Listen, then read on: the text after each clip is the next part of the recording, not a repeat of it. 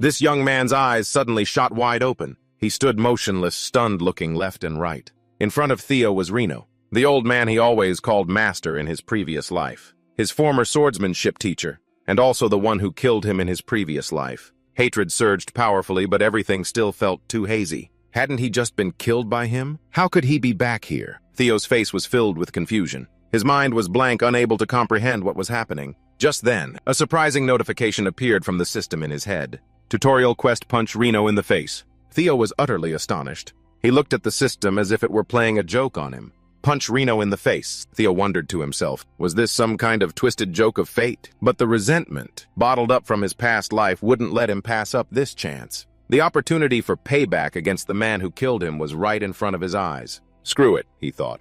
Even if this is a dream, I'm going to smash his face in. Without a moment's hesitation, Theo lunged forward, pouring all his strength into his fist, and threw a punch straight at Reno's face. But life ain't a dream. The punch that he imagined would be like a thunderclap full of power was nothing more than a tickle to Reno. The man didn't even blink. He just looked at Theo with surprise. Suddenly he punched back with a blow, 1,000 times stronger than Theo's. It sent him flying 1,000,000,000 meters away, and he landed sprawled on the ground. The real pain stunned him, and a clueless thought crossed his mind. Don't tell me this isn't a dream. Why does the pain feel so real? Reno walked over and sighed. I understand your disappointment, my lord. The coming-of-age ceremony is approaching, and yet you've made no progress at all. It frustrates you, but that's no reason to strike your teacher. He was starting to get a dim grasp of the situation. He thought about what Reno had just said, about the coming-of-age ceremony, and then remembered. That's right, this coming-of-age ceremony is in 2 days. But the strangest thing was that he was alive again, at this very moment. Theo thought in disbelief. I've really returned to the past. While his mind was still spinning with thoughts, the system appeared again. Congratulations on completing your first quest. The reward is the activation of the Ragnar clan's talent. The system asked if he wanted to accept this reward. Of course he would take it. He wasn't crazy enough to punch that old geezer and then turn down the reward. I might be a little incompetent, but I'm not an idiot. As soon as the notification disappeared, a powerful light erupted from his body. Power gradually surged within him. Theo felt stronger than ever before. He could clearly feel his stats increasing. Power had enveloped his entire body. Theo was astonished, almost unable to believe what was happening. What is this? What is this power? Although he still didn't understand everything, the change in his body was undeniable. The system continued to announce the next quest, but he no longer cared. Inside the Rose Palace, Reno had already gone to snitch to Theo's mother about today's events, about how he had slugged the old man, even though it didn't leave a scratch. He complained that he'd never met anyone so disrespectful and incompetent as Theo. He even shamelessly made all sorts of empty promises to be dedicated and devoted, to instruct the young master down to the last detail. It was enough to give you goosebumps. I will make him strong enough to participate in the awakening ceremony in less than 5 months. I'm over 70 years old, but I've never encountered a case so thick-skinned and shameless. Theo's mother also trusted him completely, entrusting the lamb to the wolf. She even prepared a huge-ass bag of gold for the old, foolish man, hoping he would pay more attention to Theo and tutor him more. That Reno didn't hesitate to quickly reach out and take it immediately, just in case the lady changed her mind and took it back, which would be a disaster. This old man, after taking the gold and leaving the room immediately, bad-mouthed the lady because of her status as a concubine. Normally, he didn't teach Theo properly at all. A scumbag will always be a scumbag. It seemed he already had a plan in his head. A mysterious person had promised him a bright future, in exchange for him monitoring and stunting the growth of the Ragnar clan. Meanwhile, elsewhere, Theo recalled memories of his past life.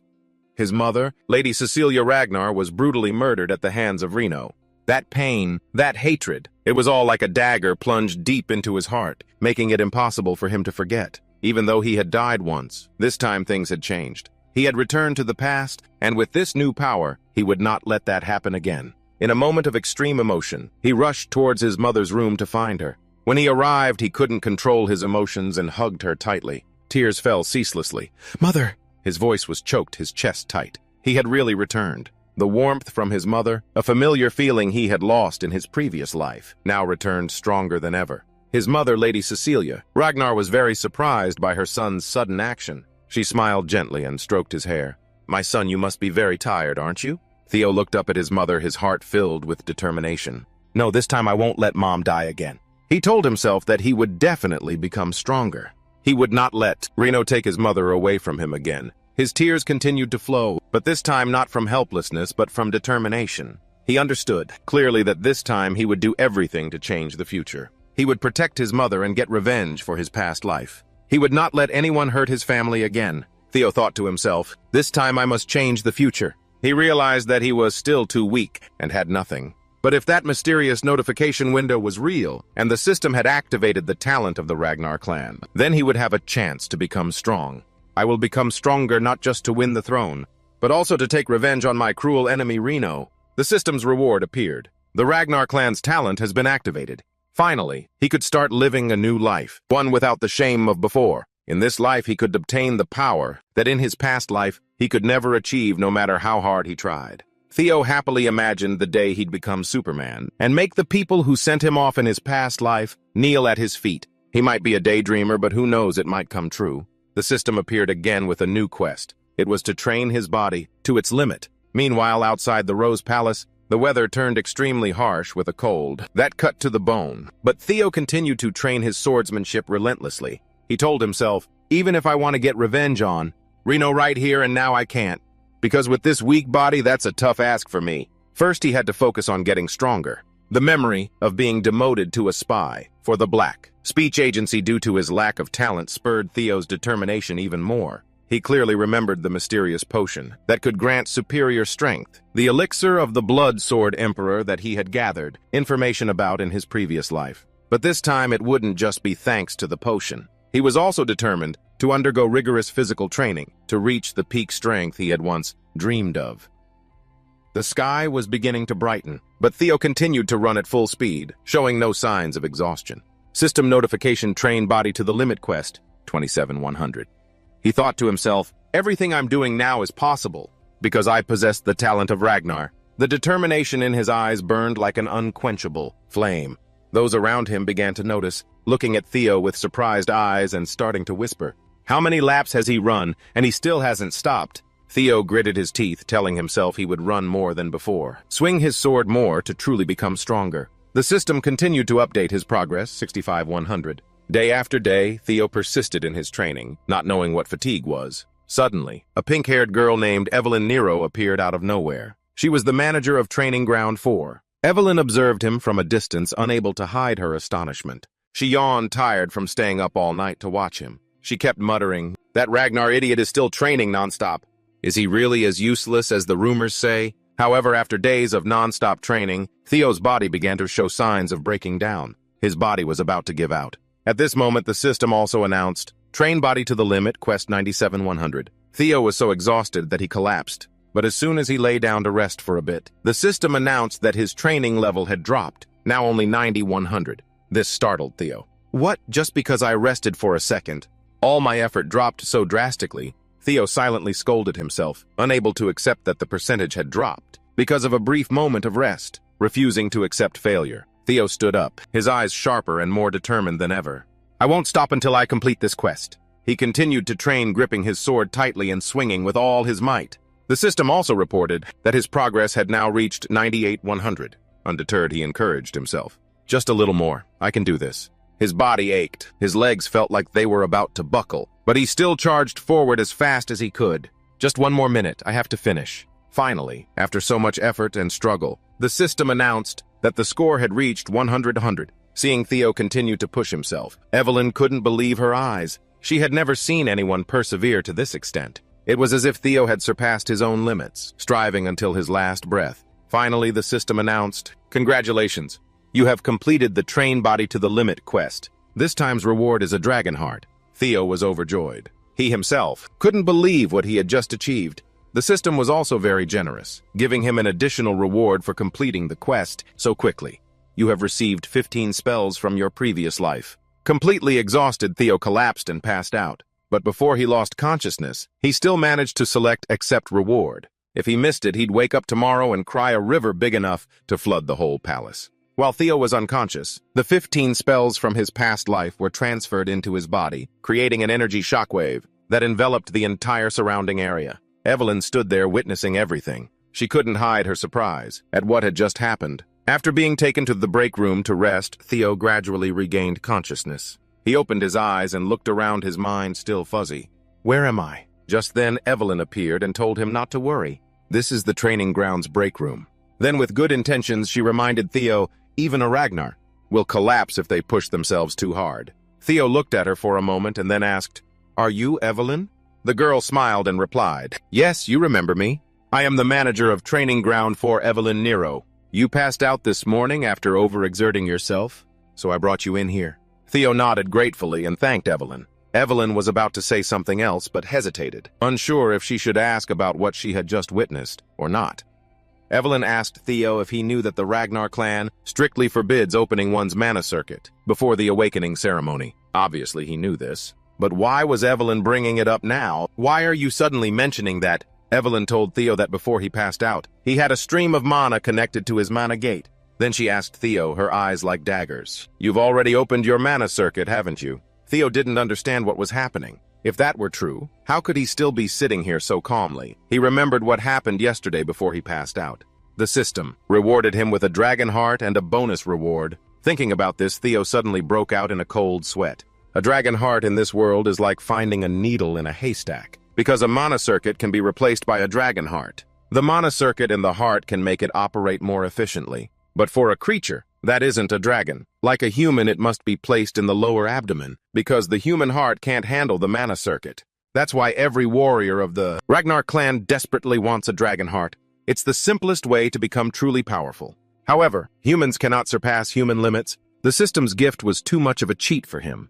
He now possessed a dragon heart, but this gift was pushing Theo into a situation that was extremely difficult to explain. He was facing a woman who was not only powerful, but also extremely principled, Evelyn Nero. Evelyn was once an outstanding great swordsman but retired after losing her left arm and became the manager of Training Ground 4. She wasn't just an ordinary manager. She was once the commander of the white-armored dragon knights, with skills so great that even the demon dragons had to respect her. Evelyn was also famous for not caring about status or power, things that many people thought were everything in this world. Instead, she always lived by her strict principles, not accepting lies, and always demanding absolute honesty. Theo remembered one time when he acted too stubborn. She decided to no longer teach him directly. This made him even more careful about hiding his secret. Right now, Theo was worried that Evelyn might discover his biggest secret, which was the mana reservoir in the dragon heart. This wasn't a mana reservoir that everyone knew about.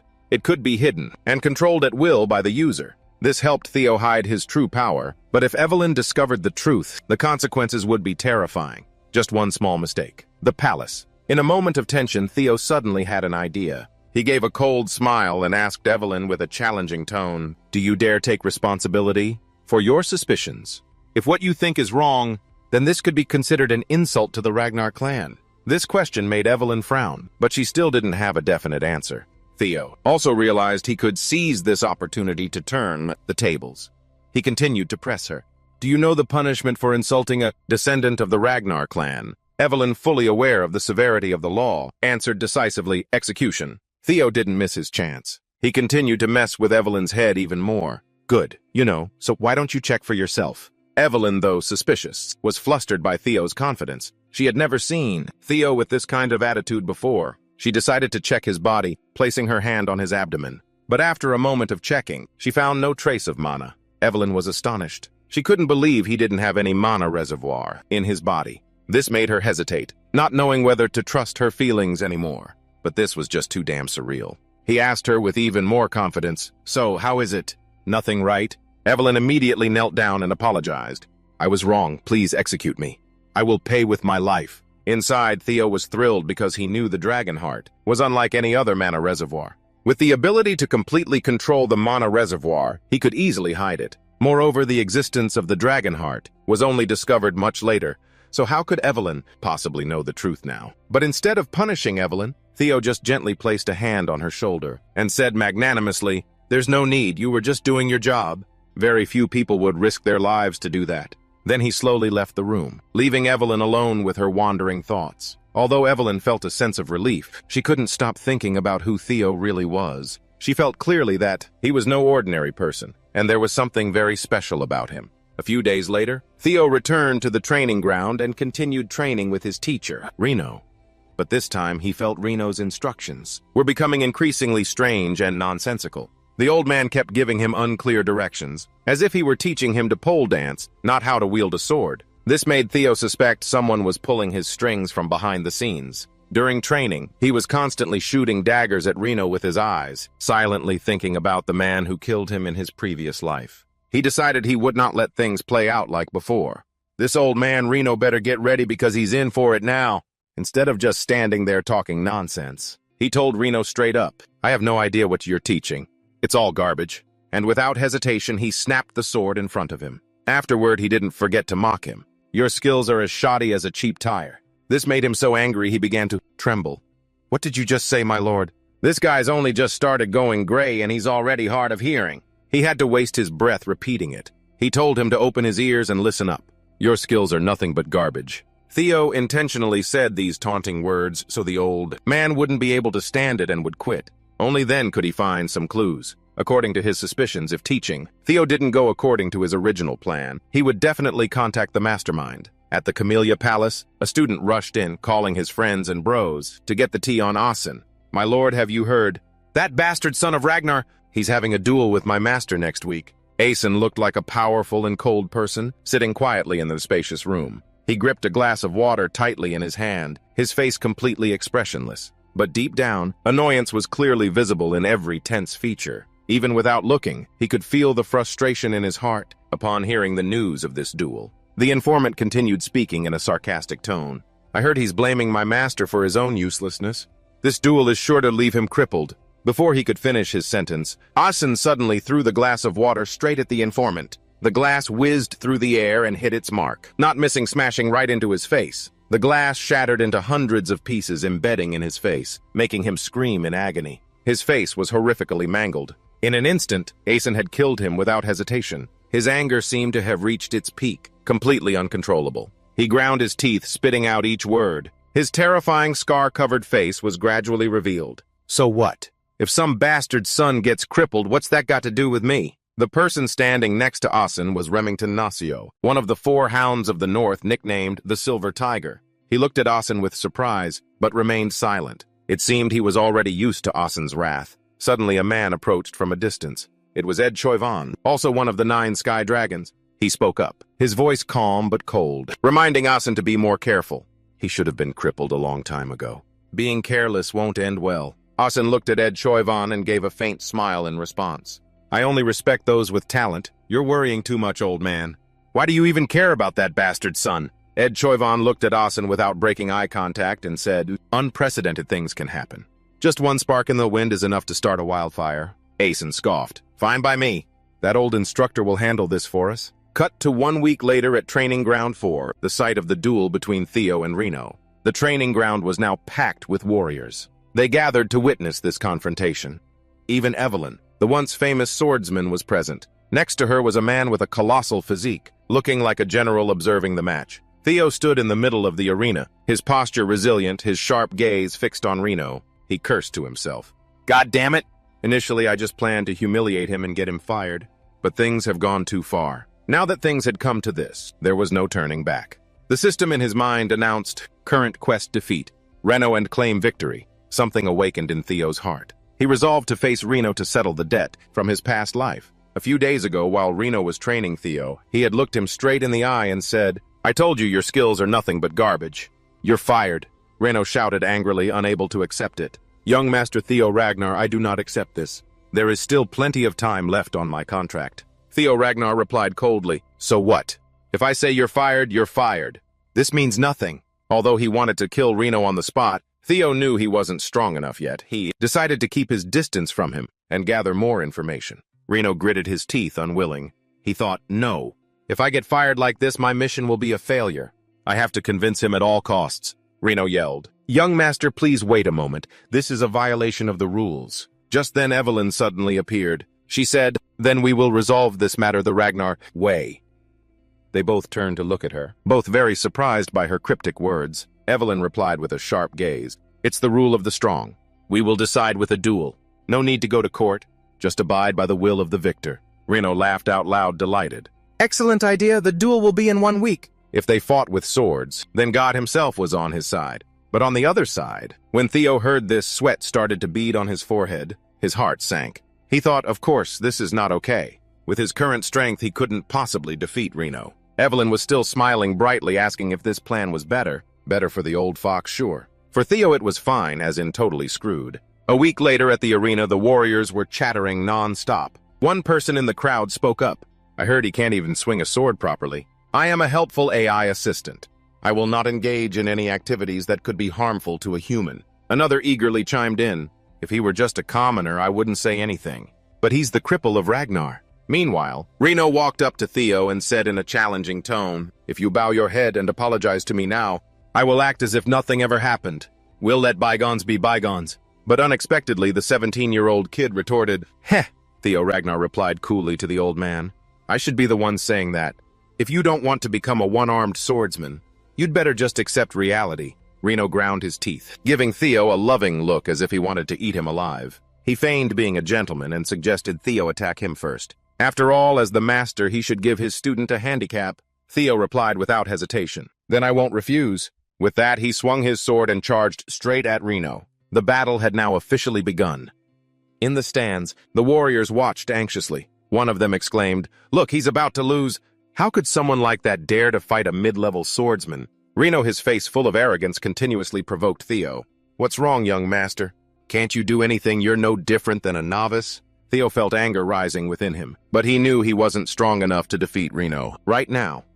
The duel continued, and everyone awaited the final outcome. That Reno also realized that Theo's skills had recently, genuinely improved a bit. But these moves were insignificant compared to him. At the very least, he'd have to reach the level of the 4 hounds of the north to stand a chance. Flashing back to a few days ago, right after Evelyn's proposal was made, immediately afterward, Theo went to find Evelyn to confront her. Why did she make such an outrageous suggestion? But the girl just remained calm, sipping her water and saying that what she did was only to help him. Evelyn also knew that there was a power behind that old fox, which was why he was acting so cocky. Theo was extremely surprised that Evelyn knew this. How did you know that? Evelyn noticed that Reno was teaching Theo all sorts of useless, crappy moves, so she secretly had him investigated. And sure enough, as she predicted, that old bastard was not normal at all. Theo remembered that in his previous life, Evelyn had never realized this. Perhaps in this life, he had caught this girl's attention because of the mana circuit incident, which is why she started investigating that old geezer. According to Evelyn's investigation, all traces of that old man led to the Camellia Palace. Hearing the name of this palace made Theo flinch. This was the residence of those 4 hounds of the north. Could all of this be because of that stupid war for the throne? The thing that got him killed in his previous life? But looking at reality, it was pathetic. Theo also confessed to Evelyn that he knew his own limits at the moment. He knew for sure he couldn't beat that guy. But Evelyn encouraged him, saying that he could definitely do it. Back to the duel with Reno, the old man was still fighting enthusiastically, repeatedly launching vicious attacks. But now was when Theo's part truly began. He easily blocked Reno's last sword strike, catching him completely off guard. The old geezer froze up. Normally, he never taught Theo any of this stuff. So how could he block him so easily now? Theo continuously countered old man Reno's attacks. Surprise, you ugly rotten old man, because this was fundamentally not the Theo Ragnar he knew. Up in the stands, everyone's face was filled with confusion except for Evelyn, who remained calm, because this was not outside of her expectations. It turns out that a week ago, Evelyn had offered to train Theo.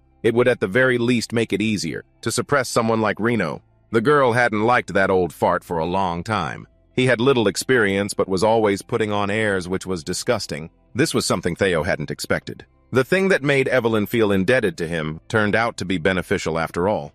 But perhaps things weren't that simple. Theo asked Evelyn why she was being so nice to him. Is it because of what happened last time? Evelyn didn't deny it. But there was another reason. She knew someone who would definitely be interested in him, because that man is a fiend for collecting talented people. The battle was still incredibly intense. Every blow that was struck made Brandon fall into a spiral of thoughts. Clearly at the beginning, Theo was just a nobody. So why could he now wield a sword so skillfully? Or was it that from the very start, he was just pretending to be an idiot to lure him in? In the middle of a fight that was intense as hell, Theo suddenly asked Brandon a question that completely froze him in his tracks.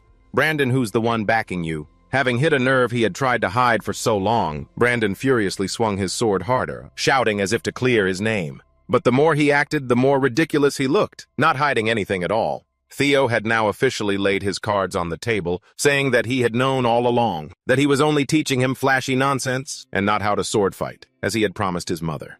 He really shouldn't be a teacher. Brandon still stubbornly denied the accusation. Theo asked another question about the Camellia Palace. Hearing this, his face could no longer remain calm. This was exactly what Theo wanted. He sneered at the old man.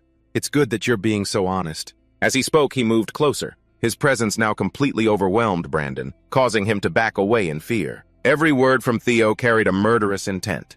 "Do you know the feeling of having your hand chopped off? What's it like?" Without saying another word, he swung his sword with great force, severing one of the old fox's arms. Finally, the day came when he was weak before him. With just one strike from Theo, Brandon's arm was completely gone, flying through the air, before falling down. The guys in the stands, after witnessing this scene, had faces beaded with sweat, unable to speak. The useless person in their eyes had now opened their eyes. It was peak drama.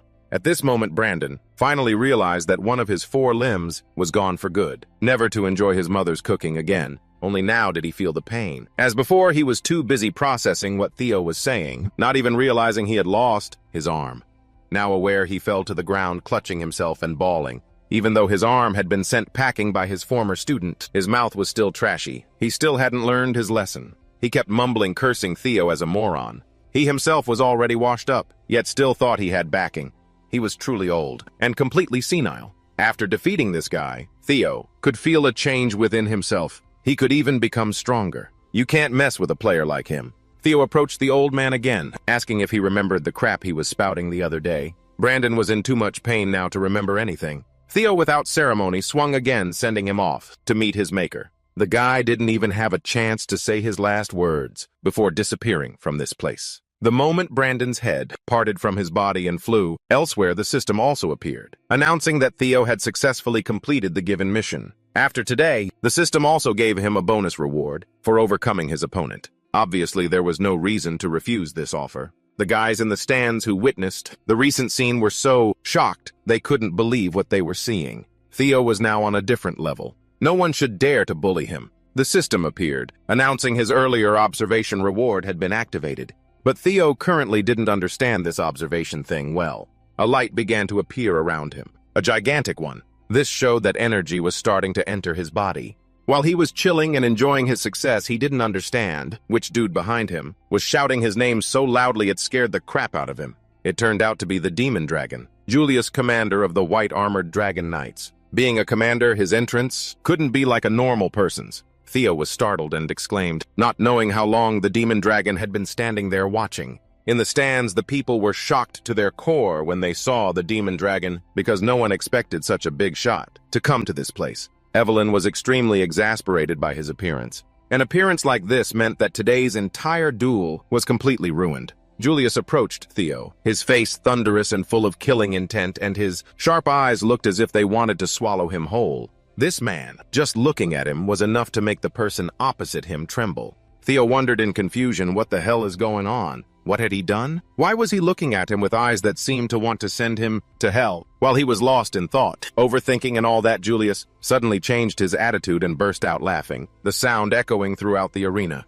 Ha ha ha, how interesting, what a good show. At the same time, he slapped Theo hard on the back, making him almost fall to the ground. The sudden pain made him feel like he was about to kick the bucket. Julius continued to laugh loudly, speaking in a teasing voice, but he couldn't hide his excitement. I'm really surprised. You've got this kind of stuff in you, huh? The student has surpassed the master, has he? Although it's a bit disrespectful that you killed him. Right, anyway, from what I've heard, that guy deserved it. Theo tried to remain calm and turned to Julius. Sir Julius. But before he could finish, the man just waved his hand, ignoring what Theo was saying, and continued talking non-stop, continuing his own words. Come on, what's done is done. Join my White Armored Dragon Knights. This sudden offer left everyone present, including Theo, stunned. Evelyn, who had witnessed everything from the beginning, also felt happy for his turning point. The other warriors couldn't help but buzz with excitement, talking endlessly. No way. That idiot from the Ragnar family got invited by Julius to join the White Armored Dragon Knights. A warrior in a helmet asked the person next to him, Hey, have you ever seen anyone who hasn't gone through the awakening ceremony? Get chosen for the knights. The other person thought for a moment and shook his head. That's never happened before. This is unbelievable. The entire group of warriors was shocked by Julius's decision. Even Julius, who was famous for his eye for talent, wasn't sure about Theo's potential. But it seemed he had decided to bet on his hidden potential. However, contrary to everyone's expectations, Theo appeared pensive. He thought for a long time, then looked at Julius with a determined gaze. "Sir Julius, I greatly appreciate your offer, but I must refuse." This answer came as a shock to everyone, and even Julius couldn't hide his surprise. He stared at Theo as if he couldn't believe his ears, his face showing exasperation with this kid. Evelyn, who best understood Theo's dream in his past life, couldn't hide her surprise. "You refused the white-armored dragon knights, why?" Theo just smiled faintly and said, "I'm still not good enough to join the white-armored dragon knights. If I join now, it would limit my path. I need time to grow and prepare for the awakening ceremony." This refusal made many feel regretful for him, but Julius just smiled. He patted Theo's shoulder lightly, encouraging him. "What admirable humility. Very well, I will wait until you are ready." Scene changed to the Celia Palace. The situation had become tense. Zegna, the lady of the Celia Palace, was discussing with her brother Heavenly Dragon Edward Van about the incident of Theo killing his master. Her brother seemed quite worried. Amin continued to speak. "The demon dragon has approached him. We can no longer interfere. If he stands out, controlling the Red Flower Palace will be even more difficult." Amin was worried, but Arson, who was eavesdropping outside, spoke up in protest. "He can't become as strong as you think, Mother. The plan can still proceed." Heavenly Dragon. Edward tried to reason with Arson, but Arson remained firm in his opinion. "All right, if you and Uncle are so worried, I'll teach him a lesson so he understands his place." The scene shifts to the training grounds, where Evelyn and Theo were training. Evelyn spared no praise for Theo. "You did very well today, young master. It would have been better if you had joined the white-armored dragon knights." Theo just smiled faintly, thinking to himself that although he had regrets, this wasn't the right time. He needed to wait for the awakening ceremony to achieve ultimate strength.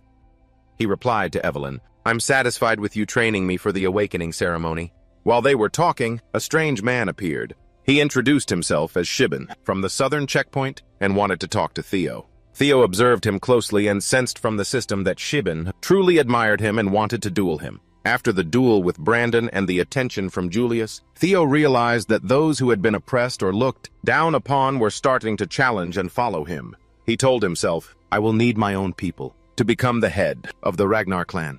The story ends with a momentous decision by Theo, and the system also appeared, announcing the final mission. Erase the nickname Ragnarok's failure. Progress 28-100. Shibin started going into full fanboy mode, saying he really wanted to become someone like Theo. This guy was so honest he even admitted that he had never paid any attention to him before, and only saw him as a useless member of the Ragnarok clan. Even though it was a compliment, Theo felt an itch to say something back. He wanted to chew him out and teach him how to be tactful. The guy was so tactless. Shibin continued to recount his journey to becoming Theo's die-hard fan, witnessing him train hard every morning, and also being the one to see the results after those days of relentless effort. He relentlessly expressed how deep his love for Theo was. "How deep is your love? Please give me a chance to spar directly with you, sir." Normally, Theo would immediately suspect the motives of guys like this, but upon observation it seemed this guy was also very sincere. He never expected that after defeating Brandon, the rumor that he was valued by Sir Julius would spread so widely. Many guys came to him just to pick a fight, but unexpectedly, among them there were still people who were this sincere. He needed to have his own power base, to sit firmly on the seat of the family head. Otherwise, he could be kicked out with just one slip-up at any time. The mission the system gave him this time was also the final tutorial mission. After finishing the mission, he would have to say goodbye to the system that had always been by his side helping him. Just hearing it made him want to cry. A river. Theo and Shibin began to prepare for their duel. Before the fight, Theo didn't forget to schedule with Evelyn to continue training at night. Obviously, she had no reason to refuse him. As soon as they started, Shibin charged towards Theo like a bat out of hell, but he also quickly dodged Shibin's attack. Shibin's eyes were opened. As expected of my idol, his speed is demonic. Although he was called the failure of the Northern Investigation Division, he was also very confident in his own abilities, but he still had to admire Theo's skills. As for Theo, on the other hand, he couldn't help but praise. If Shibin is called a failure at this level, then in my past life I would have just been scrap metal. If it were before, he wouldn't have even been able to block 3 moves. But now it's different. This Shibin guy wasn't even worth mentioning to him now. He swung his sword a few times and already had Shibin panting for breath. He only lasted a few hits before hitting the deck like a ton of bricks. Big bang. Shibin's face was covered in wounds. Even though he was beaten to a pulp, he was completely convinced. I lost, thank you, sir.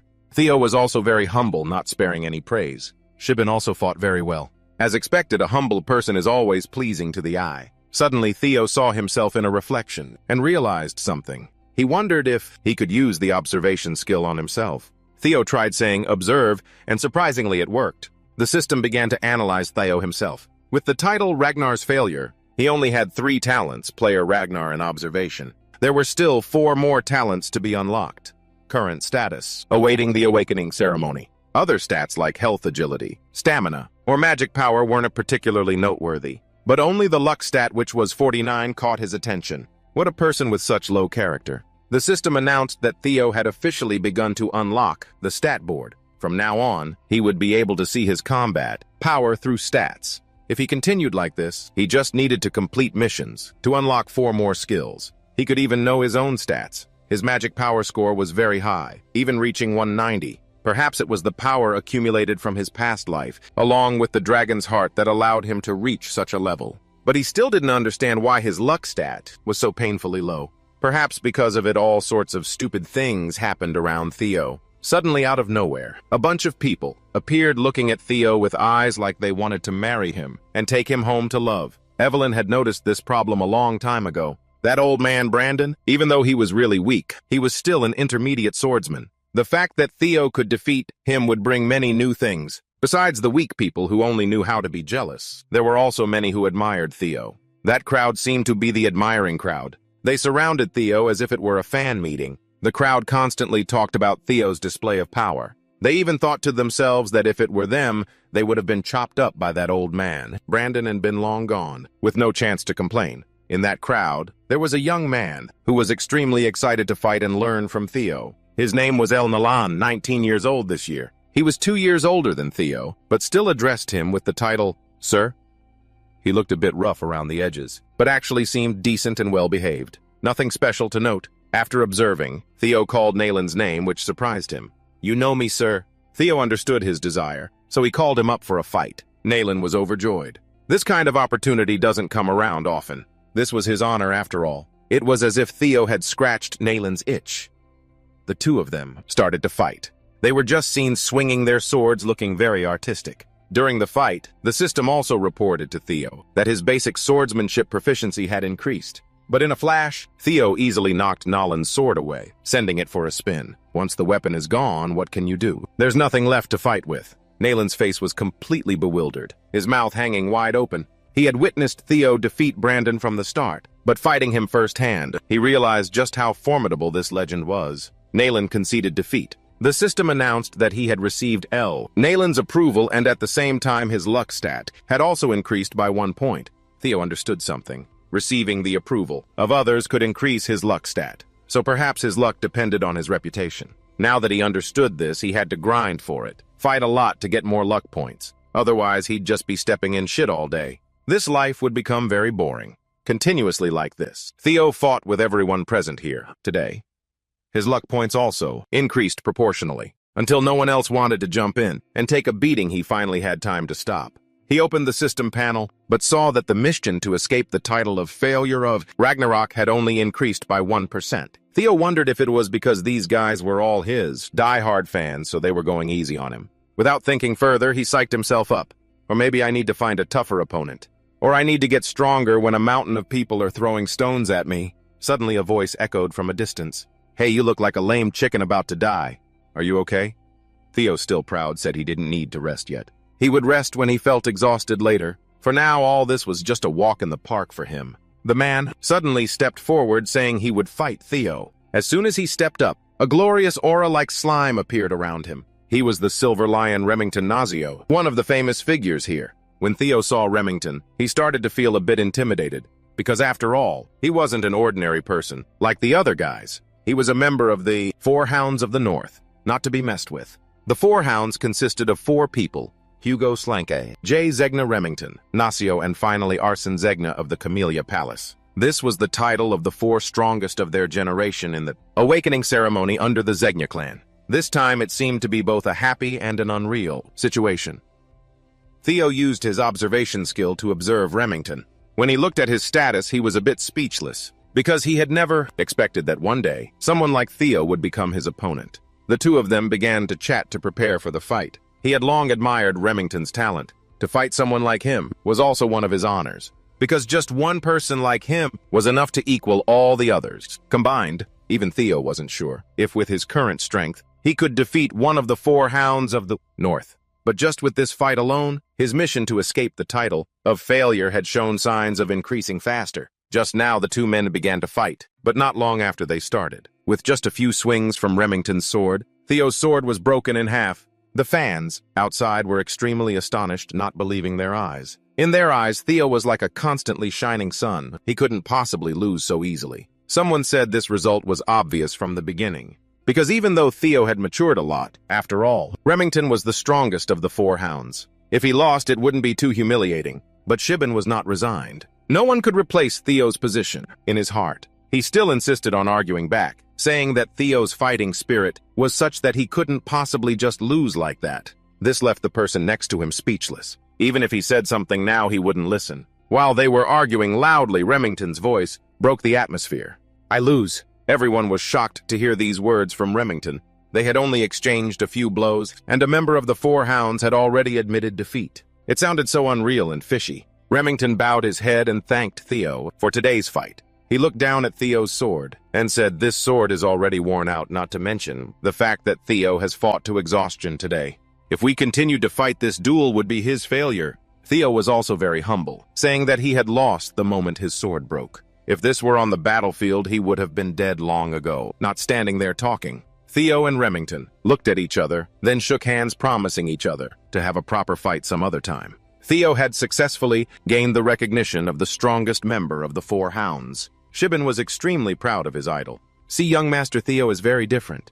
The system also appeared, announcing that the progress of the mission to escape the nickname had reached 35 out of 100. The speed of increase was totally epic. Evelyn witnessed the entire process of Theo's effort and struggle. She knew Theo was indeed very strong, not the useless person everyone said he was. Compared to his previous life, Theo had become much stronger. But when he crossed swords with Remington, he realized he still had many shortcomings. Although he was a bit embarrassed after this fight, he had also learned a lot. Not only that, his luck stat had also increased by 10, and his reputation had also greatly improved. This fight had more gains than losses. At this point, Remington spoke. "The real reason I came here was not for a one-on-one, but to recruit you into the Dragon Society." Hearing the name Dragon Society, it already sounded legit. Although Theo was very excited inside, he still acted nonchalant on the outside. "Is it okay for someone like me to join your group? It's quite famous." Hearing this, Remington immediately waved his hands and explained awkwardly, saying that Theo's skills were really good. He humbly said, "My group isn't anything special. It's just a group for people who are about to come of age." The 2 guys standing behind him heard this and were heartbroken, wondering why they weren't invited. Of course, it was because of their limited abilities. What else? Theo thought for a moment. He didn't know why Remington wanted to invite him. But the Dragon Society was a place full of guys who looked down on him. This would be the perfect environment for him to speed up his mission's progress. And it was also a convenient opportunity for him to investigate arson and the Camellia Palace. Why not seize such a good deal? Theo agreed to Remington's offer to join the Dragon Society. The system also updated very quickly, tracking progress anytime, anywhere. His points had also increased by 1 from 35 to 36. Remington was very happy to have recruited Theo. He grabbed Theo's hand, like an overly eager friend who hadn't held hands in a long time. "If you have any questions, don't hesitate to ask." Evelyn stood behind, watching everything unfold. She just thoughtfully smoked a cigarette without saying anything, but it seemed in her mind she was also thinking about something. Sometime later at the Rose Palace, Theo's mother suddenly opened the door, rushed in with a cheerful face, calling Theo, "My son." Theo turned his head to look at his mother about to speak, preparing to announce the good news to everyone, when he saw a line of servants standing behind him. His mother joyfully said she had heard the news that he was invited to the Dragon Society. Surely since he was born, this was the first time she had heard such good news from her son. This group was noticed by many people, so from now on, Theo had to change his style of dress. He couldn't look like a country bumpkin like before. Everything had to be carefully considered. The lady began to measure clothes for Theo. You could see that. She was extremely proud of her beloved son. She reminded Theo from his way of dressing to his behavior. Everything would be carefully considered. She knew he had no problem with etiquette, but attire and demeanor were a completely different matter. Fortunately, she could help Theo. "Don't forget your mother used to be an actress.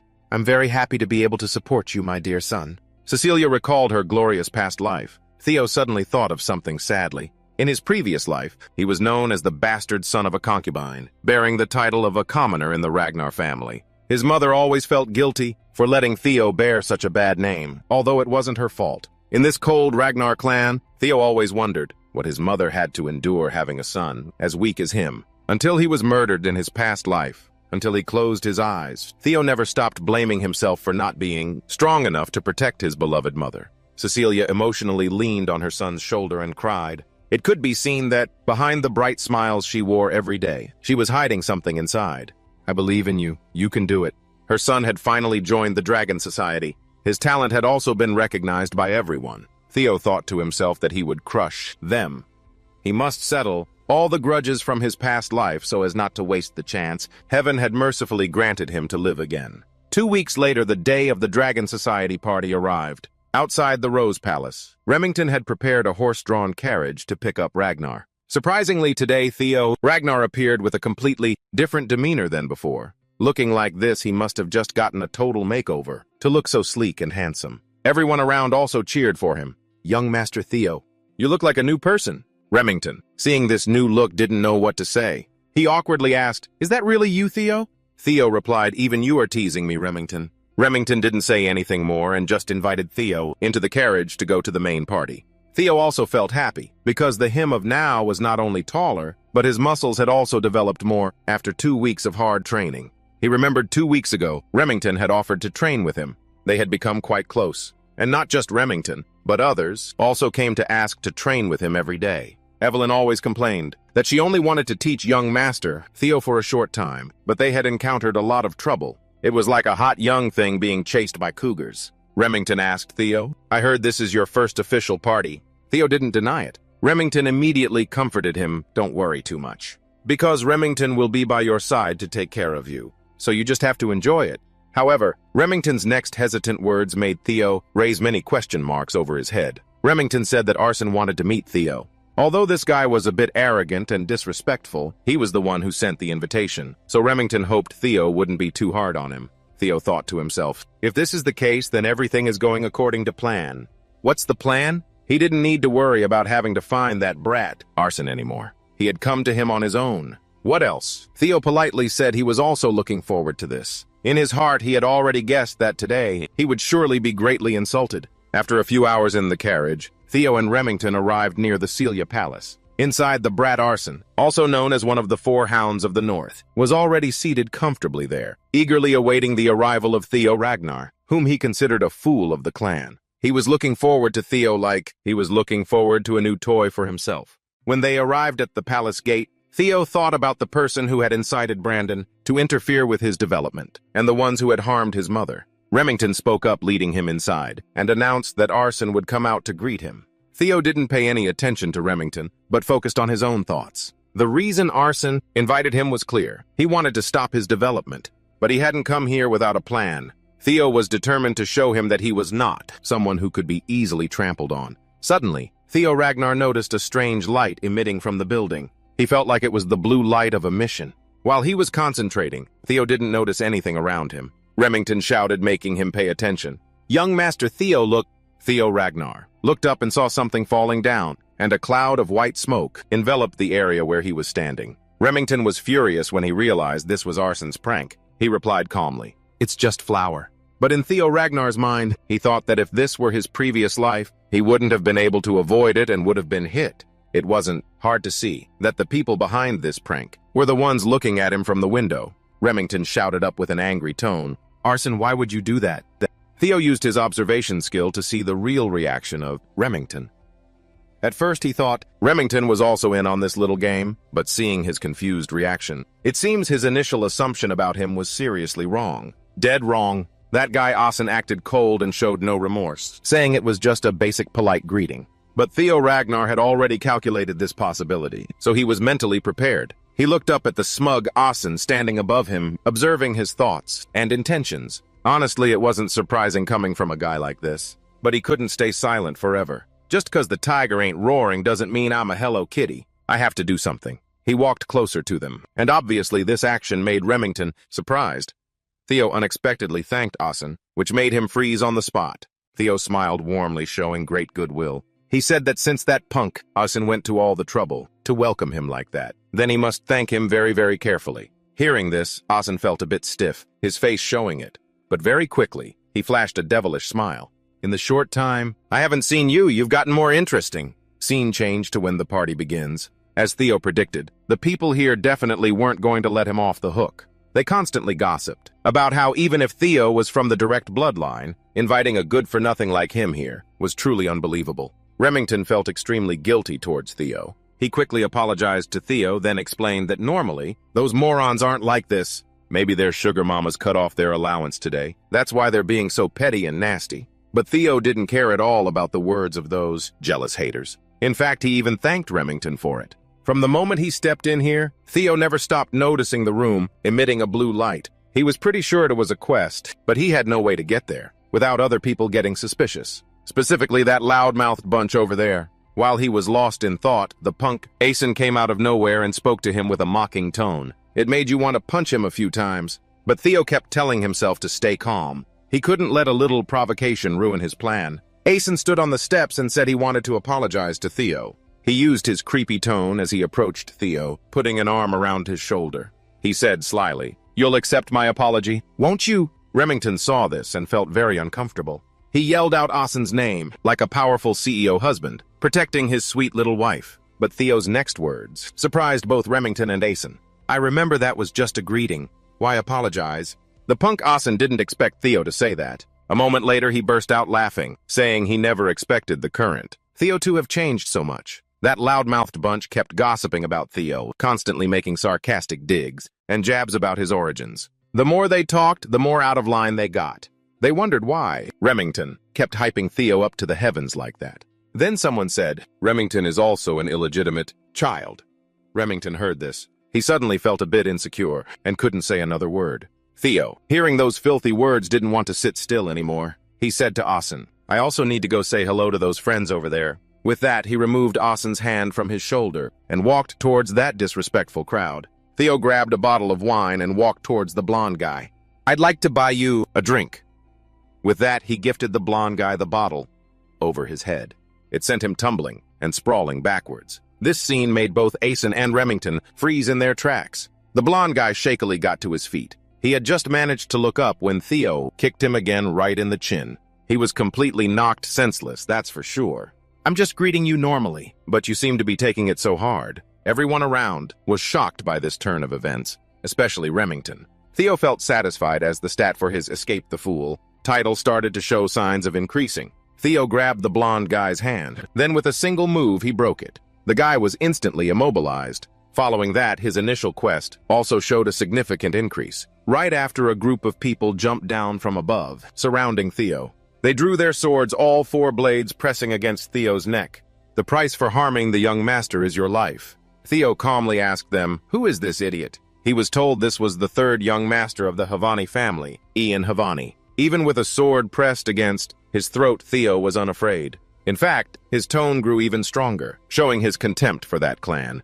The Havani family, one of the 6 great families under the Ragnars, born with a silver spoon, and now you act all high and mighty. He was no longer the person they could treat like a dog of the Ragnar house. That would be disrespectful to his current abilities and position. Theo threateningly asked the men holding swords to his neck, "Kill me, and can you handle the consequences for those words?" The words were simple, but the pressure he exuded made them feel a sense of dread. Those guys, only now did they realize this was a son of the Ragnar clan, and he had a legitimate claim to the throne. Damn, they had really messed with the wrong person. Theo Ragnar ordered a stranger to dispose of these surrounding pests, and in just a few moves, it was all taken care of. None of those guys were left standing. It turned out the person who helped him was Evelyn, a famous swordswoman from long ago. Theo's quest. Ragnar's continued to show signs of increasing because of the looks on the faces of everyone at the party today. They were all stunned by Theo's brutality. After finishing the job, Theo called out to Evelyn. Evelyn looked at Theo and asked,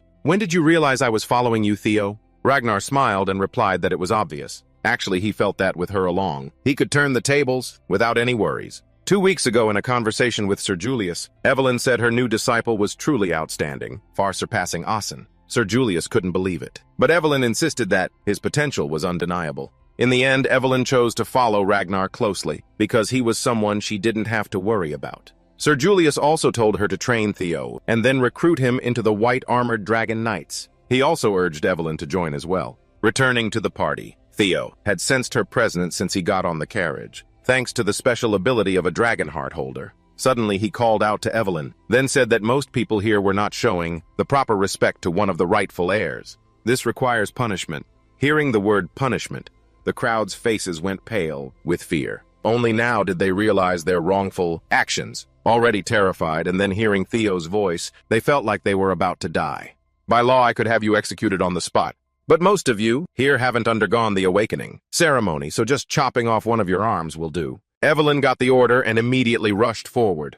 Those rich kids. Before they could even react, Evelyn had lunged and struck them. From the second son of the Byron family to the eldest son of the Red and White Mercenary Corps, all those who had just uttered insults and gossip, not a single one escaped this fate. The quest on Theo's system continued to see its stats increase. The day Theo completes the mission will come very soon. One guy, realizing Evelyn hadn't found him yet, crawled to Theo's feet begging for his life. But there was no reason for him to care about this piece of trash. Why should I save you? This is just socializing, right? Before the guy could even process that Evelyn had already found him and stabbed him a few times, he just screamed and trembled at Theo's feet. It seemed this was the outcome he had been aiming for all along. The system announced, Quest escaped the useless title of Ragnar has reached 82 out of 100. As expected, just by attending this party, the progress of completing his quest would surely increase dramatically. The people who had just been interacted with by Evelyn, now none of them had a single arm left. But if they quickly took their arms to a cleric, now they might be able to reattach them.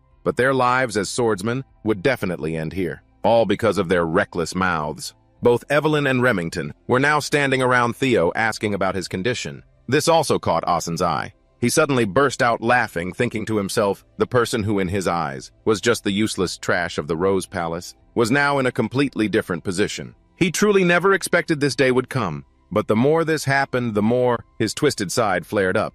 His ambition grew larger. He wanted to crush Theo under his feet, but that's probably just a daydream, cause in reality, not a chance. The party was now coming to an end. No need to stay any longer. Theo called for Evelyn and Remington to leave with him. As he passed Asen, Theo grabbed his arm, laughed coldly, and said, I had a great time today. Asen immediately left after he said that. But as soon as he stepped out the door, the system suddenly announced he had escaped the title of useless. The number reached 100 out of 100. Theo's words were as fleeting as the wind, but they inadvertently terrified Asen. It seems he had also started to feel that Theo hadn't just changed a lot on the outside, but even his inner strength had also changed significantly. The system displayed a message congratulating Theo on successfully completing the test, a trial in a party with Evelyn. From now on, his revenge officially begins. The reward for this quest is an experience-boosting elixir, helping the user gain 5 levels, but with the requirement of being under level 30. Scene change to Camellia Palace. Asen had returned to report the current situation to his uncle and mother. After hearing her son's story, the lady of Camellia Palace suddenly stopped her pen. They couldn't believe what they had just heard. But looking up, they saw Asen standing there cowering timidly. Say that again. Well, who would have thought? You go around underestimating others and get this karmic payback. Both the lady and Asen's uncle had to avert their eyes to face the reality of the situation. Meanwhile, Theo's hardcore warrior fans were holding a fan meeting, drinking beer to celebrate Theo's incredibly successful debut. Everyone was immersed in a very joyful atmosphere. But Theo sat pensively in a corner thinking to himself, that useless Theo took down everyone. Over at Camellia Palace, Lady Amin couldn't contain her anger. She constantly criticized and blamed Asen.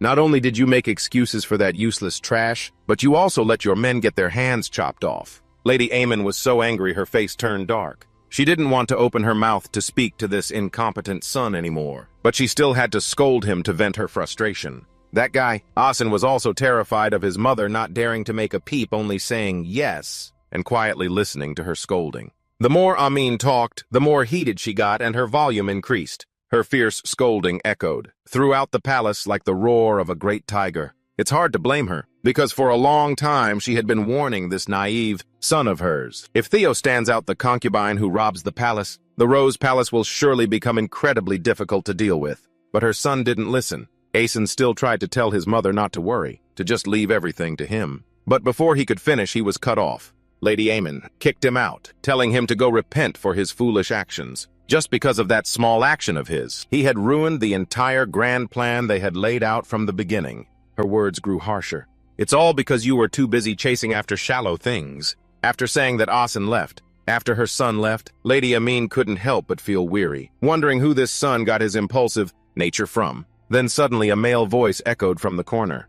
He's exactly like you when you were young, my lady. Lady Aemon just glanced over and asked, You can still joke at a time like this. The man didn't reply but just reassured and comforted her, saying that this incident wasn't that serious. This made Amin feel very confused. He explained, The Rose Palace is already a part of the family head's harem, so it's usually very difficult to acquire it, even though it's outside the family head's interests, like a gathering place for riffraff. But basically it still has the family head's support. He proposed a plan to Amin.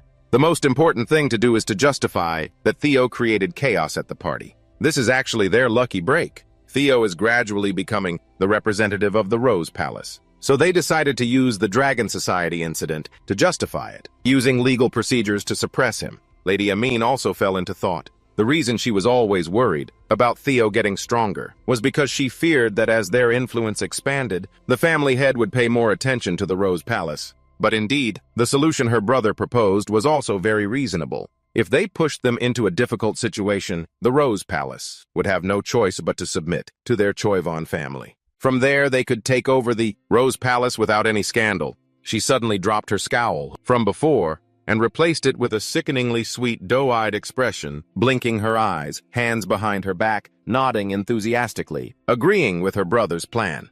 How long will it take to prepare? Her brother just smiled faintly, saying everything was already prepared. Then he started showing off his bad boy style. He reached into his pocket for something and told Lady, I'm in to go get a good night's sleep. And tomorrow morning when she wakes up, she would definitely hear some noteworthy news. He gave Lady Amin a gift, held her in his arms and said, So sleep well tonight, my lady. Indeed, sweet words are a deadly poison. The older the ginger, the spicier it gets. Lady Amin looked at the old guy, her eyes shining brighter than car headlights. She was absolutely smitten. She wrapped her arms around her brother's neck. Everything he did was exactly what she had hoped for, so she was feeling very happy. She even said shamelessly, This is why I can't help but love you, my brother. I'm over 70 years old and I've never met anyone as delusional as these two siblings. If I met them in real life, I'd knock some sense into them. Over at the other party, Remington suddenly started confiding in Theo. He was feeling extremely grateful for Theo's actions today. Even if he went to meet his ancestors, he would never have expected Theo to look out for him so carefully. Theo listened, having no clue what the hell Remington was talking about. He asked back, What are you trying to say? But in his head, he was probably thinking, This guy is drunk. He might even have a crush on me. Remington rested his head on the table, talking about the Dragon Society party today. He probably sensed something about Theo too, because normally Theo always endured insults about himself. But when he heard others mocking Remington, Theo was the only one who didn't hold back and stepped up to his side. Remington suddenly felt ashamed of himself for not being able to do anything. After saying that, Remington glanced over at Theo, his face suddenly flushing red as he thought to himself, Every time I see Theo, I discover new surprises. Maybe if we interact more, I might develop feelings for him without even realizing it. Truly in his heart, Theo was just too amazing. Every day he had to endure insults and criticism like incompetent or bastard, but it never discouraged Theo.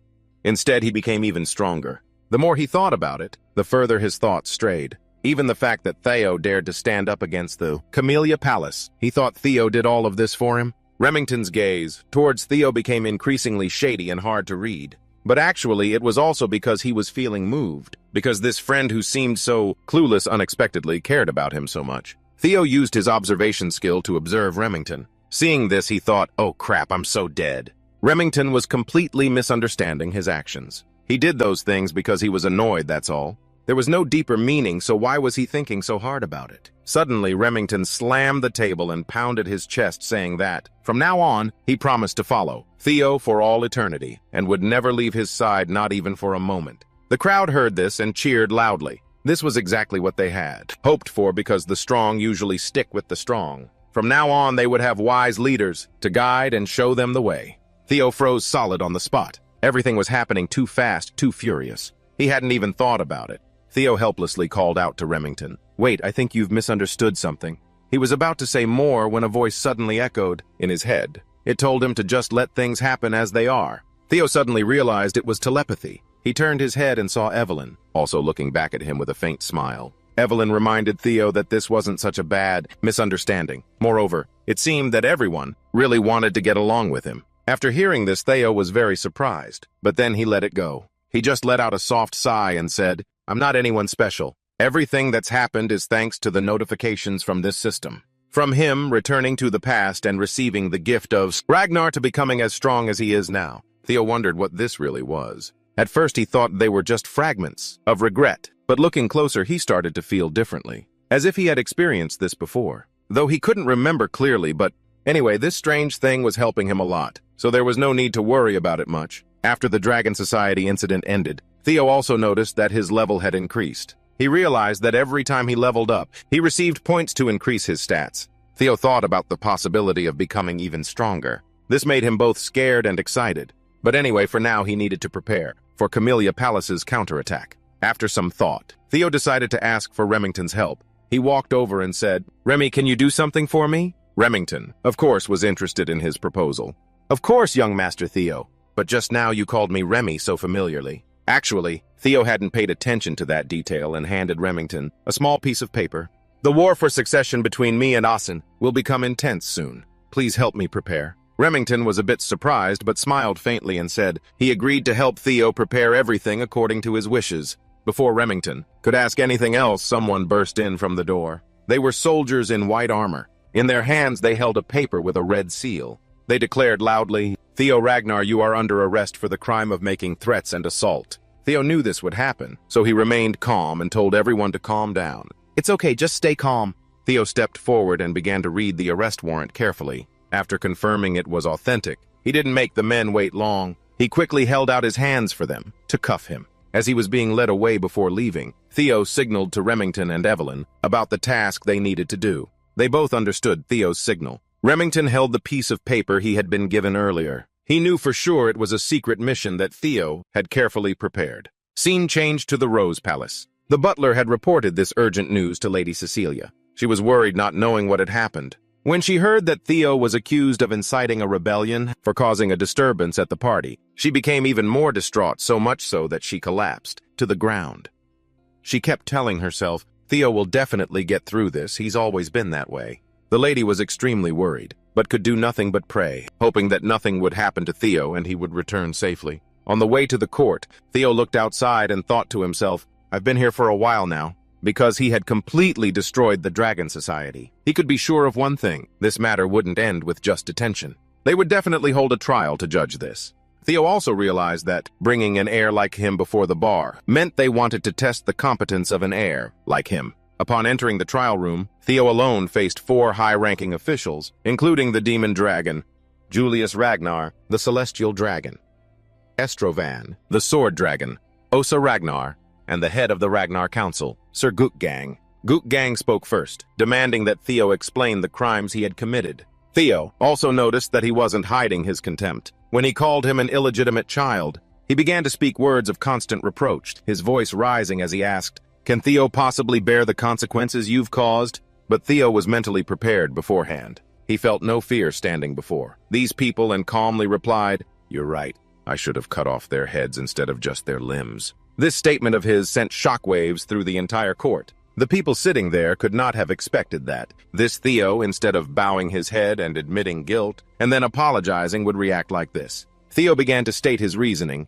He argued that those clans were all citizens of Ragnar. Ragnar had bestowed land and honor upon them, so they themselves must offer their loyalty and their lives. This is the way of the knight. And yet those people dared to threaten their lord. Sir Julius, hearing these words from Theo, didn't feel very surprised. In his eyes, Theo was as impressive as ever. He guessed that this would end with a normal punishment. But on the other side, Sir Gukgang grew angrier the more he listened. He shouted, pointing straight at Theo's face and saying, "Your words are just sophistry. The more I listen, the more I want to punch you." A few times, in the middle of his angry tirade, the sword dragon beside him spoke up. In theory, what Theo said is correct. She was also very supportive but said he needed to be more reasonable, because no matter how strong Ragnar was, they still had to listen to the words of their vassals and knights. If not sooner or later, they would collapse. After hearing this, Ragnar had an epiphany. He nodded obediently and said, "I will remember this." Theo thought to himself, "The woman just now is the first wife of the clan head, the best swordswoman in the north. She is the sword dragon." Luckily, she didn't seem to hate him too much. But her actions were also somewhat hard to understand. Theo asked the council again about the punishment he would receive. Sir Gukgang thought for a moment, then decided to give him 3 months of probation. Hearing this, Theo knew it was over. "Oh crap, I'm screwed." He said to Gukgang, "The awakening ceremony will take place in 2 months. Giving me 3 months of probation like this will kill me, man." Seeing Theo talk back like that, Gukgang grew even angrier, yelling at him for daring to talk back. The sword dragon sitting beside him said they had already considered that, and decided to let Theo participate in next year's awakening ceremony, and the 15 people he interacted with yesterday will also attend next year with him. What a fateful encounter, you meet them everywhere you go. So thanks to the intervention of the demon sword, the punishment had become lighter. Before the trial began, the 4 of them had sat down to discuss. It seems that before Theo's punishment was much more severe, but Sir Julius had objected to that. The celestial dragon.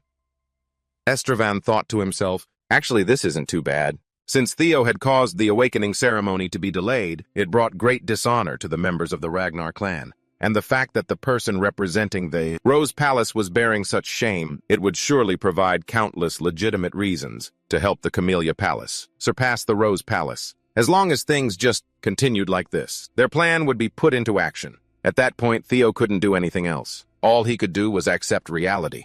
But something he didn't expect was that Theo decided to appeal the verdict. His words stunned all 4 people present. That guy Estravan, hearing this, couldn't hide the joy in his heart, thinking to himself, "This Theo is a real idiot." To him, this action of Theo's would make everything they wanted to do even easier. Sir Julius asked Theo, "Do you know what an appeal means?" Obviously, Theo was very confident. "If I didn't, why would I have said it?" He was smart enough and aware enough to know that this matter couldn't be easily resolved with just 3 months of probation. That probation was just a light reprimand.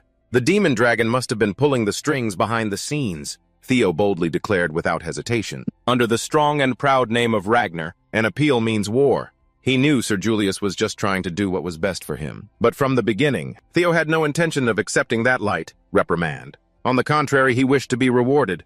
The system displayed a notification. The main scenario begins now. Through this scenario, he could discover many hidden secrets in this sealed narrow world. The first quest for the new scenario is called the Path of Succession. Scene changed to the secret northern branch of the Ceres Merchant Guild. A brutal battle was taking place here. A person in a black cloak was fighting fiercely, taking on enemies left and right. That person alone had taken down many of the Merchant Guild's people. It turned out that person was Evelyn. She, along with Remington, were fighting here together, under the orders of Theo Ragnar.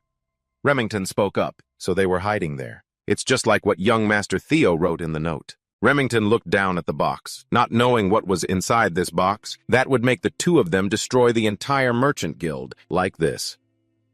From now on, the Camellia Palace of Choivon is completely ruined. Returning to the trial, Sir Gukgang asked Theo to turn an issue that could be resolved with 3 months of probation into a war like this. You are beyond arrogant. He believed that with Theo's strength alone, he certainly could not stand against the forces of 15 families. But Theo always maintained his composure and a cool head. He boldly said, "That is something I must overcome." He even asked Gukgang in return, in cases where there is a great disparity, in forces like this, isn't appealing a suspension by having a proxy battle a normal thing? Sir Julius, after hearing these words from Theo, couldn't help but fall into thought. Usually when a decision is appealed, there will be a winner and a loser through combat. But in cases where combat is impossible, due to a great disparity in power, the method of proxy combat is used, where each force sends out a representative. If so, the defendant's representative would be Theo, while the plaintiff's representative would most likely be Asen. Sir Julius believed that if that happened, Theo would surely lose.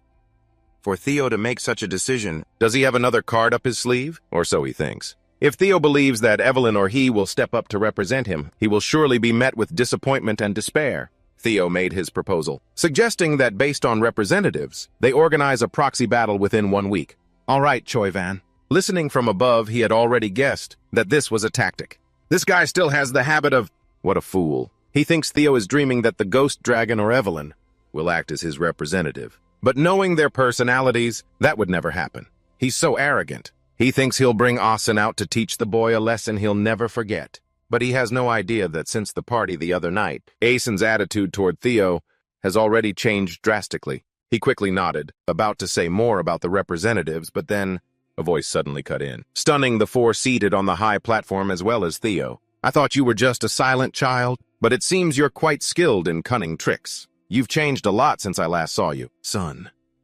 The voice was both stern and deep, exuding an indescribable invisible pressure. The one who had just entered was Patriarch Kilizarna, who was also Theo's biological father. All five of them, including Theo, immediately knelt and respectfully greeted the Patriarch. It was clear his authority here was immense, commanding respect from everyone. While bowing to his father, the system suddenly appeared, issuing a quest to take over the Camellia Palace and discover its secrets. Theo suddenly remembered the blue light emanating from the palace. That day, there was definitely something mysterious hidden in that room, but because everything that day was so chaotic, he completely forgot about it after returning home. But now was not the time to be distracted by it. First, he had to deal with the mess in front of him. Even the slightest mistake, and his entire elaborate plan would go down the drain. His father's appearance was now a huge question mark for him. As soon as Kyle entered, he ordered Theo to stand up. On his way here, he had heard about the situation and that Theo wanted to appeal. If that was the case, it would be very difficult if Theo participated in the duel himself.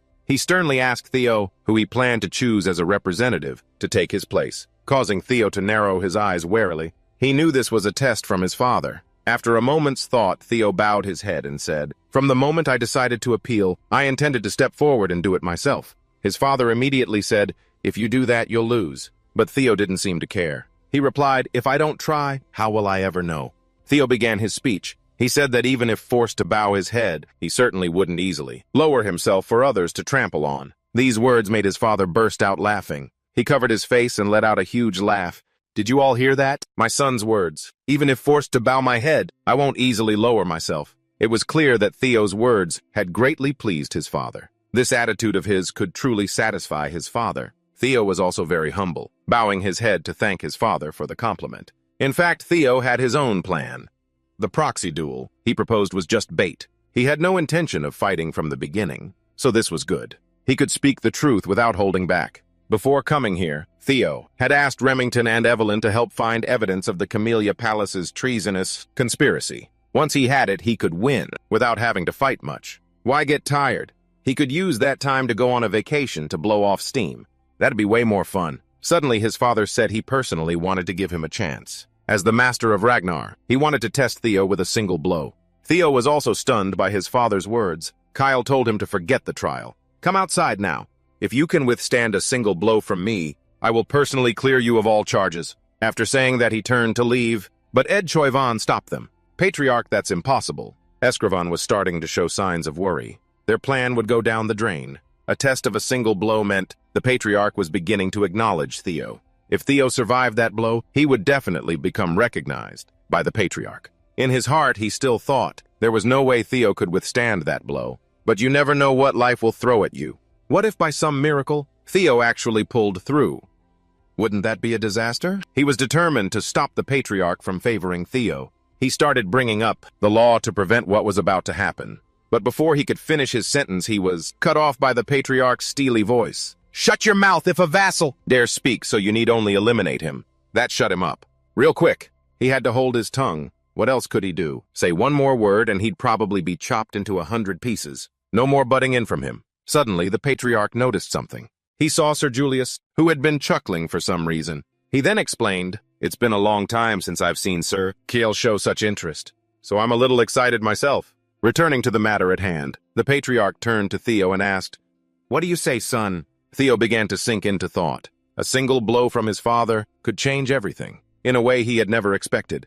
His original plan was now completely shattered. But a change like this is always a beginning. Theo began to speak softly. "That seems a bit too heavy-handed for me. How can you compare a single blow from father with a proxy duel involving vassals and retainers?" Hearing this, Patriarch Kyle felt a bit displeased and asked if Theo was refusing. But unexpectedly, he said no. He just wanted to point out how this change was unfair. Patriarch Kyle listened but didn't understand. "What's unfair about it?" He said the challenge for the appeal has become much harsher. so shouldn't my compensation also increase? Patriarch Kyle asked. Like what, for example? Theo seized the opportunity immediately. His eyes darted towards Escrivan. Something like the Camellia Palace? Escrivan's face immediately went pale. It was clear Theo's proposal had successfully pushed the man's buttons. How about that? He couldn't help but curse Theo under his breath, calling him a bastard. Sir Guogong, standing beside him, also thought to himself, this Theo is insane, daring to make such a proposal to the Patriarch. He believed this arrogance would surely be the death of him. But surprisingly, Patriarch Kyle agreed immediately, without any further thought, surprising everyone. Theo's attitude greatly pleased him. If you want to succeed, you have to be this brave. This is how my son should be. He turned and asked, does anyone object to this proposal? But obviously no one wanted to play with fire. By objecting to his decision, Patriarch Kyle turned and walked out to the courtyard. He was feeling incredibly excited. He would personally test Theo Ragnar right now. The two went out to the dueling ground, witnessed by the 4 members of the court from before. Everyone's face was extremely tense over this matter. In a corner, Escroven was sweating bullets, feeling like he was self-destructing. Who would have thought the trap he set would become the very stepping stone to help Theo ascend like this? But after calming down, he felt there was nothing to worry about. Because even if Theo had gotten stronger, there was no way he could block a full power strike from the Patriarch. This was something that since ancient times, no one had ever achieved. He confidently asserted that Theo would definitely be meeting his ancestors soon enough. From the courtyard, Theo looked out and saw Ed Choivan, thinking he would surely lose. This was not outside of his expectations, but it was a shame for that guy, because he certainly wouldn't let that happen. Because he had the reward from that trial quest. The Patriarch suddenly remembered, and asked Theo if he had drunk an elixir before coming here. But on second thought, even if he had, his aura couldn't have changed that much, not enough to defeat him. So he let it go. It wasn't really a problem. Theo could feel his father was starting to get serious, ready to enter the battle. His father stood imposingly before him, like a colossal mountain. He asked if he had finished warming up so he could begin his strike. Theo, very resilient, nodded firmly. Yes, sir. Patriarch Kyle said, normally I would use my Earth Phase sword, but since you can't use mana yet, today I've decided to only use this training sword.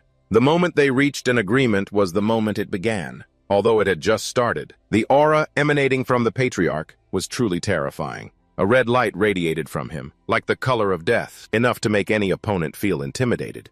Theo also felt this aura, but he showed no fear. On the contrary, he was extremely impressed. Just by showing his fighting spirit, his father was already putting immense pressure on him. The Patriarch was also very surprised to see that Theo still hadn't flinched. I'm surprised you're still standing. Theo said nothing, only smiling to himself. Of course he could stand his ground. His strength stat had already tripled after all. He had been rewarded with an elixir by the system, an experience booster from his previous successful quest. After using it, he leveled up 5 times. Obviously, he put all his available points into strength. Getting a chance to fight his father like this also made him feel very excited and exhilarated. It was as if he had left the realm of mortals and entered the world of geniuses and monsters. Like that. Theo was confident that with his current strength, he could probably block a full power blow from his father, without any worries. Lost in his thoughts, his father was already high in the air, preparing to dive down and attack Theo. He was also fully focused on blocking this blow as perfectly as possible with his current abilities. Theo could see his father's attack clearly. Patriarch Kyle swooped down. When their swords clashed, the ground around them exploded. Their battle was like a giant bomb. A single touch could completely destroy a city. The people outside, everyone must have thought that after this Theo was done for. How could he possibly survive such a catastrophe? But Sir Kyle let out a laugh and said, it's been a long time since someone has made me feel so proud as Theo has.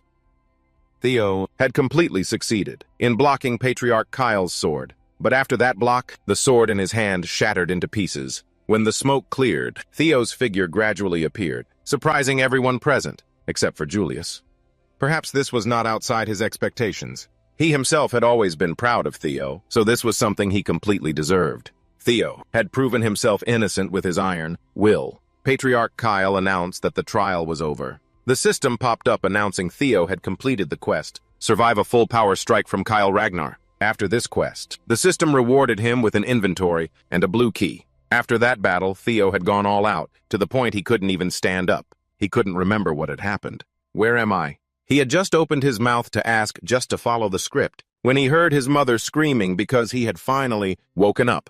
Before Theo could even get his bearings, his mother was already wailing, tears streaming down her face. She began to lament, asking if he knew how much she had suffered. When she heard the news that her beloved son, the apple of her eye, had to take a blow from the patriarch, she thought she was about to follow her son to the grave. The lady kept asking Theo if he was hurt anywhere. Try to stand up and bust a move, see if your joints are okay. Just in case, she'd know to call Dr. Feelgood to teach him again. Seeing his mother like this, Theo felt helpless. But he knew it was because she loved him, so he tried his best to comfort her, reassuring her that he was fine. After getting tired of the drama, he remembered this place looked strange. This room's decor is so luxurious, not like his room with the superhero posters.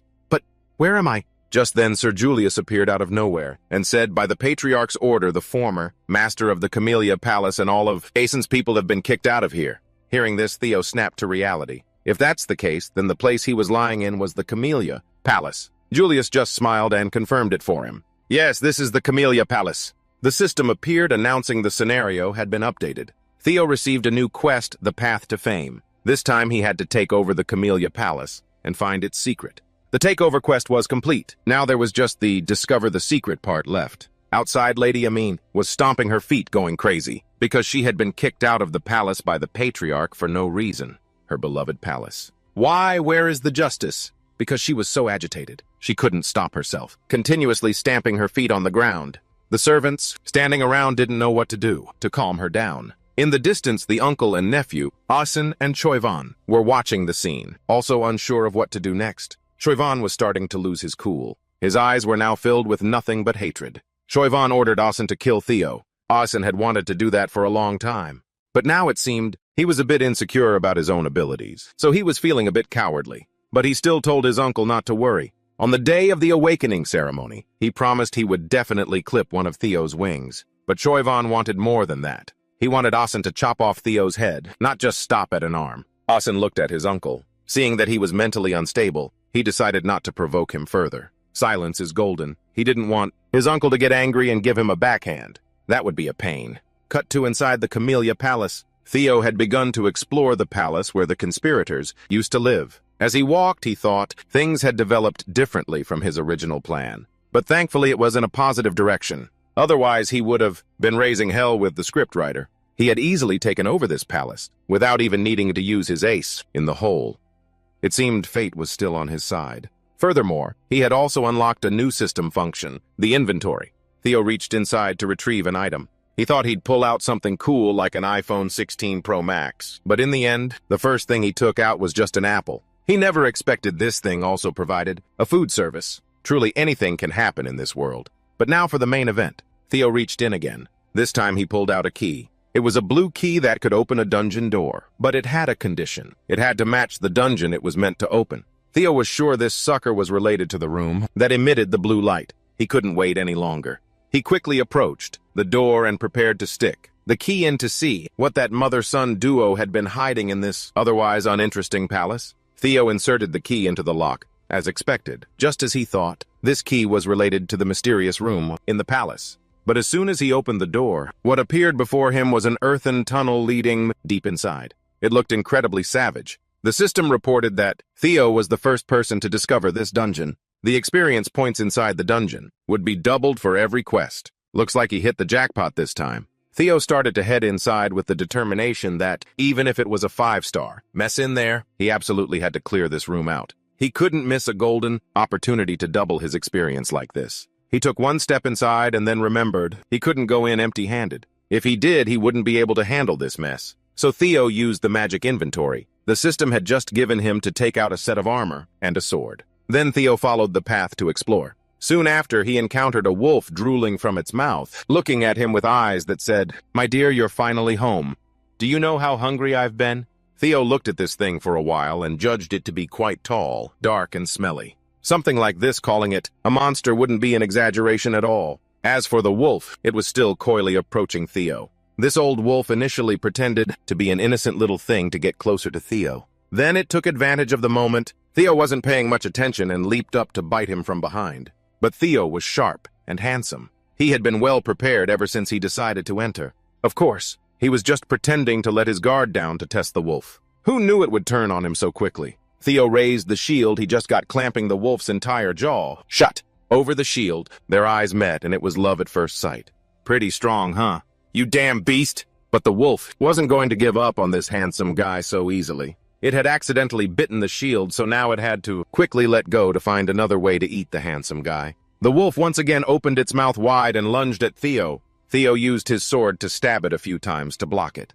But this beast's hide was super tough. Moreover, this thing moved very fast. If he only attacked superficially, he definitely couldn't hurt it. From this, it's clear that this wolf was no ordinary wolf. Perhaps this thing was personally trained by Mr. Nasty to have this level of wretchedness. The wolf must be as strong as a demonic beast from beyond the northern wall. If it's this tough, he can't use conventional methods to deal with it. He must find another way, Theo thought, and then rushed towards the wolf. Then he tried to use the pristine white arc technique, slashing down once, but the move failed, as expected of a high-level skill. It can't be copied so easily. Theo immediately changed tactics, switching to single strike, a shorthand way of saying single life-taker strike. If the key to solving this is to put everything into one blow, a single sword strike, then Theo would hone his swordsmanship and secret techniques, focusing on speed. This was something Evelyn had taught him. After a moment, the wolf, no longer seeing Theo, suddenly became angry. Its face contorted with rage.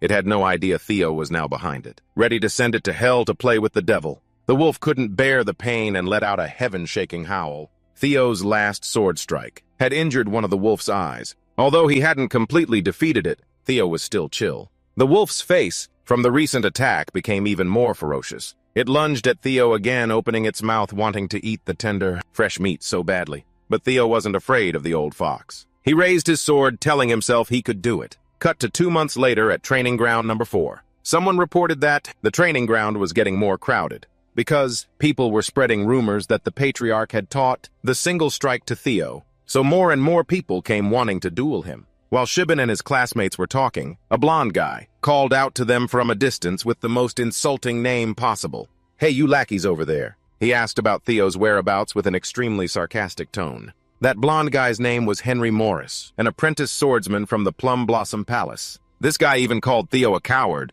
which made the crew here extremely angry. But he didn't get to laugh for long because Shibin couldn't hold back and lunged at him with a sword strike, making him shut his mouth immediately. Shibin couldn't control his emotions and let out a stream of words that made even his comrades standing next to him break out in a cold sweat. Theo reminded him that he shouldn't comment on other people's appearances like that, but that crew deserved it. With that, he ordered his team to draw their swords and teach those disrespectful brats a lesson. The other crew wasn't about to back down either. Each of them held a sword in their hand. The two sides were about to charge and fight. Suddenly, a blue light appeared from nowhere. From out of nowhere, J. Ragnar suddenly appeared imposing, leaving everyone completely stunned. This guy was one of the members of the 4 Northern Hounds. Right after J. Ragnar's appearance, another uninvited guest arrived. It was Huckus. If one was a surprise, this second one left everyone bewildered. What auspicious day was this, that 2 members of the 4 Northern Hounds were both present here? Huckus arrived looking extremely disappointed. His purpose in coming here was to challenge Theo Ragnar. But when he arrived, there was no one to be found, just some random people causing trouble for Theo's friends. Meanwhile, Theo was still in the cave, diligently training and accumulating experience. The system continuously displayed notifications saying Theo had successfully leveled up. He had hunted 170 demonic beasts. His stats had improved significantly. After battling with all his might against those beasts, Theo sat down to drink some red liquid. With just 1 sip, he was back to full health, as if nothing ever happened. It turned out to be a recovery potion for rookies, but Theo couldn't leave just yet, because there was still one more creature in this dungeon cave. He took out his lamp and began to hunt the final boss. Upon reaching the 5th floor, the lamp in his hand stopped working. Theo had no choice but to throw it away. Now the only thing he had left was his sword. It was the only usable item. Doraemon's magic pocket that the system had given him was also running out of items. The sword he was currently using was the one his mother had given him on his birthday. In his past life, he and his mother often argued, especially during the awakening ceremony. So he had thrown it in a corner and let it rust. Looking at it now, he realized it was a really good sword. No joke. His memory flashed back to that birthday. When the clock struck midnight, his mother excitedly came to his door, bringing many servants with her. In each of their hands was a gift to celebrate Theo's new age. But the heartless Theo at the time shouted at his mother, saying he didn't want to waste time on this birthday celebration. This action of his pushed his mother into utter despair. Nothing more. Theo was determined that in this life, no matter what, he would not let the mistakes of his past life be repeated. Each thought that crossed his mind also brought his footsteps closer to the room with the monster.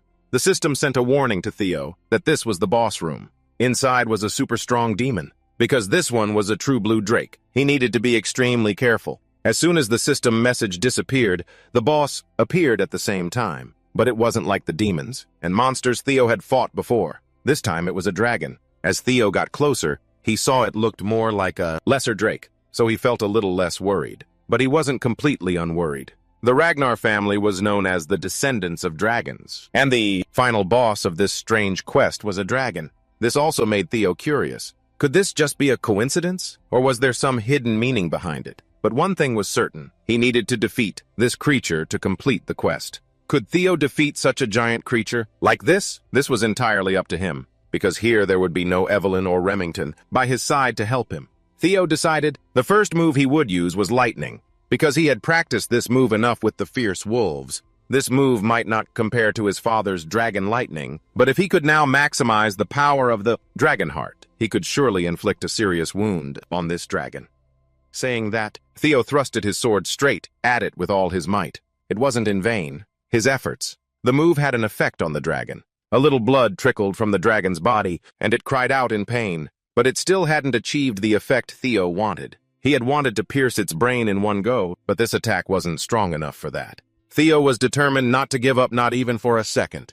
He was determined to fight this dragon to the end, because he had faith that he could take it down in a heartbeat. Seeing the situation wasn't looking good, it seemed the old plan had gone down the drain. He needed to quickly come up with a new plan. With this high-maintenance beast, he had to distract the dragon, with a normal attack first, and then aim for its weak spot. The system notification was no longer blue. It had turned red, signaling danger. The fear status effect had reduced Theo's movement speed by 10%. Now, he realized that he was starting to feel as if someone was holding him back, and he couldn't run. Helpless Theo could only stand still, watching the dragon approach him to attack. As the dragon got closer, it began to launch a Kamehameha, sending Theo flying in an instant. Theo crashed to the ground, creating a crater, but he was still fine. A boss is a boss after all. If I keep dragging this on, things will only get worse. The dragon didn't stop. It immediately rushed towards Theo again. He wouldn't just stand there and take it. He charged forward immediately. In Theo's mind, he had already targeted the beast's weak spot to deliver the finishing blow.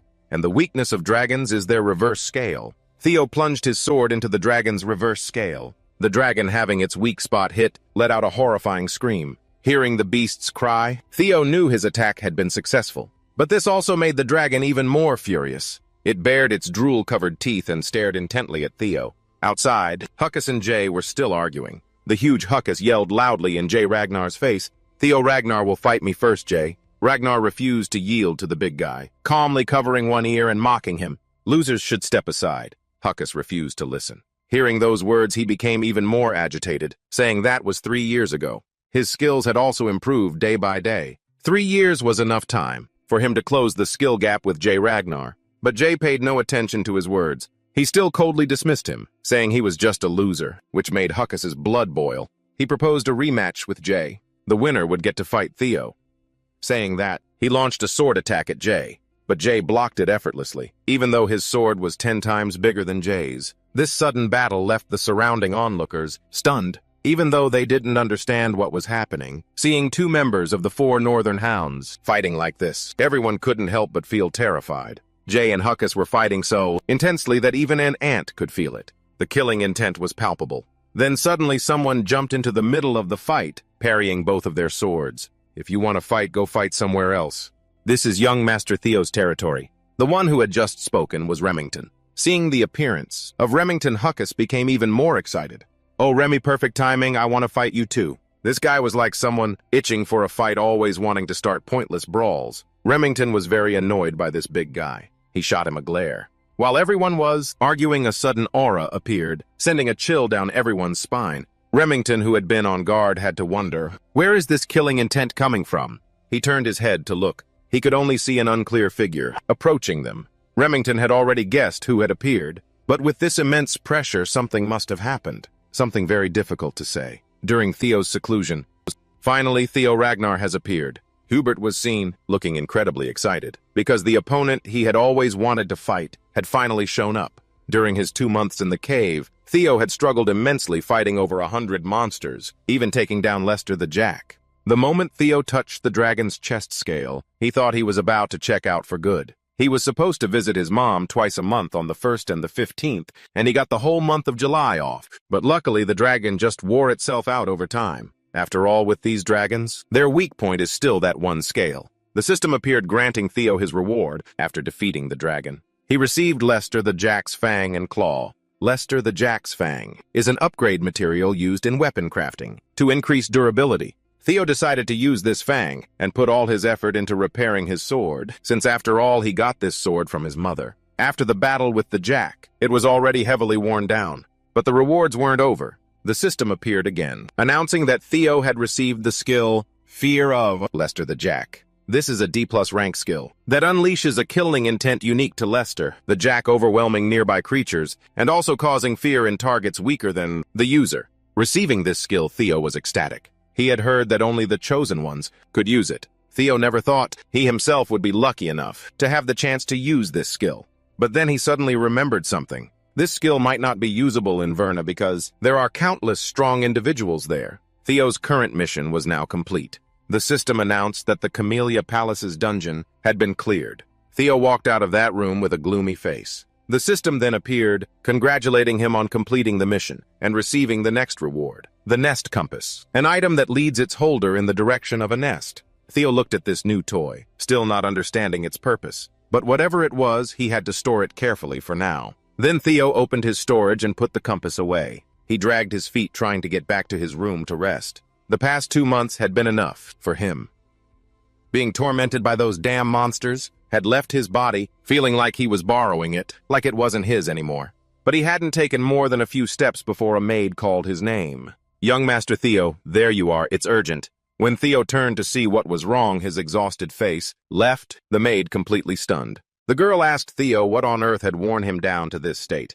But he didn't answer, only asking the maid what had happened. The maid reported to Theo, "There's a fight at training ground number 4. Hearing that, Theo was no longer in the mood to sleep, and that's what led to the scene at the beginning. Theo approached the crowd with an overwhelming presence. At that moment, the fear of Lester the Jack's skill unleashed its effect. It enveloped the entire arena. With just a single glance from him, and an order for the blonde-haired guys to scram, they who had been perfectly fine a moment ago suddenly started foaming at the mouth and collapsed on the spot. This caught the attention of Huckus, but his strength was on another level. Seeing the others fall like that, he just laughed, then swung his sword ready to fight.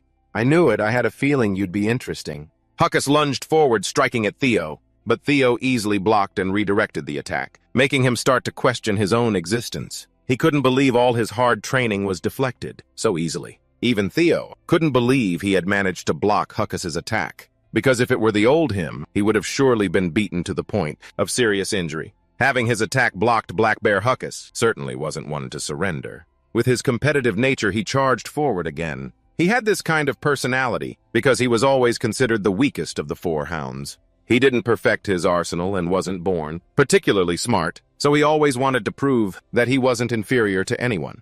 But that was only in comparison to the other hounds. As a member of the Slanka clan, he had never been defeated when it came to raw power. Theo was extremely confident fighting this guy. His broadsword, compared to Theo's current strength, was nothing. Theo once again easily dodged the sword strike. Not only did he block, but he was also able to counter Huckus. Theo decided to deliver the final blow to take down Huckus, leaving such a huge guy sprawled on the ground, unable to even open his eyes. Seeing Huckus unconscious before him, Theo was shocked as hell. He didn't realize he had used all his strength to deal with him. Luckily, his opponent this time was Huckus, who was known for his toughness, so he was only knocked out. The Society brothers, getting a real show, ran over and cheered. Young Master Theo defeated the Black Bear, one of the 4 great hounds, with a single blow. Theo felt his brothers were hyping him up a bit too much, so he tried to calm the crowd, saying Huckus was just knocked out, not dead. But as soon as he finished speaking, his sword suddenly cracked and broke in 2. Theo stared at the fallen blade, his face a mask of utter disbelief, while his followers were still cheering. This was the sword his mother had given him for his birthday. But contrary to Theo's dark mood, his brothers exclaimed. As expected of young Master Theo, "Sir!" He even destroyed his own sword with a single strike. Jay Ragnar remained silent, watching the events unfold, and remembered an old story between her and Theo. Back then they were both just children. On a winter night covered in white snow, Jay was out on the street with bare feet and a summer dress. Her face was flushed from the cold, but the little girl didn't seem to mind. Theo came across Jay on the road and, without hesitation, wrapped his own scarf around Jay's neck to help keep her warm. But he still wasn't satisfied as she still looked too cold. Theo decided to take Jay home with him. He then smiled brightly, took Jay's hand and walked with her. "Let's go to my house. I'll take you home when the snow stops." Thinking of this, Jay suddenly smiled. Many thoughts were running through the girl's mind now. She then turned and walked away. Remington watched her go, finding it strange. He thought maybe he had seen it wrong, but he had just seen Jay Zegna smile. This was something Remington had never witnessed before. Sometime later, one afternoon at the Camellia Palace, everyone was celebrating Theo's birthday. People kept congratulating him on being granted the title, Luster Tiger or the Glorious Tiger. His mother appeared carrying a giant bowl of abalone and said that these abalones were caught in very limited quantities from the Adria Sea and were slow roasted with butter that could only be obtained from farms in the Fuhao Mountains. As she spoke, her hands worked at full capacity, continuously stuffing abalones into her son's mouth, hoping he would eat up, grow up fast, and make money to repay his mother. Before he could even swallow the abalone, his mother urged Theo to try the chicken raised only on acorns from the western Lazaria Desert. Here, the poultry is carefully butchered at the right time, then stewed with ginseng, imported from a nation in the Far East, called Joshin. Theo was getting dizzy from his mother stuffing him with food, but when he saw his mother's smiling face right in front of him, an image of his mother's body being dragged away in his past life flashed in his mind. He lowered his head and could only smile faintly, then cheerfully said thank you to his mother. After eating, so much that his belly fat was sticking out of his shirt, Theo finally brought out the broken sword to his mother. When his mother saw the broken sword, she was shocked, and her mouth fell open. Theo explained to his mother that it broke when he was training too hard, then apologized to her, because this was the precious sword that she had given him for his birthday. His mother suddenly slammed her hand on the table. "That damned old man!" Hearing his mother say that, Theo was shocked as hell because in his eyes his mother was a gentle, kind person who never spoke a harsh word. It turned out she was angry because she felt she had been scammed by the seller. The old man, she mentioned, had promised, up and down, that this sword was made with renowned white steel and steelwood, so it would never break. Hearing the mention of steelwood, Theo curiously asked his mother, "Is it the steelwood from the southern thorn forest?" His mother still insisted that she had been scammed by that seller. Scammed. Theo had heard of this type of wood before. He knew it was good, but he didn't think it was that valuable. He didn't know where his mother had gotten this sword. The lady was determined to find that seller and demand an explanation. This time when she returned, she would definitely bring back for Theo the most perfect sword in the world. Theo, at a loss for words, humbly told his mother that he just needed any sword to replace it. The lady firmly disagreed. She said that only now were people beginning to recognize her son's true worth, so Theo needed to be even more meticulous. Furthermore, the awakening ceremony was less than a week away, so things couldn't be done half-heartedly. She wouldn't allow her son to appear with an old worn-out sword like that. With that, she turned towards the door. "Speaking of which, let's go now." Theo, surprised, watched her and asked where she was going. She turned her head back and said confidently, "To the best workshop in all of Winterra, the Basket Workshop." The Basket Workshop was known as one of the most prestigious weapon manufacturers in Winterra. The reputation of this workshop was tied to its enormous size, comparable to a factory. But that wasn't the most special thing about this workshop. The most noteworthy feature of the Basket Workshop was its owner. This person was classified as special grade by the intelligence agency, a blacksmith with the title of Master Artisan. In this field, only two artisans were known: the elf of capitalism, Incarnate, who was the demon artisan Kirsten, and she was a woman with platinum white hair and 2 long ears. Though her body was always covered in smudges, from the process of forging swords, her aura was truly captivating. As soon as she turned her head, she saw Theo and his mother. She spoke first. "Well, look who it is." Seeing her in person for the first time in his life, Theo was both stunned and honored. He never thought he would meet such a legendary figure. But he also didn't know why his mother knew such a renowned person. While he was pondering the reason his mother gave him the shock of the century. "You still haven't quit smoking, mother." Hearing that, Theo froze solid, because up until now, he had never heard his mother mention these things. In his mind, he had always thought his mother was an orphan with no family. but it turned out his grandmother was that high elf Kirsten. His grandmother very casually denied the mother-daughter relationship with his mother. What mother? I'm sorry, dear customer, but our mother-daughter relationship ended when you chose to run away. From her tone, you could tell this wasn't the first time this drama had played out. But this news came as too much of a shock to Theo, making him keep thinking. If this is true, then it means he also has elven blood. No wonder he was born so handsome that wherever he went, he attracted girls. Getting back to the main issue, his grandmother asked why they were here. His mother immediately threw the sword she considered a fake to his grandmother.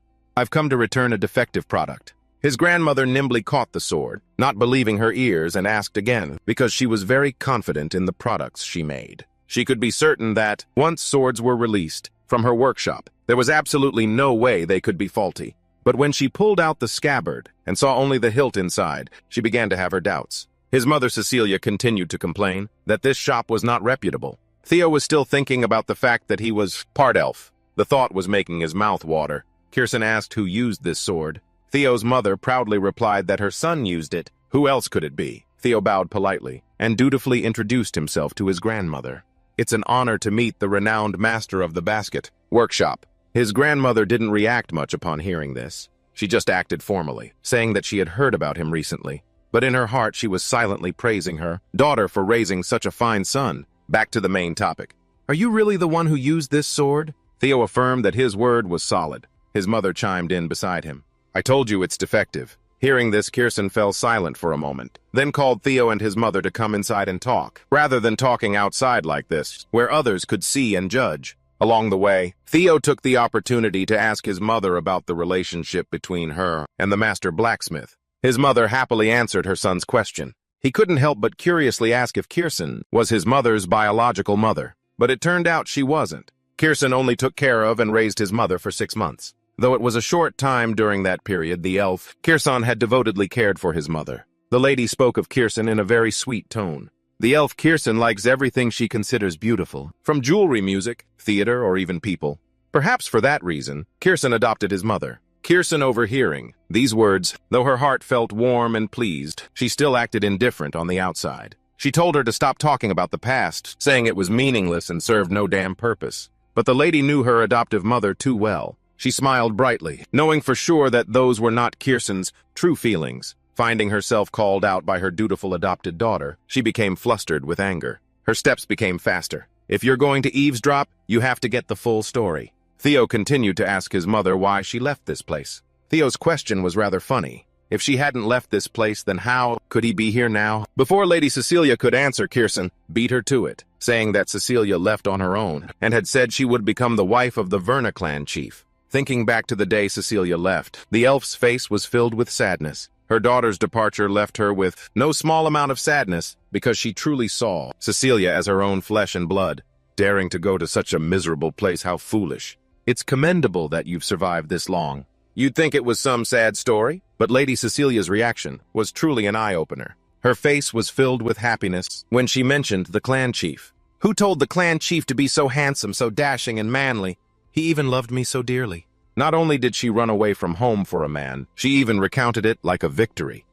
The elf, Kirsten, didn't hesitate to expose the lady, saying she went off on her own, and yet last year she came crawling back here, asking Kirsten to forge a sword as a gift for her son. Cecilia, seeing her business being aired out in front of her son, felt humiliated. The mother and daughter, not having seen each other for a long time, were like two children competing with each other. Theo looked at the figures of his mother and grandmother, and suddenly realized that he had never seen his mother talk like this. This made him realize that in his past life, he had never truly known his mother. Thinking back, he felt so ungrateful. This probably happened because he was too obsessed with the clan, especially about being consumed by it. Furthermore, it was clear that the demon artisan also cared a lot about his mother. But for what reason in his past life did he not notice any action from her? After a while, they arrived at the room Kirsten wanted to talk in. This was her room, which was also the main office of this workshop. Cecilia was still chattering away to Kirsten, saying that instead of bringing them here, she should have given Theo the most supreme sword to make up for it.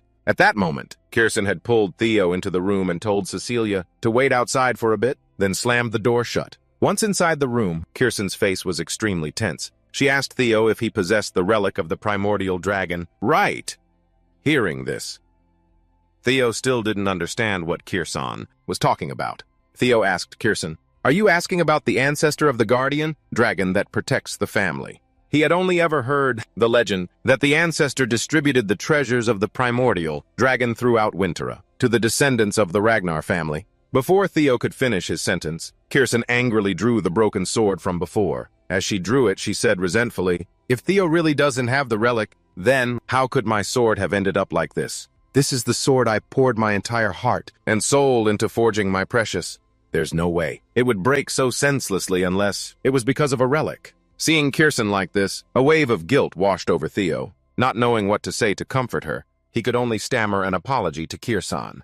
The sword was already broken. Asking more questions now would be pointless. Kirsten tossed the broken sword aside, then walked over to the box that was carefully locked with iron chains, and asked him what he saw from the box. Unexpectedly here, Theo once again saw the blue light emitting from that box, just like the light he had seen from the window in the dungeon at Camellia Palace. Kirsten also said she couldn't see anything or feel anything from this box. But from Theo's expression, it was clear that he had seen something. Kirsten immediately brought the box down. She had tried over and over again to open this thing, to see if she could get any cool items from it. But everything was in vain. Long ago in the Age of Myth, the primordial dragon broke one of its fangs and forged a blade, the monster sword, which was the white moonlight blade.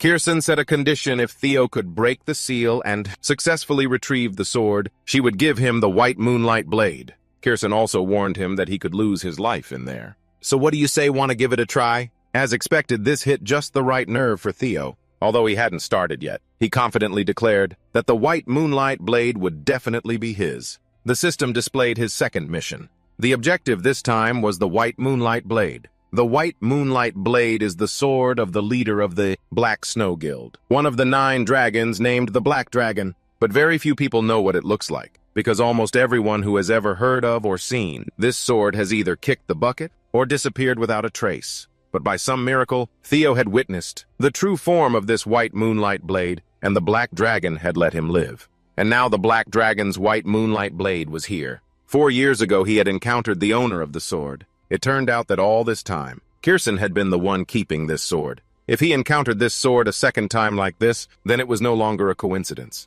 He had to get this sword back. After observing for a while, Theo saw that this place was quite similar to the Camellia Palace. So this blue key should work here. Seeing Theo take out a key, Kirsten was also very surprised, thinking to herself, "He looks a bit like a punk, but he's got some cool stuff." After taking out the key, Theo immediately tried to insert it into the box to see if it would do anything. The moment he turned it, he saw it was a perfect fit, and the box immediately sprang open. Inside it was an air conditioner, with a 1,000,000-watt output, blasting wind out and then sucking Theo inside, to the astonishment of both him and Kirsten. As soon as he entered, he opened his eyes to see a familiar scene before him. Suddenly, the memory of the day the Rose Palace was taken over by Arson and Brandon returned. While Theo was still lost in thought, wondering what was happening, behind him, a strange creature appeared, lunging to attack. But Theo was no longer the naive kid he used to be. On the contrary, he was incredibly agile, grabbing the insolent bird's beak and sealing its foul mouth shut, trying to control the minds of others,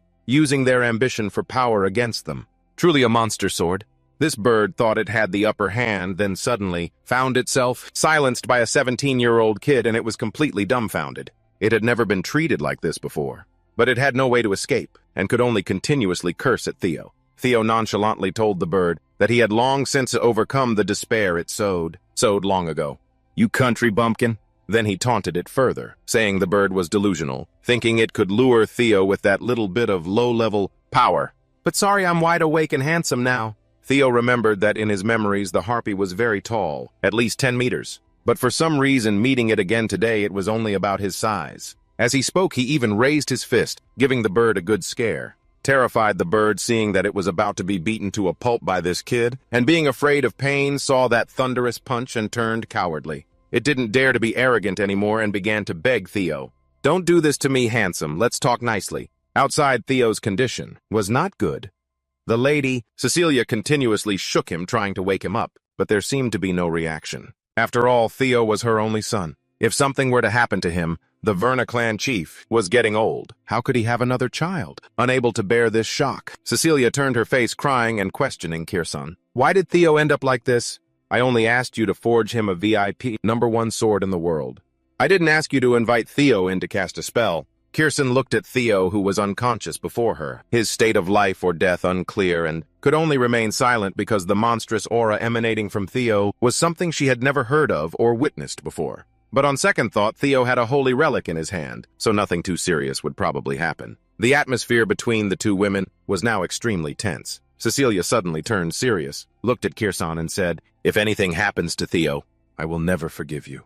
As soon as she finished speaking, Theo's hand suddenly moved slightly. Then around his body, strange black objects suddenly flew around, forming a tornado, originating from his chest. After a while, those things also disappeared. Cecilia called Theo's name, and at that moment he opened his eyes and woke up. Seeing her son safe and sound, Cecilia's heart, which had been floating in the air, was gently set down. She excitedly hugged her son, tears streaming down her face. Theo saw that every time he did something, it made his mother worry and cry like this. He felt like he was more of a handful than those street punks out there. Theo gently comforted his mother, telling her not to panic. He was still as strong as an ox. The system also appeared, announcing, "Congratulations to Theo for successfully completing the mission of hunting the harpy."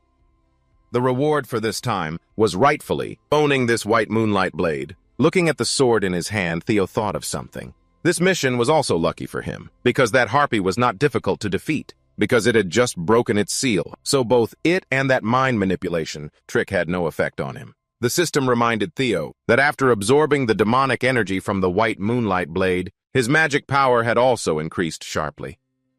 Then, his magic power was increased by 30 points. Currently, Theo's magic power had exceeded 200, something no one could have expected. This magic power also helped Theo to begin acquiring holy power, which was the realm of high-level swordsmen. This holy power had the effect of strengthening the body. Every time he was injured, it only took 1.5 seconds to recover his magic power. Unfortunately, he couldn't use all his magic power at once, but had to hold back until the day of the awakening ceremony. Kirsten spared no praise for him. Theo excitedly asked about the initial promise between the two of them. His mood was completely opposite to his mother's right now. She looked at Kirsten as if she wanted to eat her alive. Kirsten immediately said, "Elves don't lie," then told him to look at the sword.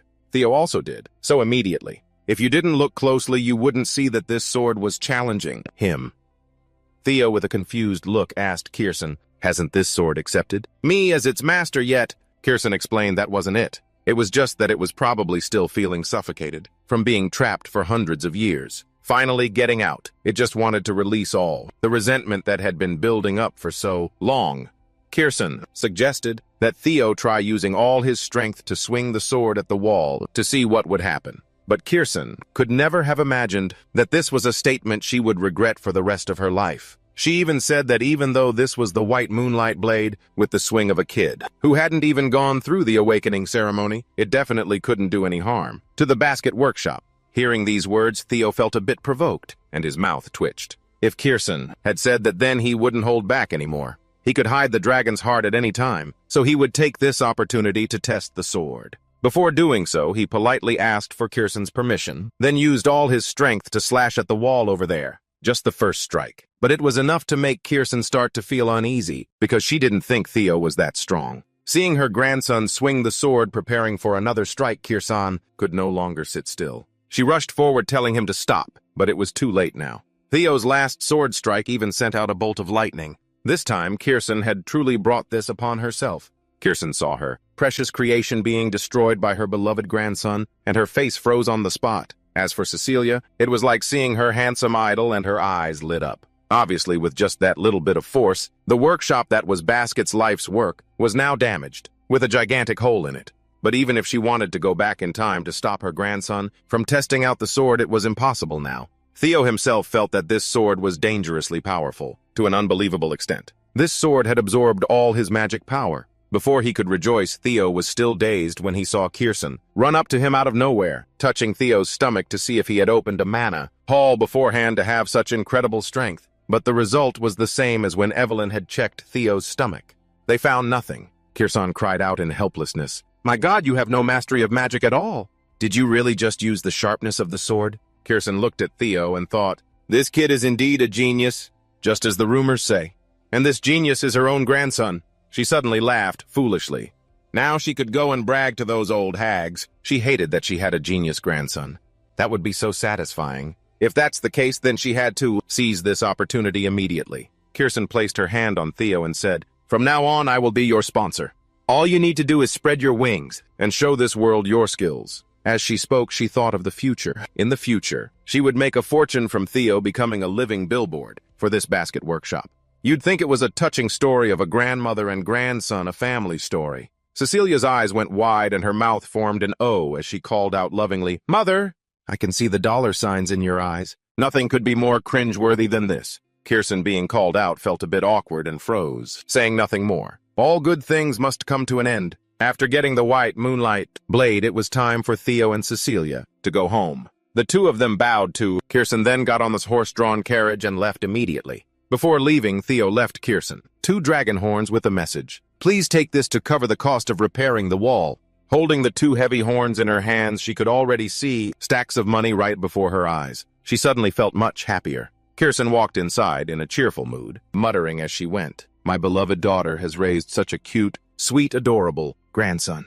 Suddenly, a voice from behind rang out, making Kirsten, who was walking, stop for a moment. "Long time no see, demon artisan." Kia cautiously turned to see what son of a bitch dared to do it. She whipped her head around, startled. All she saw was a jet-black bird perched on a tree branch. "What are you doing here?" The bird said nothing more, just stood there silently, looking down as if judging the demon artisan. In a flash, 5 days had passed. It was Theo's big day, the day of the awakening ceremony. Theo was still training diligently with Evelyn. After just a few days apart, Theo had changed so much that Evelyn had to exclaim in surprise, "My lord, your swordsmanship has gotten stronger and faster." Theo also replied cheerfully, "Thank goodness, I didn't expect to get a compliment from you." This dizzying change in Theo left everyone stunned, especially Evelyn. She could clearly feel his effort. Theo had now matured, becoming so strong that he could even push Evelyn back. Not only that, but today was also the day that if Theo awakened his magic, a monster would surely be born. The final training session before Theo's awakening ceremony with Evelyn had also concluded. Evelyn encouraged Theo to aim for first place, and then wished him success. Theo smiled and thanked Evelyn. Theo even promised Evelyn that, if he became the valedictorian, he would definitely mention her name in his acceptance speech. Evelyn looked at Theo and felt a little chill. Turns out Theo was a little nuts. When the others heard their names might be mentioned, they all rushed over asking Theo to give them a shout-out for some clout. "Mention our names too, for real." The clout-chasing mentality has spread this far. It's truly dangerous. Theo decided not to sit around bullshitting here anymore. He said goodbye to everyone to go to the capital for the awakening ceremony. If he sat around any longer, he wouldn't get to awaken until his next life. Very quickly, he arrived at the location of the awakening ceremony. Standing before the closed gates, Theo confidently announced his name so the guards wouldn't dare stop him. He proceeded inside. Inside, it was already crowded with attendees. Because the awakening ceremony is the most important annual event for the Ragnar family. Anyone who participates wants to achieve the best possible result. And as Ragnar swordsmen, this is the first place they are recognized and respected. Here the entire clan looks upon the participants, including the clan head Killa Ragnar. And most notably here is the former clan head from 2 generations ago, Hilda Ragnar. Theo looked up. The more he looked at her, the less she looked like a 150-year-old. She must be using some kind of charm to stay young like that. If you told him she was his mother's age, he'd probably believe it. But anyway, it was good that she was present. A drum sounded, drawing everyone's attention. The one who just beat the drum was the Judge Dragon Gate swordsman, Vihana Yagna. He announced to the participants, "It is time to begin the test. Each of you take a sword placed on the floor and make your mark on the top of the steel wall on the dais, over there." After hearing this, everyone's faces tensed up.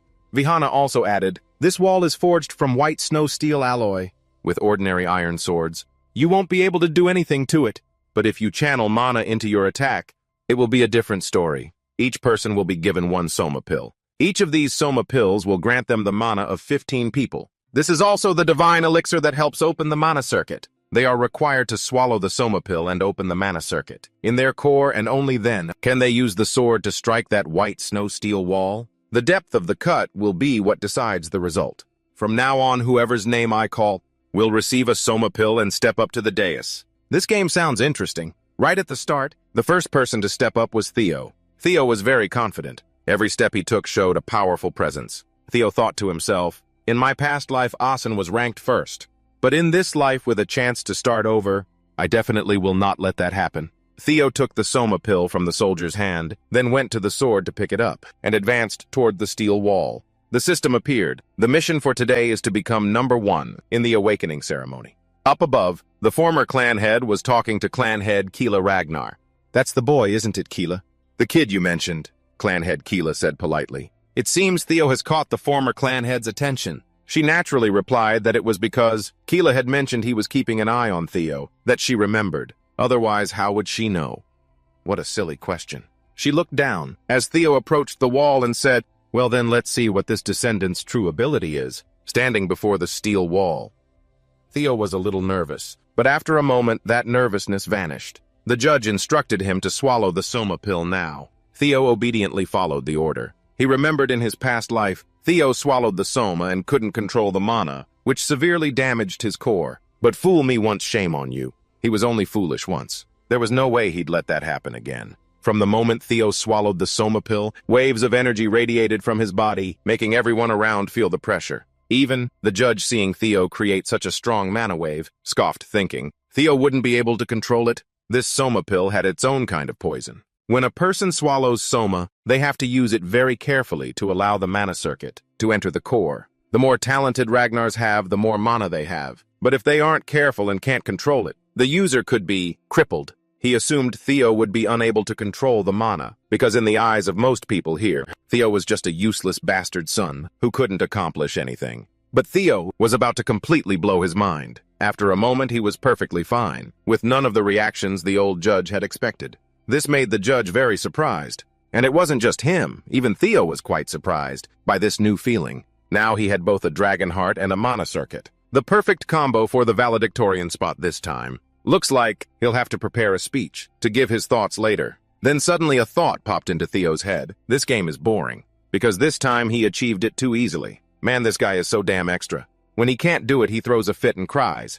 Putting the nonsense aside, what Theo needed to do now was to focus all this immense mana and release it all to create a historic feat. Theo was now like a superstar. Every step he ran caught everyone's attention. The moment Theo swung, behind him, the image of a giant dragon appeared, with sharp teeth. His presence made the 3 people above feel a chill and break out in a sweat. That slash struck the steel wall with a loud BAM, causing the wall to vibrate violently. Aeson witnessed this and couldn't believe his eyes. He just stood there frozen like a statue, watching the person he hated achieve such a resounding success. This one slash from Theo had left a giant crack in the wall, very large and long. The slash was right in the center of the steel wall. Witnessing that god-tier power, referee Vihana was so shocked, his jaw dropped. The crowd went wild for Theo. Theo Ragnar was announced to have passed the trial. He turned and walked away with his head held high. The crowd was utterly astonished by Theo's ability.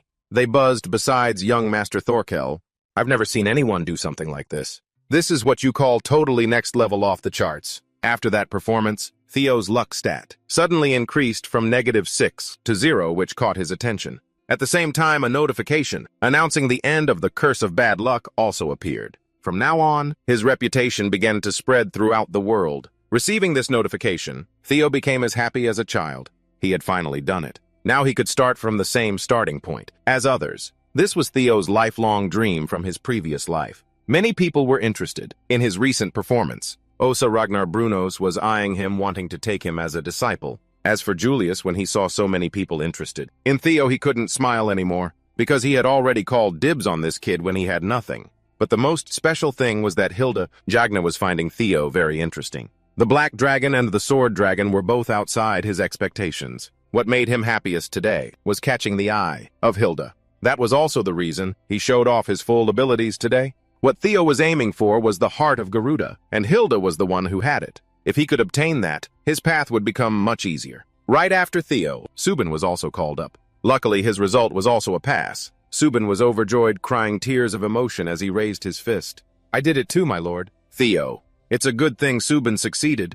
If he'd failed, Theo would have been too scared to even get close to him." After Subin, it was Jay Zarna, Hughes Lank, and Remington, respectively. All 3 of them were members of the Northern Hounds group. They all had incredible achievements, but no one left a mark as deep as Theo. The last person to step up for this awakening ceremony was Asen. His upcoming performance also drew a lot of attention. The crowd was betting among themselves that Asen wouldn't be able to top Theo's recent feat. These words accidentally reached his ears, making him grind his teeth in anger. His competitive bloodlust surged even stronger within him. Asen strode powerfully onto the dais. The ritual of swallowing the soma pill was performed as usual. As soon as Asen swallowed that soma pill, a huge inferno seemed to erupt from his body, catching even the judge off guard. His mana, compared to Theo's, was a 9 to his 10. Witnessing that performance, the judge had to exclaim, "The people who came here today have given me so many surprises." The power and depth of Asen's slash were no less than Theo's.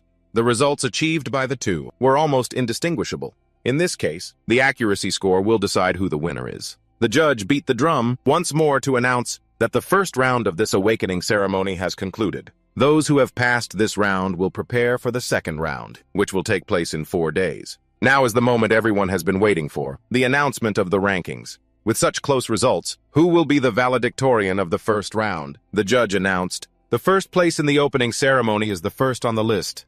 The one whose name was called earlier none other than Theo Ragnar.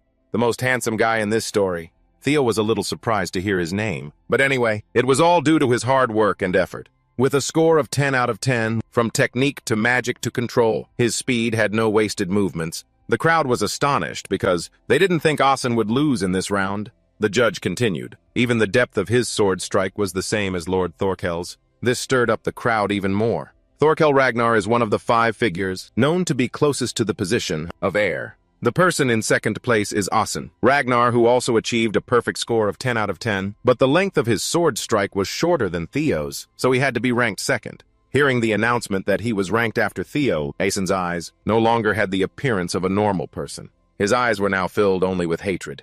At this very moment, he just wanted Theo to disappear from his sight. The subsequent ranks were announced one by one. The person ranked 87th, which was also the last place, was Shibin.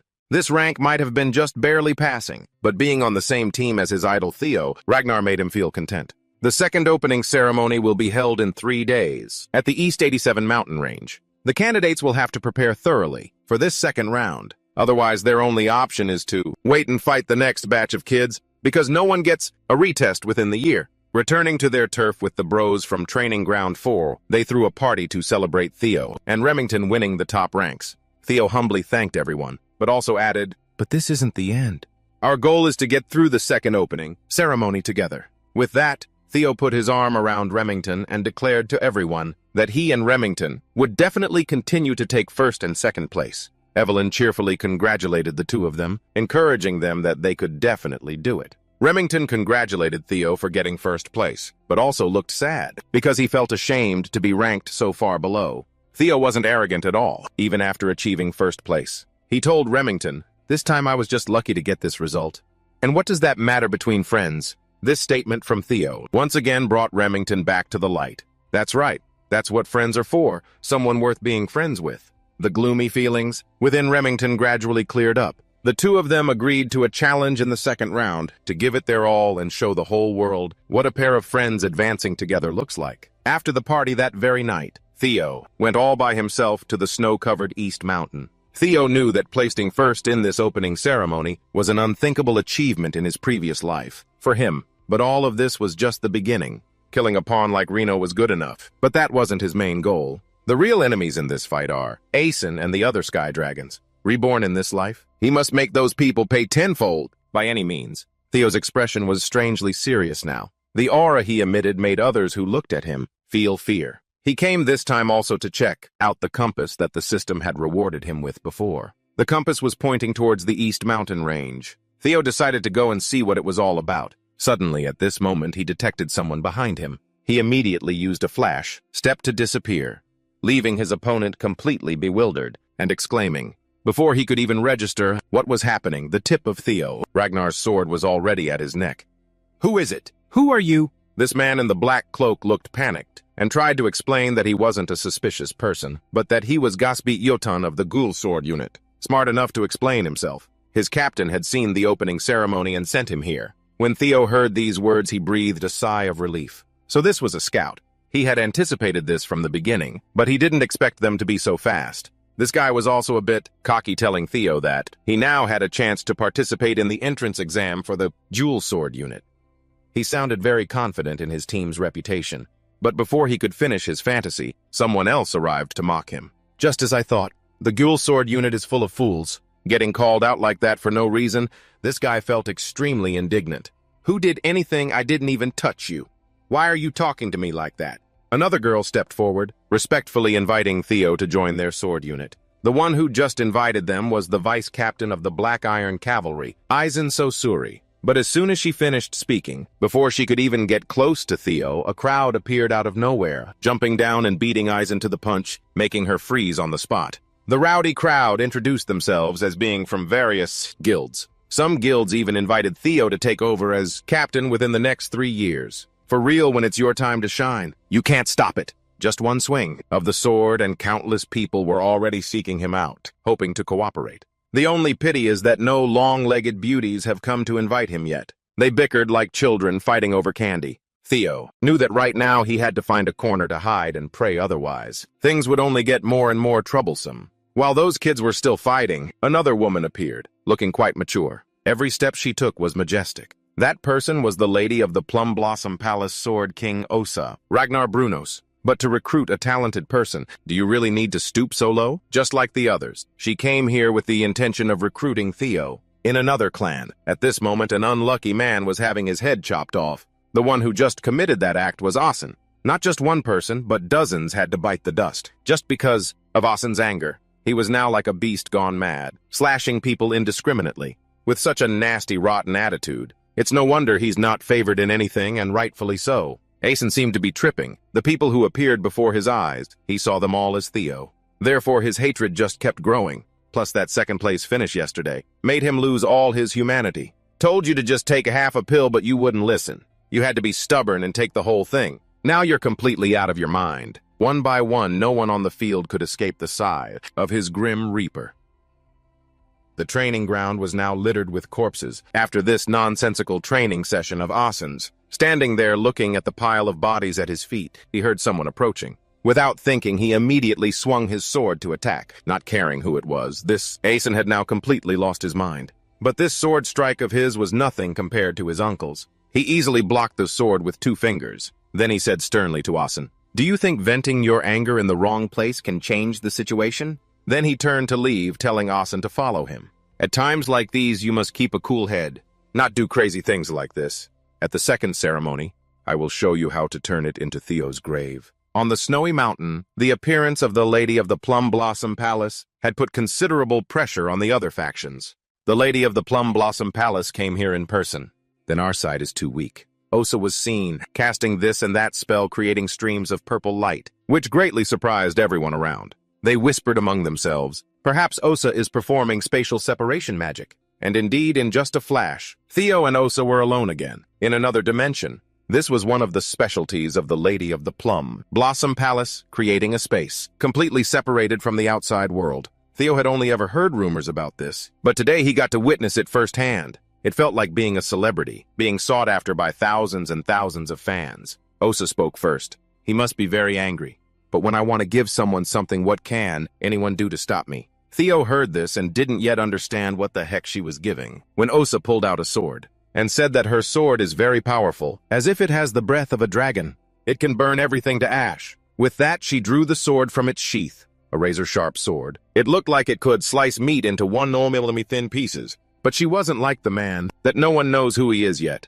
because she infused her sword with countless variations. Moreover, the dragon the lady wanted to change was the dragon that contained all possible variations. With that, she performed a few moves doing this and that to show off to Theo. But her movements were very artistic. Though a bit flashy, it was an artistic kind of flashiness, so it was acceptable. After watching the lady's performance, Theo's mouth hung open, so wide that he drooled. This was the first time Theo had seen such top-tier swordsmanship. Usually he just saw some guys do a few moves, looking stiff as robots, not as fluid as her. Osa introduced all the moves she just performed as being in a single breath, and she called it the first form of Plum Blossom Heavenly Flower Dance. Theo watched and listened, swallowing hard. In just one breath, there were 120 steps and sword strokes executed. So the information spreading that dragons would also falter before Osa's swordsmanship was true after all. Theo began to think about the days to come in the future. If he combined what he just saw into his own swordsmanship and released it all at once, then his father, clan head Kyle, would just be a name at that point. Oza, seeing her nephew starting to get excited and drool, knew that the fish had taken the bait. She had to seize this opportunity to promote her program. If you want to see more, you can come find me anytime after the ceremony. After saying that, she vanished instantly, and even her disappearance was very interesting. The moment she left, flower petals appeared, where Osa had just been standing, which was surreal as heck. Theo watched and began to feel tempted, because this gift was too great. He definitely couldn't let it slip away. But thinking again, if he became a disciple of both the Lady of the Plum Blossom Palace and a member of the white-armored Dragon Knights, wouldn't that be too awkward? But whatever, since Theo didn't have a shame nerve anyway. 3 days later, the day of the second round of competition finally arrived. This winter mountain range was vast, stretching from their stronghold all the way to the Demon Sea. The duty of the Ragnars was to protect humanity from the cursed land, the cursed Demon Sea. That place was filled with monsters that had been outside the great city for over 1,000 years. Everyone would one day have to take on this role. That was also the reason why this place was chosen as the second location for today's ceremony. The supervisor for this second ceremony is Jackie Jagna. He also added, because you are still cadets, you cannot yet enter the Demon Sea. The testing area will be limited to within the city walls, and he warned them not to cross the boundary and go into the Demon Sea. The content of the test was also very simple. Over the next 15 days, catch monsters from the Winter Mountain Range and collect the bells worn around their necks. These bells will come in 7 different types: red, orange, yellow, green, blue, indigo, and violet. Bells with colors higher up on the spectrum are correspondingly more valuable, meaning the monster is also stronger, especially monsters with violet bells, which are the ones they believe these kids cannot possibly defeat. But it also brings in a lot of points. They could do anything, use any weapon they wanted, as long as they brought back the bells by the time the test ended. After hearing the briefing, Theo felt something was off. To put it this way, this game had no rules whatsoever. That meant you could steal bells or kills from each other. This judge was openly condoning backstabbing each other. But, in the end, the one who survives is the one most suited for Ragnarok. In addition, the organizers would also place many totems in various locations to prevent monsters from entering. As for necessities, they were all buried in safe zones, and he told the participating students to use them wisely. The test officially began and everyone dispersed. Shibin thought to himself, this test also lasts for a full 15 days, so at the beginning the priority has to be getting the necessities first. Then I'll go support Theo. Truly the world's #1 loyal retainer after this movie. If they don't fall in love, it's a real waste of a beautiful love story. Hughes enthusiastically jumped into the game as if it were his specialty. In a corner somewhere, Asen's uncle was also here. He and Asen had a plot to eliminate Theo. But according to my prediction, this plan will fail miserably. As Theo was looking for necessary items, Remington appeared behind him. He called his name and then asked him a very strange question. You said we were friends, right? With that, he spoke his mind, saying that after 3 days of careful thought, he realized he saw Theo as both an enemy and a friend. Therefore, he had become a little more greedy than before. Remington expressed that in this match he wanted to surpass Theo. Theo also listened very seriously to Remington's words. After listening, he just smiled faintly and said he understood Remington's feelings, and he had also thought it over very carefully. Hearing these words from Theo, Remington felt as if a weight had been lifted from his heart, because he thought he was the only one with such thoughts. Unexpectedly, Theo didn't feel uncomfortable at all with his words. Truly beautiful on the inside and out, Remington's mood became much more enthusiastic. He said eagerly, that's why I can't afford to lose. I only came here to say these words. Theo smiled in response and wished Remington good luck. After that, Remington also immediately disappeared from there. After Remington left, Theo felt that this game had become much more interesting, thanks to Remington making him his target. But now, there's no more time to think about these things. He had to put his feelings aside. The mission now was to find the dragon's nest first. The compass had shown him the way down. A corner of the mountain there was emitting a familiar blue light, signaling that a new mission was about to begin. At this time in the area outside the Winter Mountain Range, Theo was still holding the compass, searching for the true light in his heart. From the very beginning, he knew that what he was looking for must be around here. But he didn't expect it to be right in that snowdrift. Looking at the thick snowdrift in front of him, Theo was a little concerned. Now, if he wanted to get the treasure, he would have to dig through this snowdrift. He thought about it and then stomped his foot in frustration. If he had known, he would have brought a shovel with him. Now, using his beautiful, beloved white moonlight sword to dig would look very uncool, extremely so, but hindsight is 20/20, right? Just stand there and if I had known. Since it had come to this, the only way was to draw the white moonlight sword and have it warm up to prepare for the morning exercise routine. Theo swung a powerful blow that created a large path and then said, "Stop hiding!" Turns out there was a bunch of punks here too. As soon as they were discovered by Theo, they crawled out immediately. One of them started to find this interesting, playing this game with Theo. So he gave a sly smile and said, "When did you realize we were here? These little punks must have thought they were the kings of hide and seek, so they thought no one could find them once they had hidden." The leader was still boasting, but the two followers behind him, from the moment they were discovered, had been shaking like leaves. These guys were the Butt Mountain trio of thugs, with names like Hai Kao and Luan. These punks often pretended to be victims during missions, then killed civilians. They were the side effect of the expansion of the Ragnar clan's power, even in death. Theo could not forget the Butt Mountain village massacre. At that time, he and Husin handled the case, so Theo knew just how terrible it was. According to official records, besides the 761 deaths, there were also 220 missing without a trace. The worst part, the most tragic part, was that it was impossible to identify the unlucky victims, because those demons had smashed the victims' heads to a pulp. Ever since he had full power on his side, Theo had intended to deal with these animals when his terrible anger was no longer a burden. But it really must have been fate. That led to what happened today. Those punks were following him. Theo asked them if Asen was the one who paid them to go after him. But this group sneered and said someone like them wouldn't let a kid like Asen manipulate them. Seeing that he had guessed wrong, Theo asked again, "Then who is it?" But obviously these guys, though a bit of a liability, were not stupid enough to reveal the name of the person who paid them. Who would have thought that right after Theo would softly utter one phrase, "the elders," this made the three of them freeze on the spot. Then they asked each other in confusion, how could Theo have guessed them so accurately? A reincarnated person really knows everything in the world. But the leader didn't care much about that. He was still very arrogant, firmly believing that he could not possibly lose to a 17-year-old kid. So right now he was still talking big boasting to the heavens about his strength. He even reassured his comrades, "It's okay, he's going to die anyway."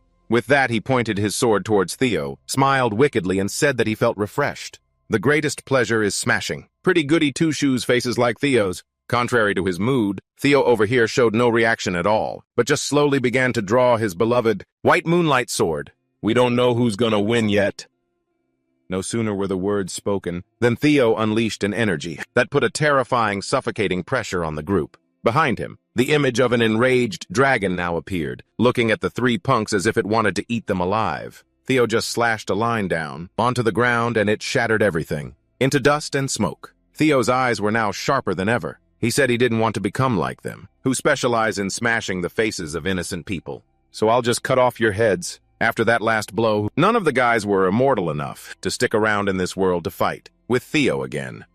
Dealing with the opponents this time was just too quick, making him think maybe it was because they were still green and inexperienced. So dealing with them wasn't hard. After 3 days of studying the heavenly flower dance that the young lady of the Sai Plum Blossom Palace had given him, finally, he could perform that technique 3 times in a row. Moreover, he could also change and apply many different styles like detours, curves, and circles. But of course, he couldn't yet perform it 120 times in a row, like that beautiful lady who was also the master of that technique. The immediate problem now was after dealing with the bodies of those guys, he had to figure out a way to disappear underground. That would be more in line with Theo's style. As Ragnar was pondering, the blue light behind him caught Theo's attention. He walked closer to the cliffside and saw a staircase. This might be the legendary secret invisible staircase. The system displayed a hidden quest notification: find the invisible staircase and explore the Azure Cave. Without a second thought, Theo immediately jumped down, which even a nearby bird found confusing. Meanwhile, in the private office of the 4 military pillars, an officer was reporting to the 4 elders the current results of this round.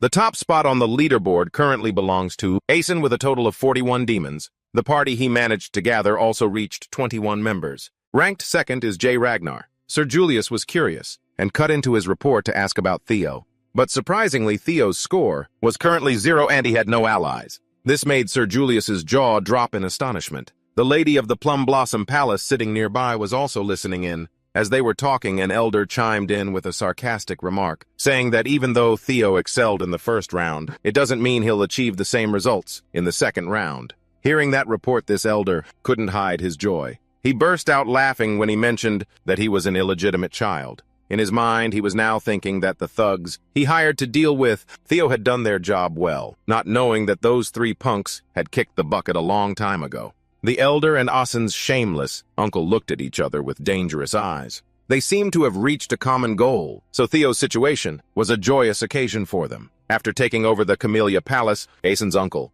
took that opportunity to investigate the Rose Palace, but came up with nothing. The only clue he could get about the Rose Palace, he was certain would be on Theo's person. At this rate, he would have to contact Asen and urge him to speed things up. Osa looked at the two on the other side. She seemed to sense the uneasy atmosphere as well, and turned to whisper to Julius, "The elder and the secretary are definitely plotting something. We have to set up a safety net." But Julius refused immediately, because he believed in the ability, strength, and calculating mind of Theo. The recent results were probably because he was facing some kind of trouble. Therefore, even if we intervene in this test, it would be useless.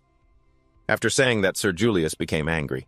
"Also, I can't overlook the fact that you met Theo without telling me." Hearing this, Osa could only sit awkwardly before Sir Julius's anger, reluctantly saying that Theo's feelings were what mattered most. This just goes to show how much Theo was liked by such capable elders. Meanwhile, Theo had entered the Azure Cave. Inside, there were only human bones. He walked and assessed the area. There were some pretty tricky psychological attack traps here. If a normal person came in here and saw those skeletons, staring at them, they would have passed on long ago. But in every respect, Theo was more than capable of overcoming it, especially after passing the test of the White Moonlight Sword. These piles were nothing to him. Theo began to use sensor expansion to see what was there. This was also one of his special skills, as it helped the user change physical abilities by using mana to expand the capabilities of their senses. Going a little deeper inside, Theo finally reached the place he needed to be. It was the fledgling's nest. Seeing the golden light emitting from the cave entrance, Theo's eyes lit up like the headlights on a Lamborghini. Rumor has it that 3 years from now, this is the place where Joseon catches the fledgling and finds the legendary item. But right now, Theo was one step ahead, standing before the large gate. Theo sent an apology to the future Hosen, but when a tasty morsel is right in front of you, you have to take it first. Theo's appearance also awakened the beast inside. Only a sound of Amon Grima was heard. He was completely taken aback, stunned into disbelief. Before his eyes were countless gold, silver, and jewels. He whispered, "This isn't a fledgling's nest at all." Theo was like a tiny ant before the endless treasure. "Is this the ancestor dragon's nest?" A very large dragon was standing on top of that pile of gold. Theo looked at it, breaking out in a sweat.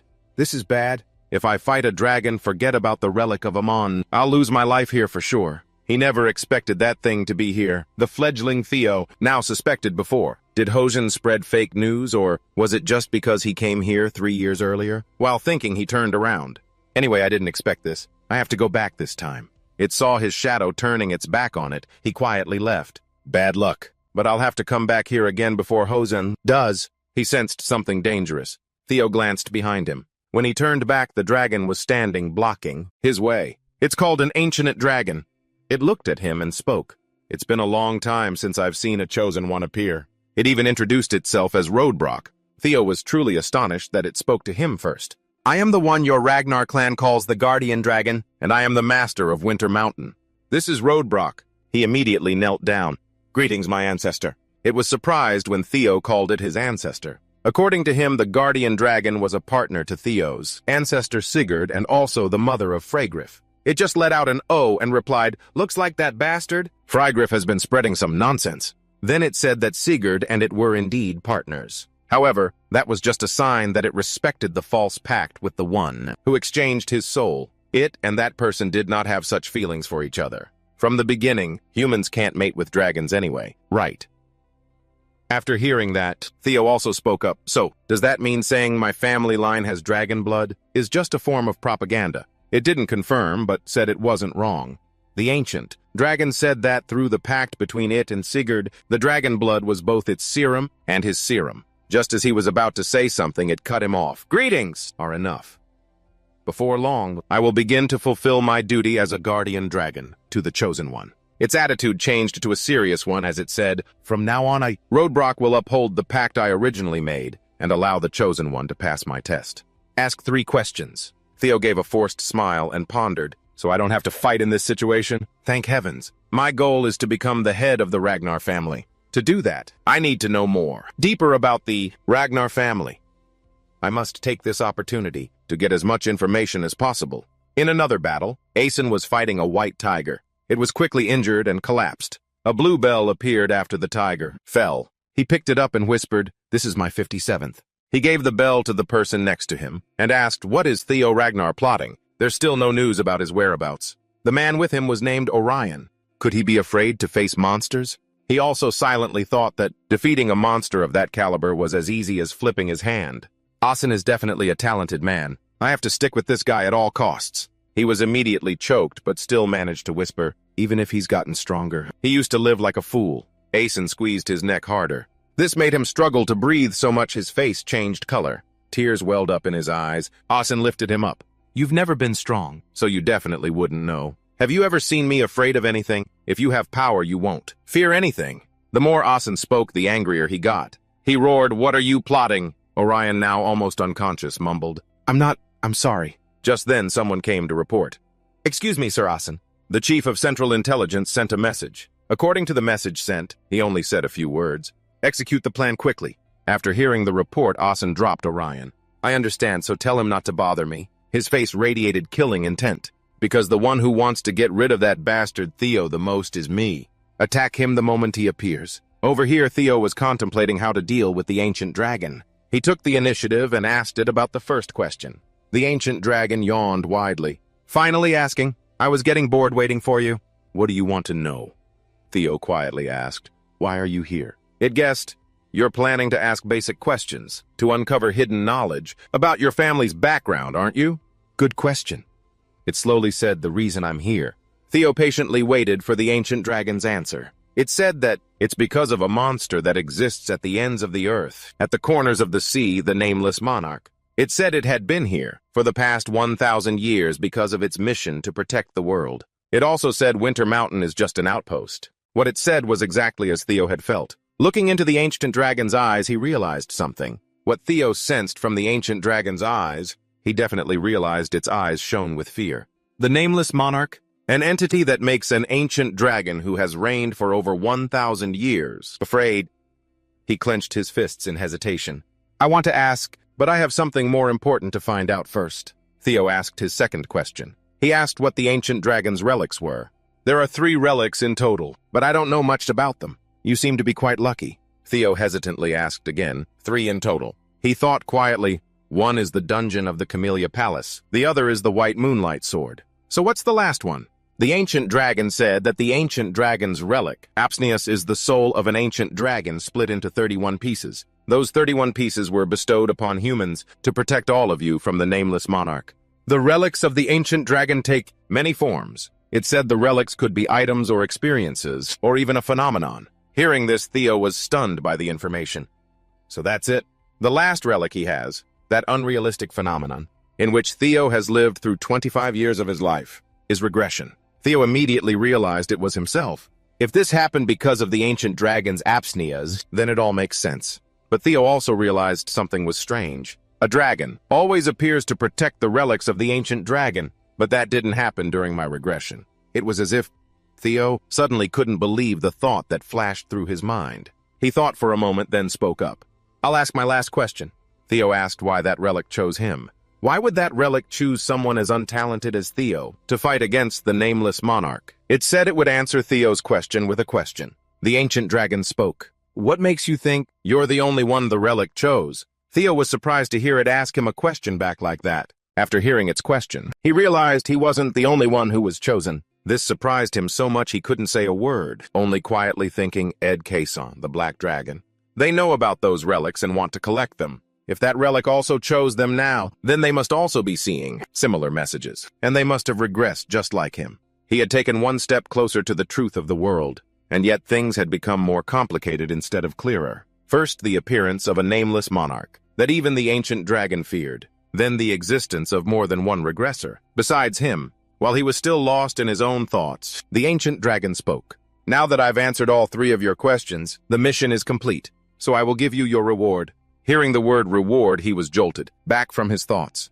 "Oh right, I came here to get the relic of Amon." But now Theo had changed his mind. He had to get something more important, something an item couldn't compare to. The notification board appeared. "Congratulations on completing the hidden quest.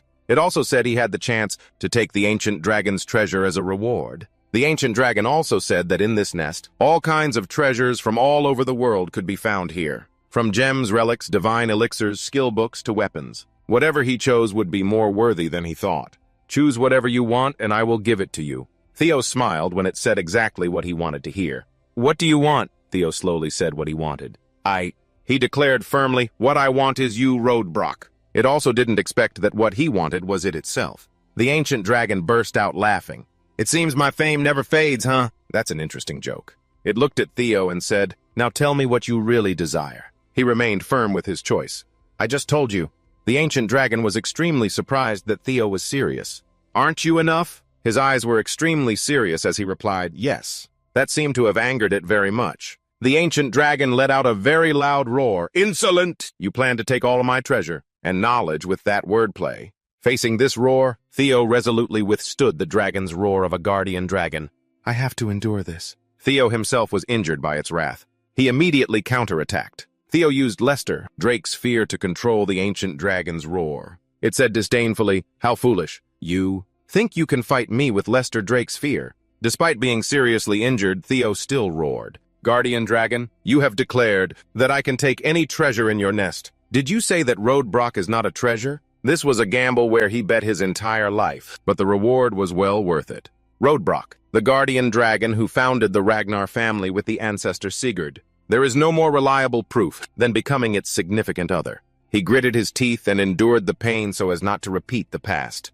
He couldn't miss this opportunity. Theo roared again, please give me Roadbrock. You promised me before your holy sword. His face was stained with blood, but he was still resolute. Stand with me. It recognized that determination in Theo. In its eyes, looking at Theo, it saw a familiar figure, Sigurd. Its attitude began to soften a little. It spoke up, agreeing, all right, I accept. Theo was surprised that the ancient dragon agreed so quickly. The ancient dragon withdrew its roar after accepting. The ancient dragon immediately transformed back into its human form. Its original form was that of a woman. She smiled. You've sparked my interest. I'll give you a chance. She stood nonchalantly above, looking down at Theo below. She had a truly ethereal beauty with mysterious golden eyes. Theo was amazed when he saw her current form. She said smugly, are you captivated by my beauty? I understand, but I'm over 2,000 years old. Theo began to speak, great guardian dragon, your chest.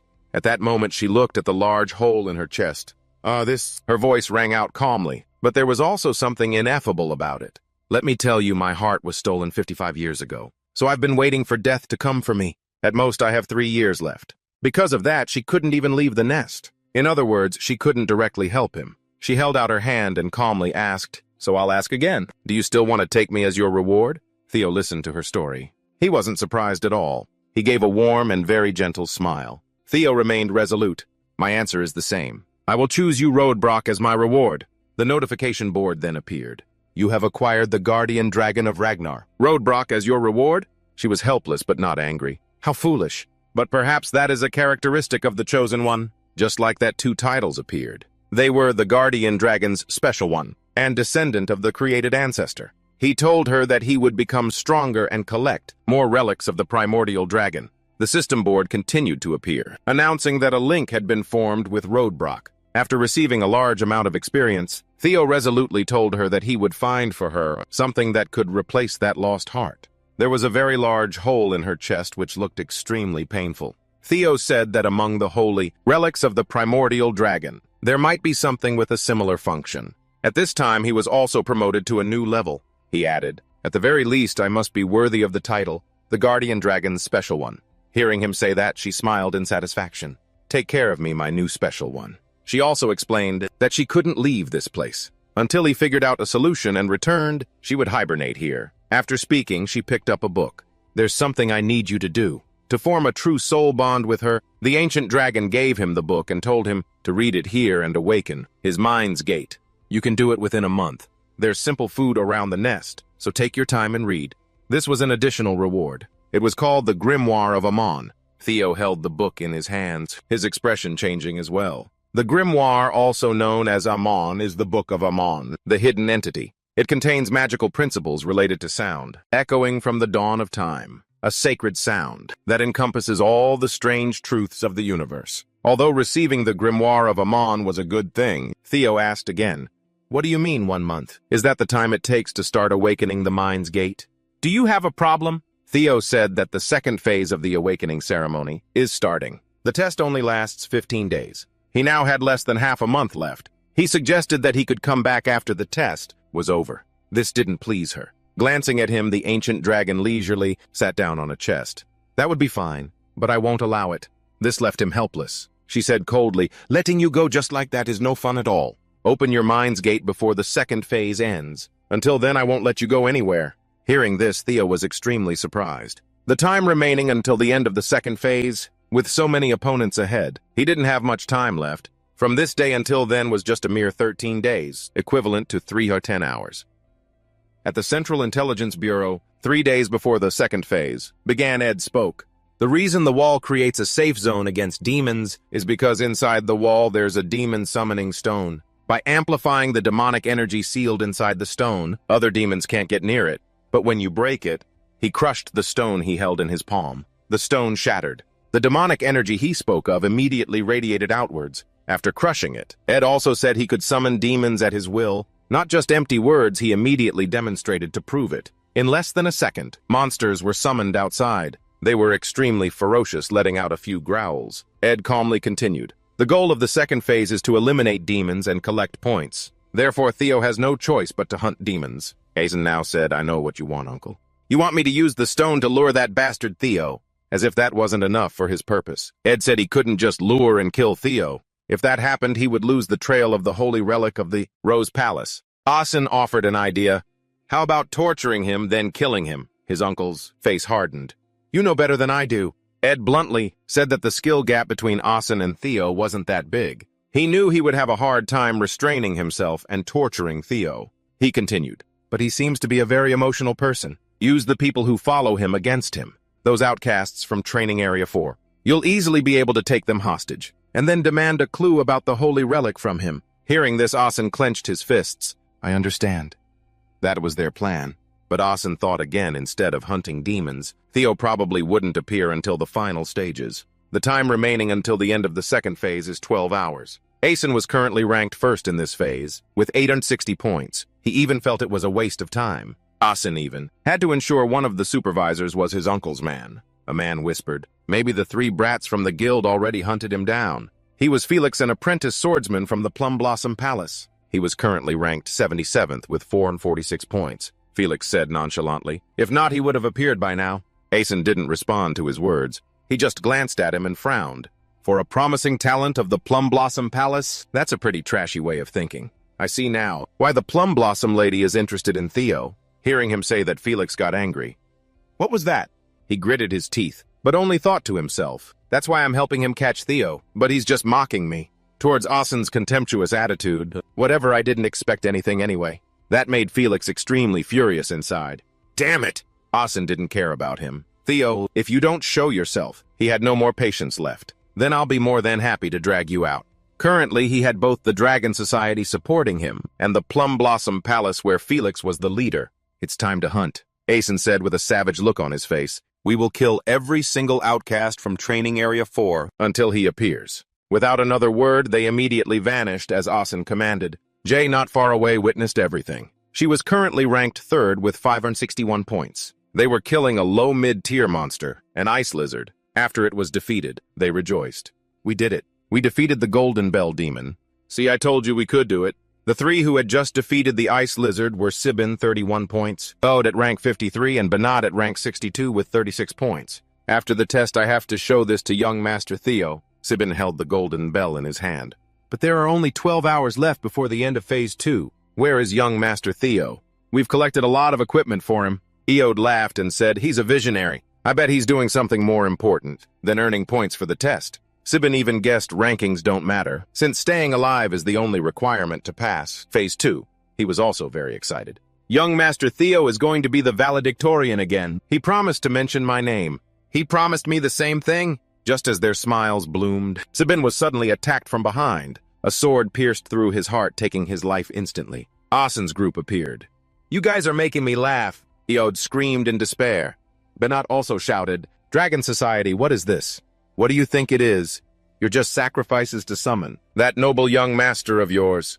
We really want to meet that damn young Master Theo, so don't be mad, okay? At the same time, Theo was in Roadbrock's cave. She uttered a surprised sentence, "That's unexpected." To be able to open the mind's gate in less than half a month, Theo had successfully opened his mind's gate, which meant he had partially understood the principles of magic in the Grimoire of Amon, and the system was creating a new skill. A smirk played on his lips. Good thing the information I overheard in my past life was true. The most important factors when learning the Grimoire of Amon are the quantity and quality of mana, because I have both a mana circuit and a dragon's heart. It's only natural that I learn twice as fast as a normal person. It has to be. He replied to the ancient dragon that this much is still plenty easy. The system also announced that his current stats were too low and had applied a low-level skill. At this moment, the system again showed a notification, sinking fledgling grade C, with the function to freely control and read the thoughts of an object via checkup Narcissus. Roadbrock spoke with satisfaction. That's more like my person. So you've learned all the basics. The rest requires cultivation to master. When you reach a higher realm, you'll even be able to hear my voice, and Theo will be able to borrow Roadbrock's power. He was amazed to hear her say that. Power like yours, she added. Of course, to do that, you must prioritize letting me rest. Don't forget I have 3 years to live well. Don't worry, I can do it.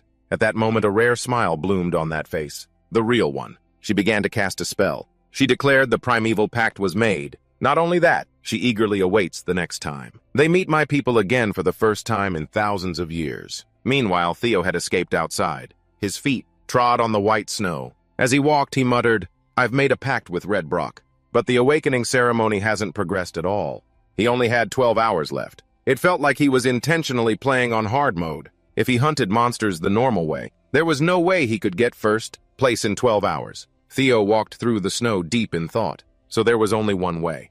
The method he came up with was a last resort, stealing bells from others. Asen got first place in the last life. I wonder if anything's changed this time. In other words, if I can just defeat Asen, first place will be mine. He was lost in thought, unaware that someone was following him from behind. The moment that person stepped out, Theo finally noticed their presence. The person spoke softly, "I've finally found you." Theo looked at the person so surprised he gasped. The person who stepped out of the shadows was Jay. Her body was covered in wounds. Theo asked, "What happened? Were you attacked by a monster?" He looked at her wounded body with pity and asked how she got so injured. Then Theo noticed something else on her body. There was a rather deep sword wound on Jay. This proved she was attacked by a person. Theo asked her what happened, but Jay just said, "We can talk later. First, let's head west." As soon as she finished speaking, her body seemed to give out. Theo caught her just in time. Jay's body went limp. He accidentally grabbed the hand holding her sword. Theo used Synchronize to read the thoughts within the sword. After reading the Swordmaster's memories, he was even more shocked. In Jay's memory, a loud scream echoed. She hid behind a large tree, listening to the sounds behind her. What about Theo? Among the group, someone said there was no news of Theo.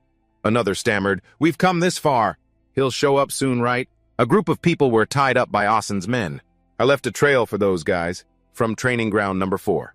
Plus the monsters will lead him here. A man who seemed to be the leader asked, "Should we kill them?" The man next to him flinched. Huh? What, did I do something wrong? No. He meant, why did they bring 9 of them here? He said 2 or 3 would have been enough as hostages. As he spoke, he held his sword in front of them. These idiots. Killing a few of them is fine. Just then Jay stepped out from behind the tree. "Stop!" Asen glanced at her indifferently. "What's this, Jay Ragnar?" She looked at him coldly. "You've gone too far." Asen frowned. "This has nothing to do with you. I don't want to make things more complicated." "Stay out of it and get lost," Jay said firmly. "They are Theo's companions." Jay demanded he release them. Hearing this, his attitude changed. "I see, so you're on that fool's side, too." She held back no longer and attacked Asen first. The two erupted into a fierce battle amidst the blizzard. However, Jay was no match for Asen. She was quickly wounded by his sword. Suddenly, the system notification appeared. State unbalanced, unable to read some of her thoughts. At this, Theo could no longer contain his anger. "What's going on? Why did Asen capture my companions? Why did you—" Before Jay could finish, Theo cut her off. "What the hell happened?" Jay gritted her teeth. "As soon as we started, Asen went all out to capture you. But he couldn't find you, so he captured your friends to lure you out." This took him completely by surprise. Jay added that she didn't come here to tell him this. But at this point, Theo wasn't listening anymore. "Asen, even in this life, you won't leave me alone. But I'm not the same person you can step on anymore." Theo roared in fury. "Where are they? Where is Asen waiting for me? In the cold night, a voice shouted, "Theo has appeared!" A man ran to inform Asen. He suddenly appears on the edge of the northern cliff. Really? The messenger urgently confirmed, "It's true. He's talking to J. Ragnar. He'll be here soon." Hearing the news, he was ecstatic. "You finally came, Theo Ragnar. I'll show a bastard like you that you can't surpass me." Just then another voice appeared. "Don't forget young Master Asen." The person told him that it wasn't necessary to confront him directly. Just get the information about the relic from him using the hostages. The person added, "We will take care of Theo Ragnar." They also reminded him, while we're dealing with him, use the summoning orb to blind the nearby supervisors. All right. Asen calmly followed the instructions and replied, "Don't worry." Over here, Jay, covered in wounds, tried to stop him. "No, you can't go to Asen," she added. "The supervisors from the Intelligence Bureau are also on Asen's side." "Even you, Theo, can't handle this," she said in a rush. "This isn't a test, it's a massacre. This is a trap set to harm you.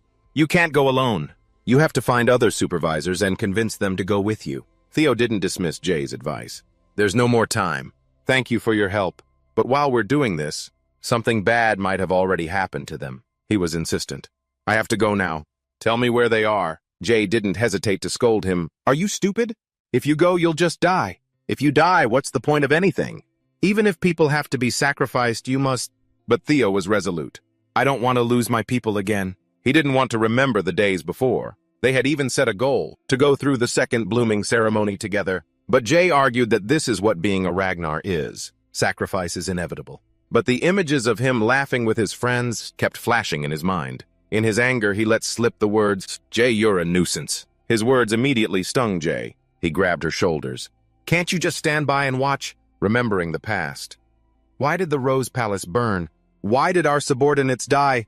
The reason is because of an ignorant Ragnar. Moreover, Theo was considered the weakest among the strongest of the Ragnar family. He thought back to the contemptuous words of the past. Now he bluntly told her that he was tired of always having to suffer miserably. He gripped her, as if transmitting an intense conviction. What he said unconsciously surprised Jay.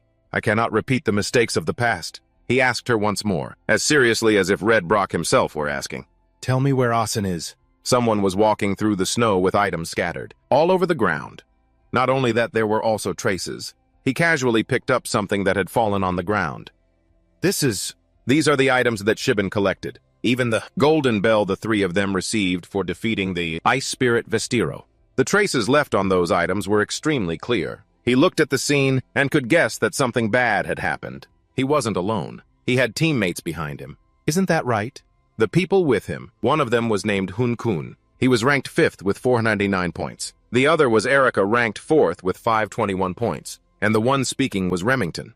He was currently ranked right behind Asen. "Sorry, I was hoping you two could lend me a hand."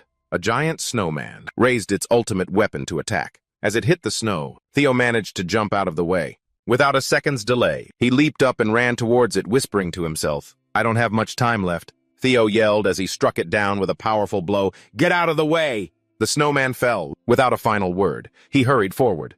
Theo had a hunch. Based on the information he had gathered, it was highly likely that Shibin and the other hostages were still alive. Ed must have been the one who advised Asen, and the proof of that was the supervisor, accompanying Asen. He quickly ran towards the barricade of white furry creatures. Theo didn't hesitate, swinging his sword. He had figured out their plan, so he must have set this up to take me out without too much of a fuss. He used his ultimate technique, 3 dragon claws, and wiped out dozens of snowmen with one slash. The more he thought about it, the more the answer made sense. The supervisor sent to kill me must be related to Asen's unusual behavior. Just like that, he just needed to get past the last furry creature still standing. A large explosion followed immediately, signaling that an obstacle was about to be eliminated. Even so, I still have to hurry. Because that Asen is an unpredictable variable. He leaped high, spinning the large sword in his hand. But thanks to that unpredictability, Theo pointed his sword at it with a sharp, cold gaze, without a hint of mercy. The snowman stared blankly at him, its body frozen. Theo stabbed it in the head as if declaring to Asen that he would catch him. Jay walked silently through the white snow, whispering, "That's right, Theo. You've been like that since you were a child." A childhood memory flooded back. He had taken her hand and pulled her along. "Let's just go home first." Jay clutched her injured arm, her eyes fixed ahead. This time she walked through the white snow step by painful, step-trailing blood. But Jay didn't stop because she held a desire. "I will help you." Shibin bit down hard on the gag in his mouth, growling, as if cursing. He angrily kicked him in the face without mercy. Asen stomped Shibin into the snow like a dirty rag. So noisy. I told you I'd kill you, if you didn't shut your mouths. Just then someone called out, Young Master Asen, don't forget that the Chief of the Intelligence Bureau said not to create any unusual changes. Asen gritted his teeth, annoyed, but let it go. Fine. He sheathed his sword to keep the peace. Then he sat on Shibin, as if getting revenge for earlier. Asen looked up with a sharp gaze as if waiting for something. Asen stared off into the forest, his mind wandering. 4 high-ranking prosecutors were sent to kill that bastard Theo. In the end, he didn't believe he could win if he fought him. He clenched his fist as if trembling in fear, cursing that fool under his breath. Just then, the person Asen had been waiting for finally appeared. All eyes turned to him, as if seeing a ray of hope. Theo, understanding them, gave a slight nod. He stood silently amidst the whiteout blizzard. As his first words were spoken, Theo approached. You finally showed your face. He took small steps, closer to the battlefield Asen had arranged. Theo! Ragnar. Theo's gaze shifted down, filled with pain and humiliation. On the snow, innocent people were bound tightly, gagged and severely beaten. They seemed to be pleading with Theo for help. He nodded as if to promise, I will save you from this. Asen's henchmen stood there cold and somewhat ruthless. Theo turned his gaze as cold as ever. Asen struck his coolest pose like a big boss, waiting for his underlings to report. You kept me waiting for a while. Theo's eyes, which had been filled with resentment, were now brimming with pity and sarcasm. He saw his close companion lying collapsed on the ground, helpless. Theo was losing his composure, his hands trembling as he gripped the hilt of his sword. Meanwhile, the shameless Asen also stood up and grabbed his own sword hilt. Suddenly, someone called out, but he didn't answer, only nodding in reply. Young Master Asen. He let out a long, cold breath, regaining his composure. His hand relaxed on the hilt. He said, Now that you're here, you must understand the situation. Let's get this over with quickly. If you want to save your friends, you have to. Before he could finish, Theo interrupted. Are you scared? Asen, being put down in front of so many people, immediately showed his anger. Resolute. Theo just gave a confident smile mixed with contempt. You're afraid you'll lose to me, aren't you? His anger was reaching its peak. What crap are you talking? He spread his arms, every word meant to consume him. Because if you weren't scared, there's no reason for you to do any of this. Bringing all these people, your trembling eyes, and even this hostage situation. Isn't it all because you're afraid you'll lose to me?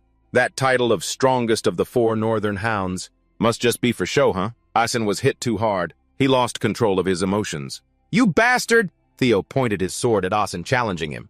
If not, then step up and fight me. Of course, that's only if you still have a single grain of pride left in that rotten body of yours. At this point, Asen, provoked to the point of a volcanic eruption of anger that had been suppressed for a long time. Before the duel, Theo had one condition. If you win, I'll give you anything you want, even my life, but if I win, release. He tensed up, his limbs trembling with excitement. A duel! A Ragnar fool is asking for a duel. With me. You must not realize your ego is getting a little too high. Huh. His face was twisting with every gesture. You think I'm actually scared of you? His underlings rushed to stop him, young Master Asen. Those are just empty words. You don't have to listen to him. Don't fall into his trap. Stick to the plan. At this point, Asen wasn't clear-headed enough to hear anything else. Shut up. Are you saying you don't believe in me? With that, Asen drew his sword and stepped forward. All right, Theo Ragnar, let's fight. The provocation plan was a success. He couldn't hide his smile. The other group whispered among themselves, things are getting more complicated. What should we do? It's fine. It's still manageable, just a little more work. If the young master, Asen goes too far, we'll just stick to the plan. Before the fight, Asen declared, this is a duel for the pride of the Ragnar family. No one is to interfere in our fight until it's over. Don't touch the hostages. With that, Theo dashed across the snow so fast only his tracks were left behind, his body almost disappearing. Asen's face was serious, watching Theo without blinking. The two zipped past each other. That moment was when the duel began. Asen was a bit surprised by Theo's formidable speed. He wasn't fazed, giving a contemptuous side-eye. Thanks, let's finish this quickly. What a cheap trick from the son of a concubine. Theo turned his sword, whistling, through the chilly air. Once again, the two large swords clashed, creating large sparks. Asen blocked it with ease and taunted him. Such a cheap trick from the son of a concubine. Two champions with superior strength seemed to be blowing away the surrounding snow. Asen raised his sword. First move I'll teach you. The true power of the Ragnar family myriad dragon flash. The huge dragon from the sword made Theo hesitate. His face was blank. But just a second later, Theo regained his composure and poured spiritual energy into his sword. He swept a long, cold, powerful arc towards the dragon. The technique that could slice the giant dragon in two was called 3 Dragon Claws. He was astonished. His jaw dropped as he watched the dragon's form dissipate. Theo still wore a friendly smile full of spirit. He raised his sword to taunt. "Are you really qualified to teach?" Asen's face twisted in extreme shock at the slash he had just seen. "This is..." "I suspected it from the first awakening ceremony. But is that Theo really that strong? What a pain. He can even overwhelm Asen. Should I betray him and switch to Theo's side? After all, Asen has been too arrogant." That thought made the man think hard, not knowing what to do. He remembered the spies and thought, no, there are still the supervisors from the Central Intelligence Bureau. They will handle him. It's best to just handle things calmly for now. Done with his thoughts, he waved his hand, ordering the Giorio group, "Spread out. We could get caught up in this. Just leave it to Asen. We'll split up and act during the fight." His memory flooded back. Someone was calling Asen. It was Ed. He used sweet words to advise him. "You must seize the power of the Ragnar for this uncle of yours, and also for your mother so that the Shoivan can take over everything." Ed explained further, "The Ragnar name is just a shell." His assertion made Asen's eyes light up. "You are a Shoivan. Do you understand?" Back to the fight. Asen, though furious, still gave Theo a compliment. "You're pretty good." With that, he stomped his foot and charged forward decisively. The two charged into another endless battle. Along with his fierce cry, "Theo Ragnar," the two powerful swords clashed. With the fierce will of both fighters, Asen tensed his facial muscles, trying to press his sword down to defeat him. On the other side, Theo was also having a hard time defending. However, he still managed a relieved smile. But luckily, he's still acting just as I predicted. Meanwhile, at a meeting in a closed room, "Theo Ragnar has appeared. He is currently facing Asen Ragnar." Julius clenched his fists joyfully and shouted, "He finally showed himself." "I knew it, he's okay." Gogong had a surprised look on his face. "Huh, didn't that group already deal with him?" Over here, Ed also sighed in relief. "He's still alive, what a relief." "I don't know what you did, but from now on everything must go according to plan. When Asen finds a clue about the relic, I'll report to the prosecutor to have his head chopped off." He was celebrating, but not even a few seconds later, he heard the news. Breaking news. Theo Ragnar and Asen Ragnar. Those words, "are currently dueling," felt like a punch to his face. Ed's eyes widened with worry and unease. He exclaimed, "What, back to the fierce battle?" Someone used the illusionary sword technique, Clown's Footsteps. Asen nimbly blocked Theo's frantic technique. Again and again he showed no signs of fatigue. Asen even had time to size up his opponent. He's strong, his attack speed is also very fast. In the depths of his eyes, the glint of the sword flashed, but Theo's image was crystal clear within it. Not enough. Asen seemed to be slowing down his movements. That speed! Asen's hands began to move, but still quite slowly. He threw his sword at lightning speed. I can still see all of his sword paths clearly. In that instant, Theo suddenly realized something familiar. A throwing sword. Memories of his past life flooded back. A sword was being thrown just like this. Shibin lay on the ground in pain but was still worried for him. The others were all glued to the fight, not looking away. In his previous life, Theo had fought a fierce battle just like this. Asen had even said a final farewell. Remember this. A forward sword strike can reveal the opponent's next position. His sword did draw blood. Unfortunately, it was very little. Small drops of someone's blood fell onto the white snow. It was Theo's. Not only did he block it, but he also realized something. So it was you. In his past life, when Theo lost to him, he'd mocked, "You talk too much." Even with the sword deep in his heart, Theo tried to stay conscious. The stranger pulled down the mask of his cloak slightly. It was Asen. "Let me finish you here." Theo's eyes widened with excitement mixed with anger. The name that appeared that day? Back to the memory of his past life the moment Theo died. That was his fate. To die without knowing who burned down the Rose Palace. Because at that time, Theo wasn't strong enough. In that moment, luck was on his side. However, thanks to Brandon, revealing himself and Evelyn's investigation, Theo discovered that Brandon was closely connected to the incident at the Camellia Palace. In the end, the most logical conclusion could only be that the person who killed him was a disciple of Shoivan. And among the names in the Shoivan clan, only one frequently used a throwing sword. Theo was sure that on the day of that battle it was Asen Ragnar, because if he weren't as arrogant as him, no one would use this technique so often, because the risk of losing one's weapon is too great.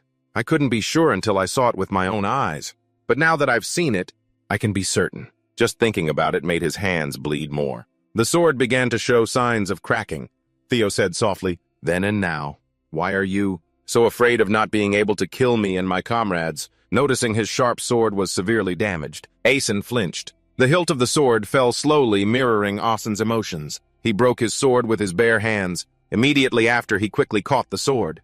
Theo looked at Asen with a sharp, cold gaze. He told himself everything was different from his past life. He also stared intently at him, his resolve hardening. Theo used his old trick, throwing the sword. A thought flashed through his mind. Me and my comrades.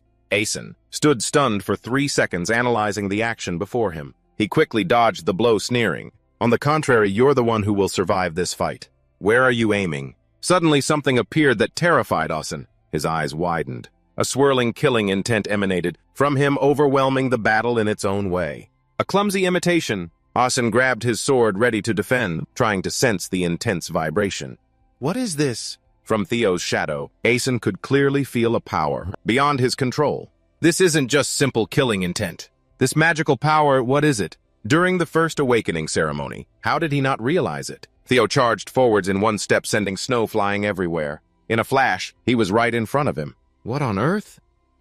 Asen's eyes went wild at the thrilling reversal of the situation. The explosion from the snow shot higher than the tree branches. Asen was thrown back. Despite trying to resist, he wasn't strong enough. Theo continuously charged, attacking with a frenzied power. Overwhelming him in an instant, he aimed to thrust his spear straight through. Luckily, thanks to his quick reflexes, Asen escaped by a hair's breadth. Theo, displeased, let out a sarcastic remark. "How long are you going to keep underestimating me?" Asen, furious, lunged to attack. "This bastard!" He grabbed Theo's outstretched arm. Asen pulled him headfirst into his waiting sword. Theo saw the sword tip was about to touch his eye. He thrust forward fiercely with all his might. A powerful kick on the snow launched him backward. Both were thrown backward. Theo luckily escaped thanks to his intelligence. They both dug their feet into the snow, regaining their balance. As soon as they regained their balance, both immediately got back into a fighting stance, preparing for round 2. Before Asen could do anything, Theo leaped high into the air. He was going for another close-quarters attack like before, intending to defeat him. Whoosh! Asen's sword spun dozens of times in the air. Theo gritted his teeth, calling his name with resentment. Asen! He slipped, preparing an attack to send him to meet his ancestors. Theo pulled his sword back as far as he could and asked, "Do you know what it feels like to have a sword deep inside you?" Asen gritted his teeth, his eyes wide with unprecedented anger. The sword, gleaming brightly, shot forward to his astonishment. Remington looked at the remaining bloodstains on the snow and deduced, "This doesn't look like a monster attack. It's a sign of being taken by someone. The only one who could do this is Asen." Huckus sighed. "Asen? But he's in first place. Why would he want more bells?" Hearing this, he glanced at Huckus and said, "It seems he captured Theo's subordinates to lure him out. Looks like he plans to eliminate Theo during the second awakening ceremony." Huckus roared indignantly, "What? He should have fought fair." "How could you do that, Asen?" "So that guy's a coward," Erica replied irritably. "So what? This is the Ragnar awakening ceremony. A situation like this is normal." Remington looked at her silently. He stated bluntly, "That's why I don't like the Ragnars. Even if this is a battle of strength, it's still unacceptable." She stared at Remington seriously. "Your words are dangerous. Are you serious?" He smiled challengingly. "I have to go save his subordinates. If it were Theo, he'd do the same. If you two come along, it would be a great help." Huckus clenched his fist with determination and looked at Erica. "We have to go. You'll come with us, right?" Hearing this, she flatly refused. "Pass. I'm not interested. I followed you two because I thought I could meet Theo Ragnar. But I don't see him, and I hate weaklings. I don't feel like saving them." Seeing her leave, he questioned her without holding back. "Hey, are you trash?" Erica angrily whipped around and snapped, "What did you say, you punk?" Remington smiled at her. "Erica, I know why you want to meet Theo." Hearing this, Erica stared at him intently. Remington told her bluntly, "I assure you, if you help me this time, it will be a great help in achieving your goal. This is my target." Streams of power moved quickly across the snow. The three of them quickly went to the pre-arranged spot. Remington's eyes were filled with determination. "Everyone just hold on a little longer." Suddenly a sword was raised, blocking their path. "Stop. Go no further." All three of them stood before a group of men with swords ready in ambush. Remington stared wide-eyed at the men in front of him from the Dragon Association. Arian sneered, challenging him. "Long time no see, Remington. I can't believe you'd ditch us to play with these idiots. Are you hanging out with that bunch of meathead bullies now, Lanka?" Hughes looked at them with resentment. What did he say? We're a bunch of meatheads. Idiots with nothing but muscles for brains. Orion, seeing this, casually admitted, I never said that. Remington gloomily threatened him. Orion, get out of this way. I don't want to fight an old friend. Hearing this, he bluntly replied, I refuse. Remington stared at Orion hesitantly. He decided to draw his sword. If you don't move, then my only choice is to eliminate you. With that, the whole group charged into battle. Shibin, panting, tried to break the rope. He tried to use the broken sword to saw it. He seemed to be trying to use all his strength to achieve his goal. On another front, Theo was still fighting relentlessly. He launched an attack that forced Asen to quickly dodge. The broken sword whizzed past behind him. Then it plunged right in front of Shibin. His eyes widened as he thought to himself, this is the chance young Master Theo has given me. I have to cut it. The blade gradually cut deeper into the rope. The battle raged on under the white snow. The wind and snow continued to howl everywhere. The sound of clashing swords was deafening. Theo and Asen were still clashing fiercely. Theo gritted his teeth and thought, he's finally here. The competition supervisor, a high-ranking inspector, Liam Choivan, quickly entered the fray. Excuse me, young Master Asen. I will accept my punishment after the awakening ceremony. Theo quickly struck back at him when he suddenly attacked. He shouted an order to his subordinates behind him. Escort the young master. The subordinate replied immediately. With that, he gathered his momentum and charged at Theo. One of the soldiers advised Asen, young Master Asen, you've fought enough. Let us handle the rest. We have collected the sword you dropped. Asen stubbornly tightened his grip on the sword in his hand. He stared at the scene before him without a word. On the other side, Liam still held his sword firmly, thrusting it towards Theo. He quickly dodged his attack. Once again, the two of them clashed. Theo quickly unleashed a sword strike at him. His slash sent Liam flying backward. That slash utterly surprised him. Theo still gritted his teeth, forced to attack. Liam gloomily calculated, I have to admit, he won't be pushed back by Asen, or the high-ranking inspectors I brought today. But he and I are not on the same level. This is the only chance to kill him when there are no supervisors around. Although killing such a talented person is a waste. But it's all for the benefit of Choivan. Farewell, Theo. Theo was completely taken aback by the sword strike that Liam was about to bring down. He stared in stunned disbelief. A spray of blood shot out in front of him. Liam was suddenly attacked from behind by another force. He spat out blood, unwilling to accept it. He stammered, young Master Asen, why did you... He looked at him with a death glare. I told you not to interfere. Theo was also terrified when he witnessed Asen stab Liam in front of him. He couldn't believe his eyes. Liam also stared wide-eyed, not understanding why Asen would attack him. Asen brutally pulled out his sword, causing him to collapse to the ground. The men behind him began to question him. Young Master Asen, what are you doing? He looked at the deceased Liam with a dark gaze. You interfered because you thought I would lose. This is an insult to the air. Theo gritted his teeth in anger. Asen, that madman, even his own people, he... Asen's low voice cut through his thoughts. Yes, I have to admit, Theo, you're strong. He remembered Ed had once told him that the weak are useless. But you were born with talent, Asen. You must trample on others and stand above them. Only then can you sit on the throne of Jagna. Asen laughed maniacally, concluding, but you're definitely weaker than me. That's the most logical conclusion possible. I will be the strongest and stand on the throne. So, I can't possibly lose to someone like you in this place. Anyone who gets in my way will die. Theo frowned and glared at him. Asen decisively swung down a powerful sword strike. His eyes blazed with intense hatred. Suddenly, he was stunned by the sight before him. He froze as he watched Theo charge forward with his sword, with terrifying power. Asen's eyes widened as he saw Theo's sword strike coming. A great force rushed forward to block in front of him. The soldiers below hurriedly rushed to Liam. Senior Liam, are you okay? That one gritted his teeth and cursed, damn it! I know you're reckless, but going this far, Liam shouted in frustration. What are you guys still doing? Don't worry about me, go help young Master Asen. Kill Theo! The soldier defied his order and criticized. But why are you so stubborn? Why don't we... Liam frantically ordered, go now, kill Theo now. If young Master Aaron dies, we're all done for. Aaron roared in anger and continued to charge. He quickly launched a powerful attack at Theo. Aaron gritted his teeth, unable to believe it. Impossible, no way! He remembered Ed's warning when it came to Zhang Na. You must always anticipate the unexpected. Even a lamp hanging in the wind can suddenly burst into flames. Asen gritted his teeth, refusing to accept the truth. No way. He remembered he had once asked S. Why do you always worry about that bastard son?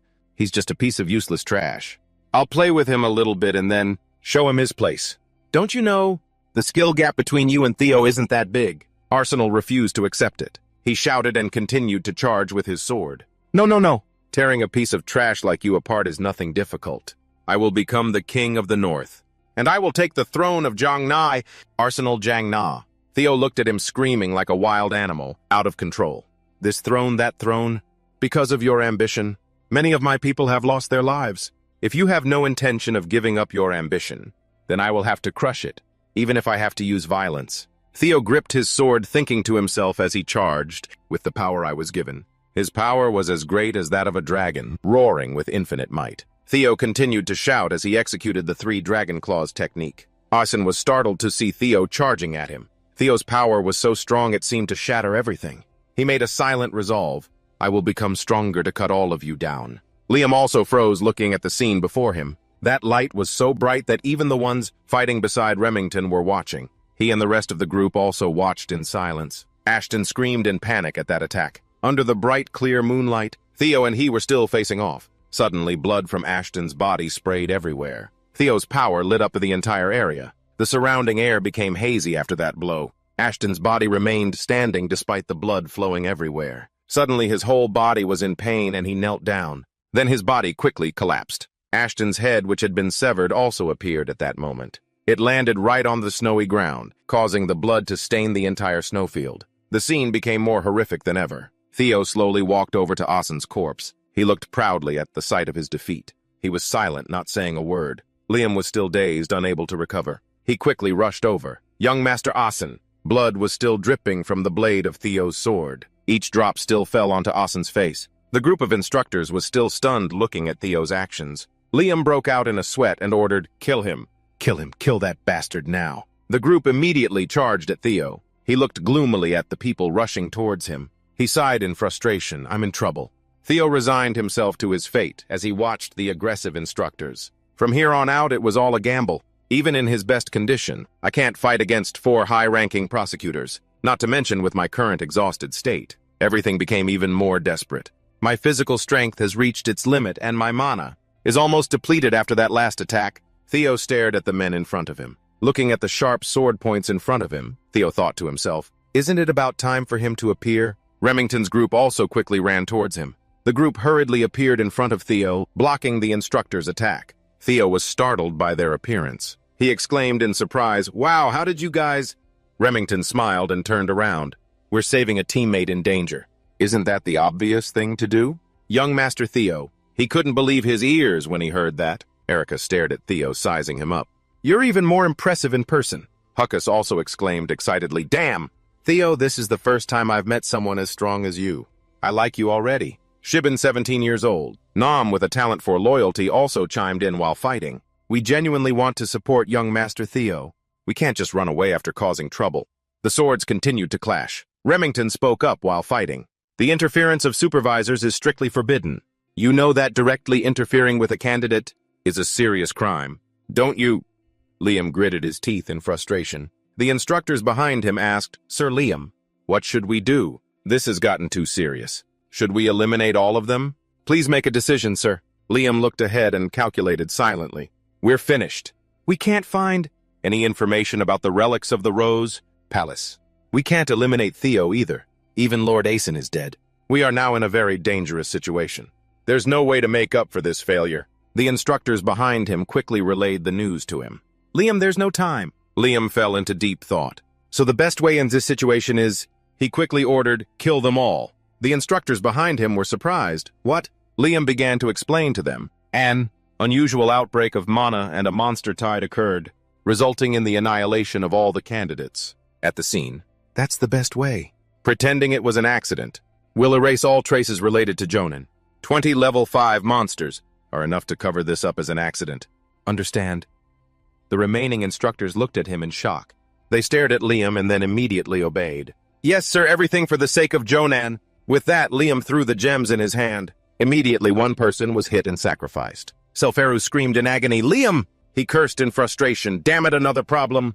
The white-armored Dragon Knights. Supervisor Selfer Gardner criticized Liam. "What are you doing?" The white-armored Dragon Knights. Supervisor Aaron Backer also looked at Theo worriedly. The Plum Blossom Palaces. Supervisor Natasha Kopel and the Water Wheel Palaces. Supervisor Sally Gardner also appeared. Liam couldn't believe it. How did they get here so fast? Liam quickly collapsed.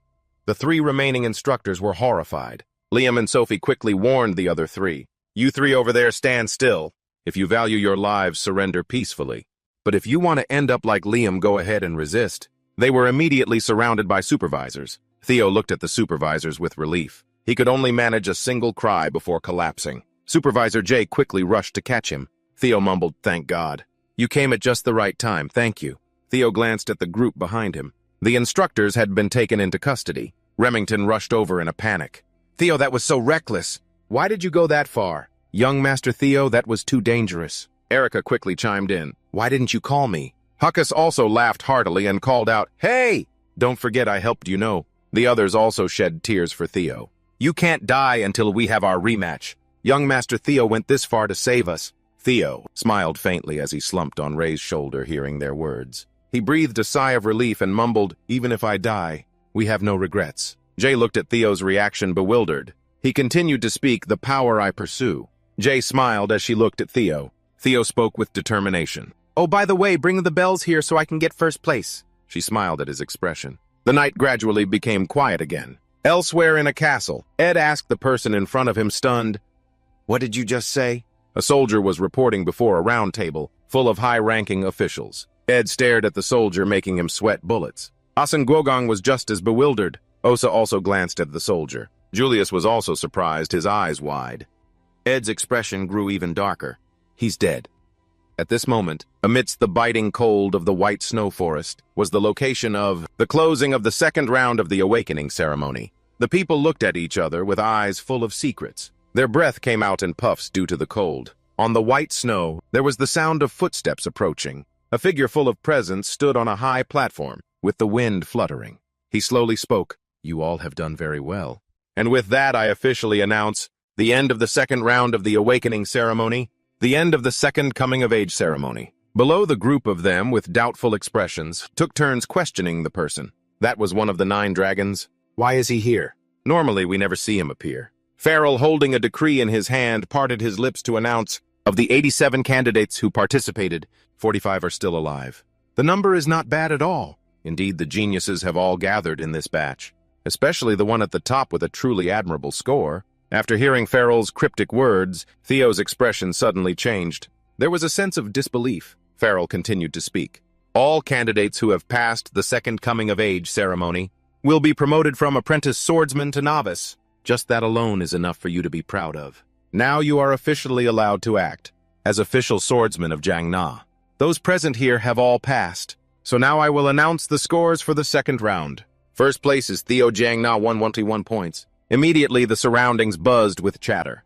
Of course it's Theo Jiangna again, over 1,000 points. How is that possible? He didn't have any points until near the end, right? Hey, haven't you heard about him and Asen? Hearing those whispers constantly reach his ears, even Theo himself was at a loss for words. The score announcement continued to ring out. Farrell's voice. Second place, Remington Nazio, 926 points. Third place, Erica Lank, 843 points. Fourth place, Razana, 789 points. Fifth place, Hookers. And so the announcements continued from top to bottom. Amidst the biting cold, Farrell had now officially reached the end of the page. 45th place, Ayla Lyman, 28 points. This list ends here. You have all worked hard.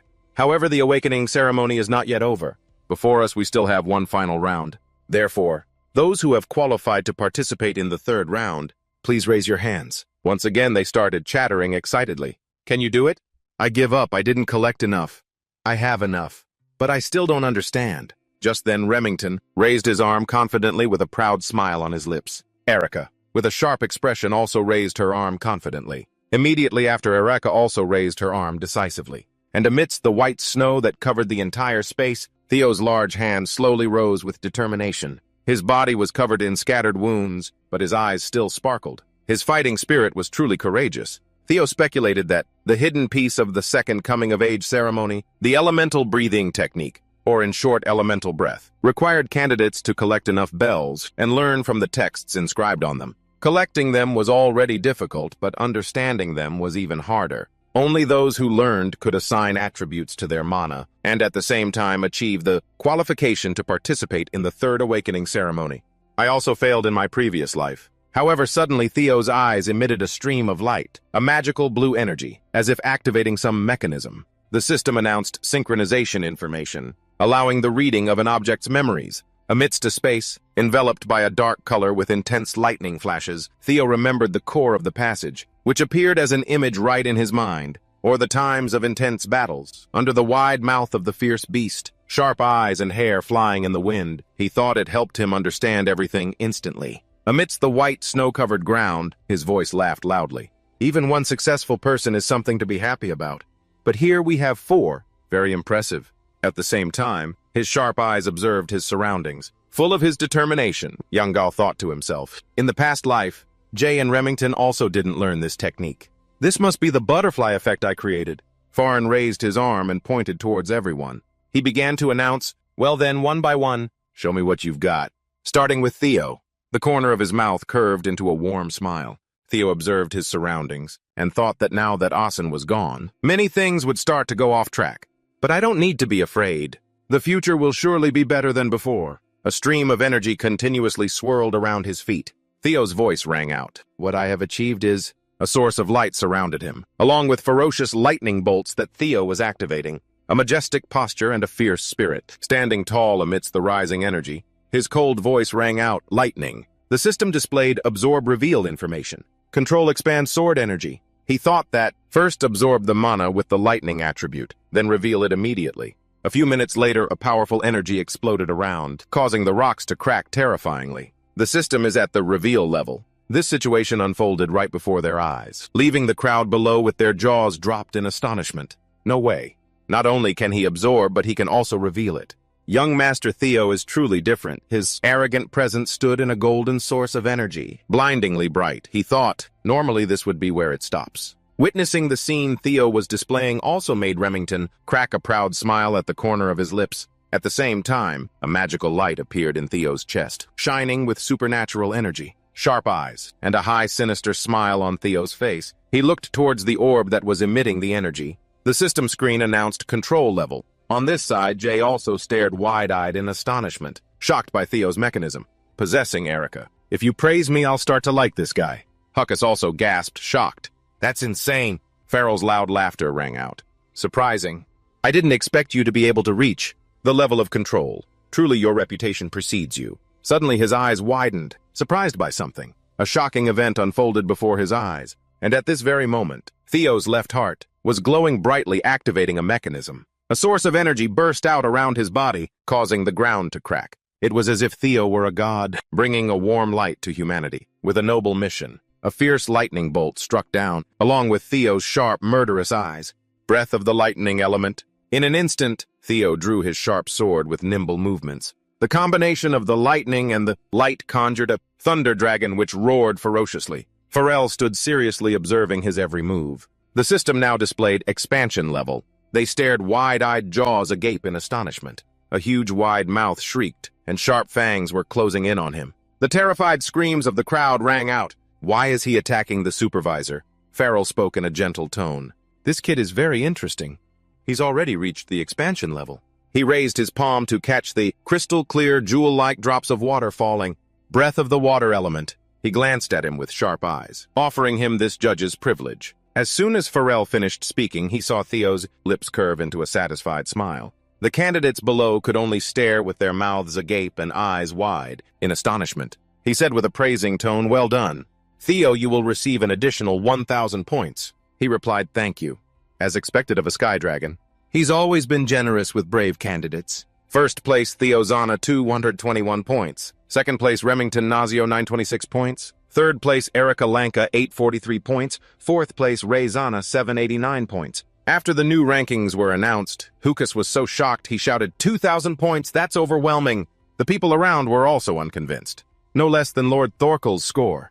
He spoke. Now the remaining 3 of you show me what you've got. Remington Nazio plus 500 points, with energy at the control level. Razana plus 300 points reached the reveal level. Erica Lancer plus 300 also reached the reveal energy level. Farrell held the score list and laughed. Birds of a feather indeed. Usually exceeding 1,000 points is already considered valedictorian. So here we have 4 valedictorians. First place, Theo Zana with 221 points. Second place, Remington Nozia, 1426 points. Third place, Erica Lanka, 143 points.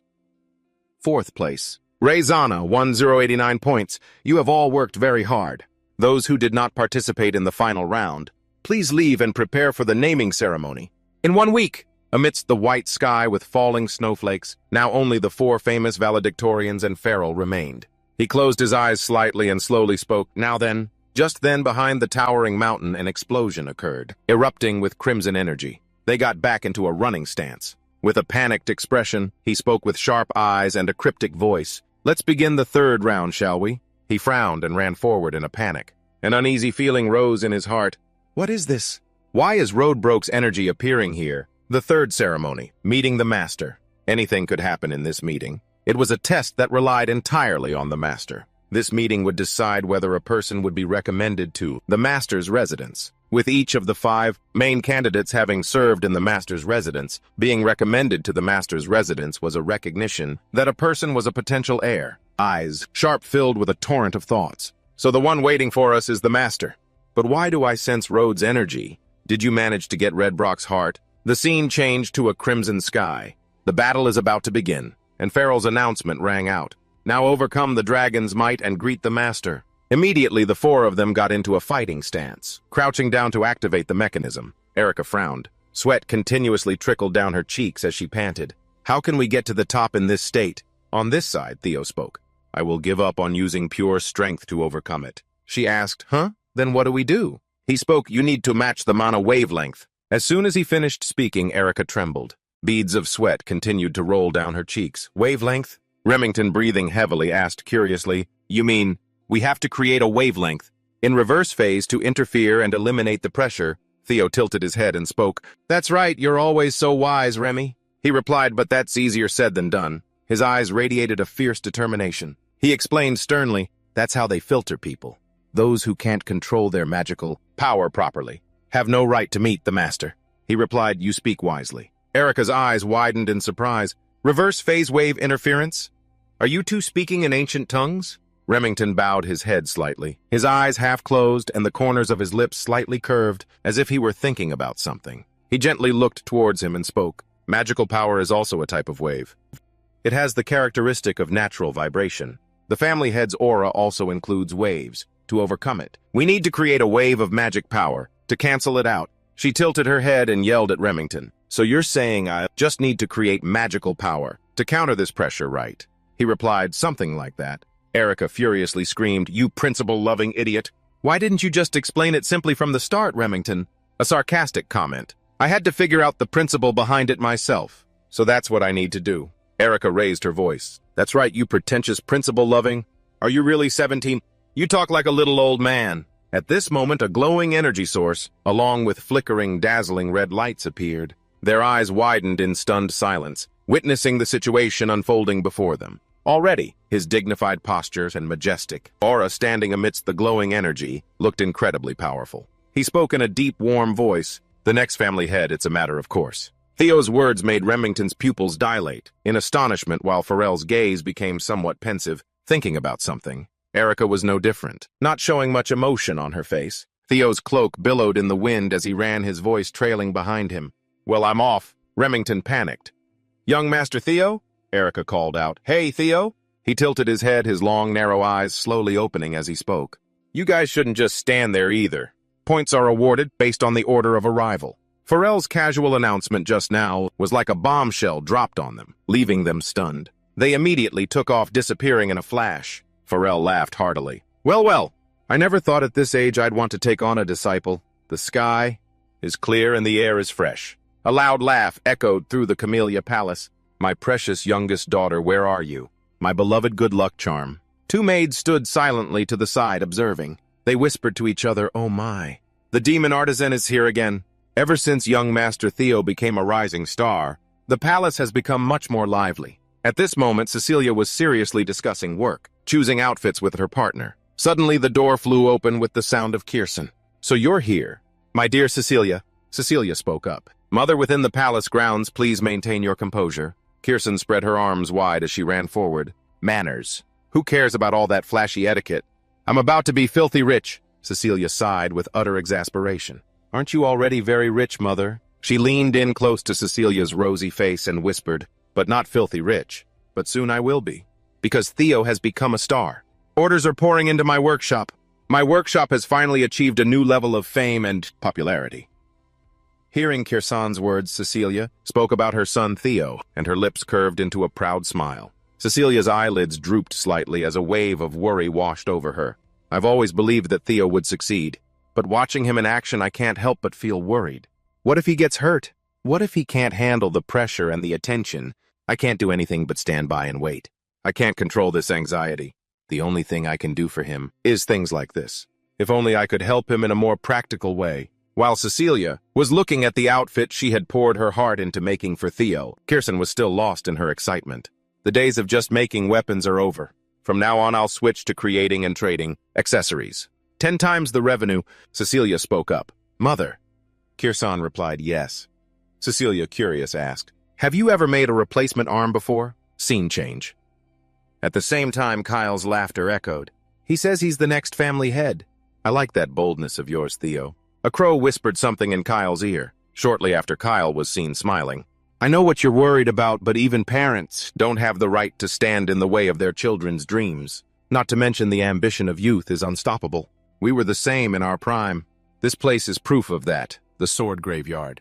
The crow laughed loudly, seemingly pleased by this. Ko smiled and told it, "I told you not to worry. I want the prosperity of the Zegna clan. I will deal with anything that gets in the way of that. Just like this. Nothing has happened yet. There's still plenty of time to observe." The crow remained silent, not responding. It was thinking about something. Suddenly, Kyle spoke in a cold voice, "Even if it's my own son." At the same time, in another part of the sky, streaks of intense energy shot across, creating a tense atmosphere. It was the powerful Theo, with his sharp eyes furiously participating in the awakening ceremony, the third round of which was incredibly challenging. His cold voice filled with implication rose. "Even a Reincarnator." Ko happily welcomed him. "You've finally arrived, son." His gaze suddenly turned serious, unapproachable. Theo, his face soaked with exhaustion and wounds, looked at the nest sitting proudly in front of him. Theo's mind was in turmoil. "It took me 4 hours to climb a mountain. That should have only taken an hour. The pressure is truly terrifying." He raised his hand. "Do you know what these are?" He replied, "This place is the sword graveyard. I've heard that these are the swords of those whom the family head personally defeated." Keo was pleased. "That's right. That's what it means to be the family head. The position where you have to stand alone and face countless threats and challenges. The position where you can't truly rely on anyone. The position that follows the principle of the strong. You must stand above all by your own strength. Do you believe you have the right to take such a position?" Theo, without a hint of fear, boldly declared, "If you stand in my way, don't answer so easily. I have slaughtered thousands of beings to stand here.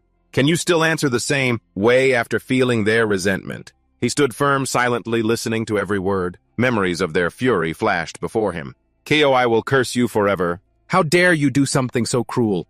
I will tear you to shreds." Theo spoke after he finished sensing. "My resolve remains unchanged." Keo sternly gripped the sword in his hand. "Why is that?" Theo was lost in his own thoughts. "To avenge my past life. To become the family head and end this damned war for the throne. I am ready to overcome any challenge to fulfill my mission. But I know that's not the answer he's looking for." He bravely drew his sword from its sheath. "I will answer with my sword." Hearing this, he let out a laugh full of amusement. Keo stood up. "Very well. From now on, I will not treat you as my son, but as a challenger. Let's see what you've learned from her teachings." Theo was startled. Did he just say her? Just as I suspected. Father was the one who took... He gripped his weapon, ready to fight. Suddenly, Theo's eyes glazed over in astonishment. With a single slash, his head fell off. "Am I dead?" he wondered. The parts of Theo's body slowly separated. He still didn't understand what was happening. Theo watched Kyle's movements and judged the mind sword technique. He looked at the approaching crow and teased, "Are you worried our little protagonist is going to kick the bucket?" It replied in its own bird language. Cow replied, "That's right. Only those with a firm will and determination can escape the mind sword. It's a cruel trial for young, immature children undergoing the awakening ceremony. But if his resolve is only half-hearted, it's better for him to die here as a soulless corpse. I don't need a regressor who will only bring harm to the family." The currents of consciousness agreed. "You're right. Thank you, Theo. I can't let this be the end," he resolved. "I promised myself. I may be broken." His tears fell every time he remembered.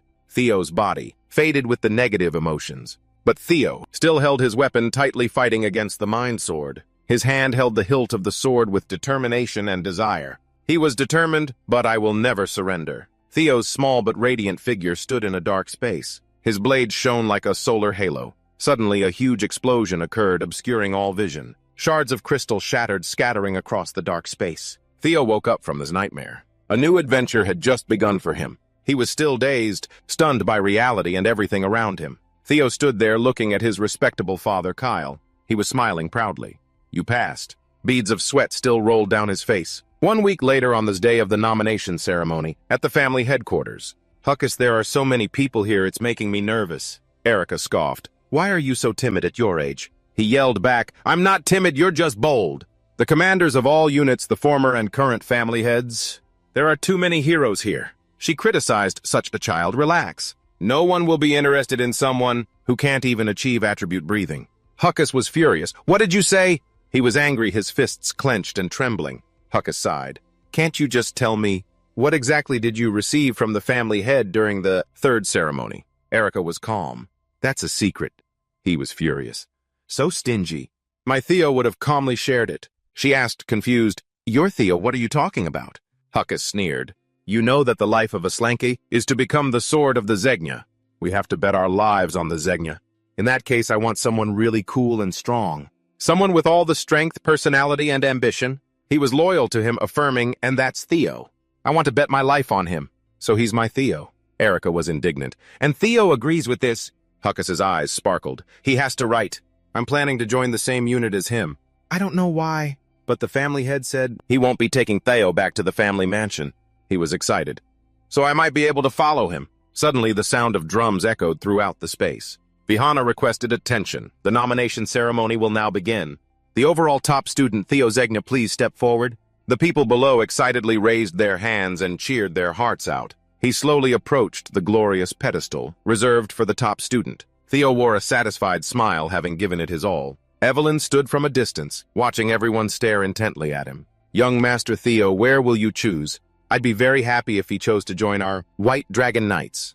But that's a selfish dream. He stood there silently waiting for the next announcement. He continued, Congratulations for achieving the position of overall top student. Theo Zegna. Now before he could even finish speaking, someone stepped forward and interrupted. He stared blankly after that proud figure. The person who appeared was Choi Van, director of the Central Intelligence Agency. What's all the commotion? Is he trying to get revenge for arson? No way. Kai observed from behind the crowd, his eyes full of judgment. Julius and Osa also became tense at this appearance. Vihana reminded the central director, I don't know what your intentions are, but please sit down. He didn't care and called out Theo's name, Central Intelligence Agency. Theo's judgment was that the Heavenly Dragon was most likely still in shock over Arson's death. However, even he wouldn't dare to cause a disturbance at the ceremony. Choi Van extended his hand and smiled, wanting to offer him the position of deputy director. He was shocked to hear those implicit words. Theo ranking first was a special matter. Even among the Zegna family, he ranked last.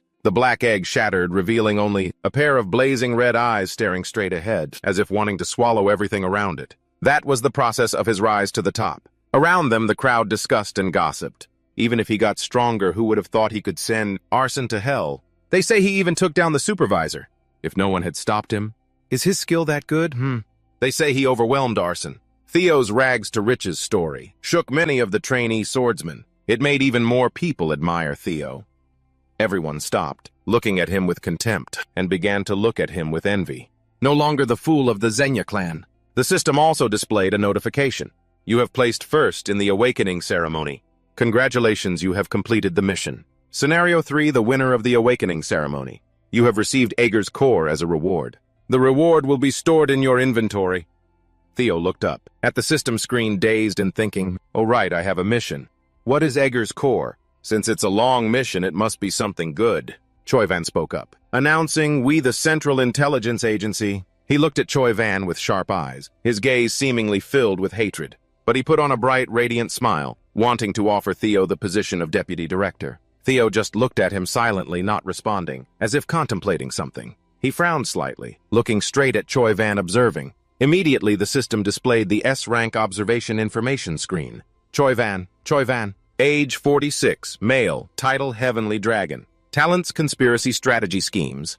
A hidden dagger. Ambition. Status. Aims to use Theo as a hunting dog to decipher the secrets of the ancient dragon's artifacts. After cross-referencing with the information provided by the system, Theo thought, of course he's after the ancient dragon's artifacts.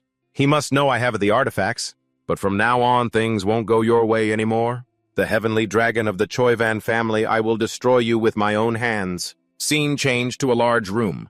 Julius yelled, "What do you think you're doing, director of the Central Intelligence Agency?" Choivan spoke up. "I'm simply recruiting talent according to the nomination ceremony procedure." "Is there a problem?" Julius angrily shouted. "Do you think everyone here is an idiot?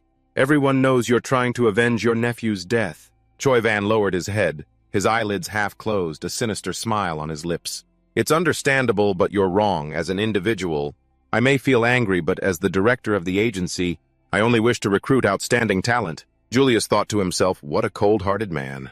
Even when his own nephew dies, he's still thinking about achieving his goals. Vihana looked up, announcing, "Stop it, that's enough. I understand your desire to recruit talent, but please wait until the process begins. Now then, Theo Zegna, have you made your decision yet?" he asked loudly. "Actually, I haven't decided yet. That's why I wanted to hear from you all first.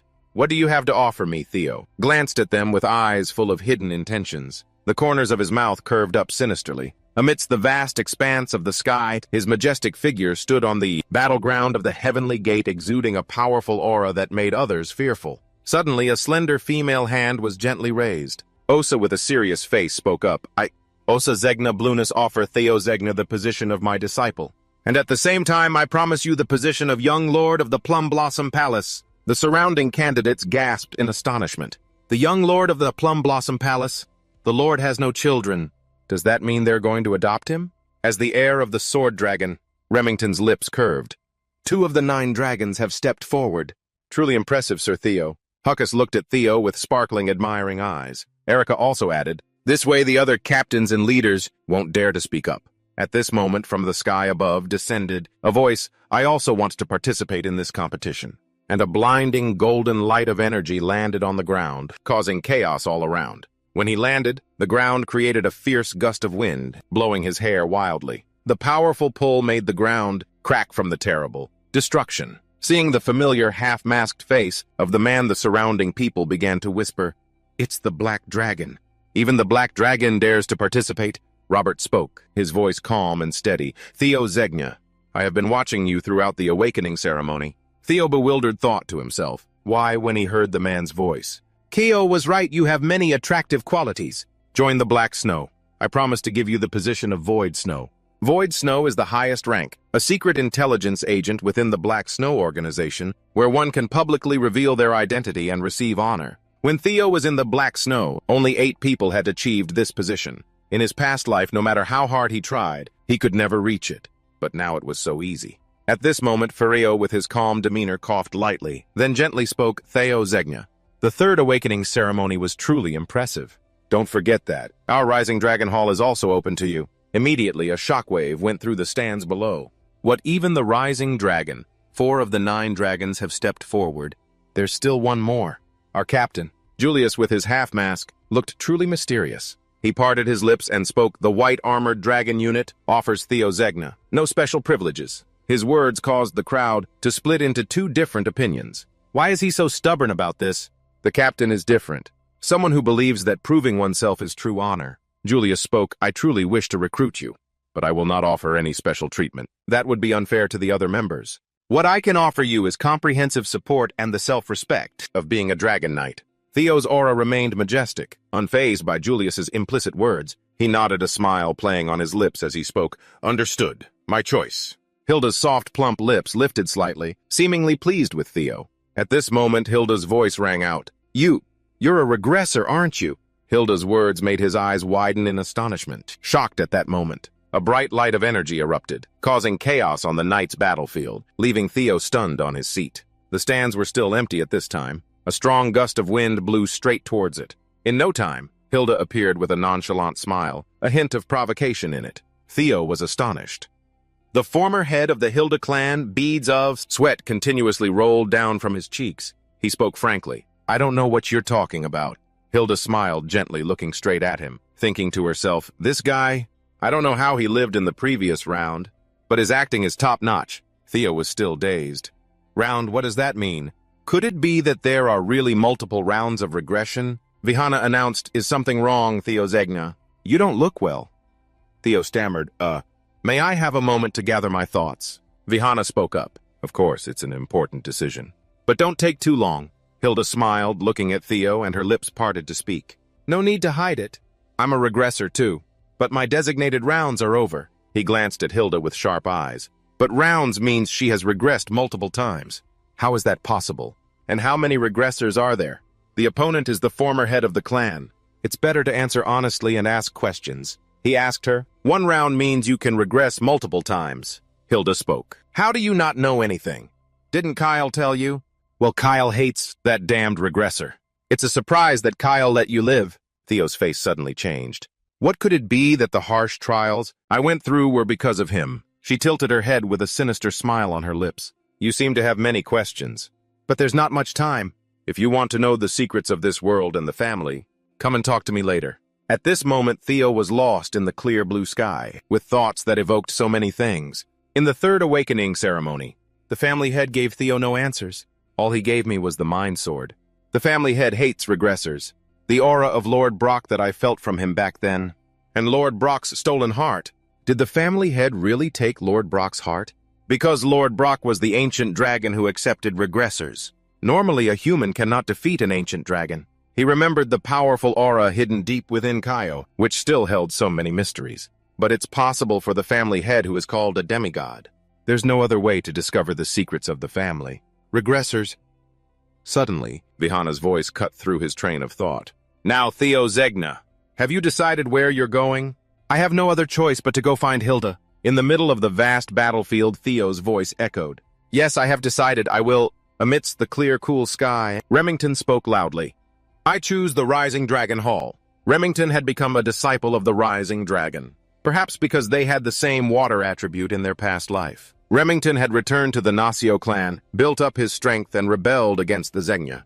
Amidst a burst of fierce energy, Remington, with his majestic aura and sharp eyes, this time did not leave Zegna. "This is definitely a change I created. We will be apart for a while." A handshake symbolizing a polite friendship. He spoke. "Let's do our best in our respective positions, and meet again when we're stronger." Remington replied. "Of course, young Master Theo. I look forward to the day we meet again, sir." He curved his lips, a smile like a promise between them. Remington also looked at Theo with a pensive gaze, as if contemplating something. As expected, Jay had returned to the Daffodine Palace where his mother, the Ice Dragon, resided. There was no more suitable place for her. Shubin and the demons at Training Hall 4 wanted to follow Theo, but they couldn't because their scores weren't high enough. It was a shame he had to part with his comrades, but the nomination ceremony ended here. Everyone had worked hard. "Return to your units. Everyone will do their best in their respective places." Suddenly a voice rang out, "Hello, Theo." "I didn't expect us to be in the same unit." Huckus laughed loudly, causing Erica to glare at him with disgust. "You idiot." Theo's eyes followed the two of them. He thought to himself, well, at least I have new friends. He spoke up, welcoming them. "It's a pleasure to meet you both." "Huckus. Erica, I'm very grateful for your help in the second round. You both helped me a lot." Erica's cheeks flushed, but she liked to tease him. "You'd better not forget it, strong man, strong man." Huckus also shouted loudly, "Damn it! I like you too, strong man. Strong man." Suddenly, the two of them shouting like that made Theo feel at a loss for words. "But these demons suddenly like me." The server tilted its head back and reminded, "The captain is coming." "Everyone attention." He nodded and smiled. After all, Theo's choice remained the same, the most respected unit in Xenia, and the perfect place for Theo to take. His first step on the path to becoming the family head. The White Dragon Squad. Julius's elegant and powerful figure stepped forward and spoke. "Welcome to the White Dragon Squad." He looked up at him with a simmering anxiety on his face. "I'll find Hilda later then." When Huckus approached, that was when they had all gathered. He smirked sinisterly. "Well, then we should listen to the hopes of the new recruits, shouldn't we?" Led by Huckus, who spoke with confidence and excitement. "I want to become a cool knight." Another person shouted in a high-pitched voice. "I want my name to be known." Erica boldly declared, "I want to be the best leader." Another new recruit also held his head high and said loudly, "I want to be recognized by the captain." As soon as he said that, the others glanced at him with judgmental eyes. Everyone was at a loss for words at this new recruit's hope. Even someone as powerful as Theo frowned, showing his surprise. His lips curved slightly, as if preparing to present his own aspirations in preparation for the Great War in 5 years. With that courage, Theo spoke, expressing his hope, "I will become the captain of the White Dragon within the next 5 years." After he spoke, Selford's face changed. "He's so bold saying that right in front of the captain." Julius laughed heartily. "Good, you dreamers. That's good, you've come to the right place." Theo's cloak billowed in the wind, as if the prelude to battle was about to begin. Julius spoke sternly. "No matter what reason you came to the White Dragon Squad for, you must all remember this. Every drop of blood and sweat of everyone will make the history of Zegna. Today's hardship will be tomorrow's glory, so never let our shields break and our swords bend. Your comrades will protect your backs, so also protect the backs of your comrades, because at the end of the road of sweat and blood is honor. Welcome to the White Dragon family." Surprisingly, at this moment, a partner appeared. "Let's join Julius in many life and death battles together." This situation left them stunned. The captain's dragon partner. He gently stroked its head and slowly introduced it.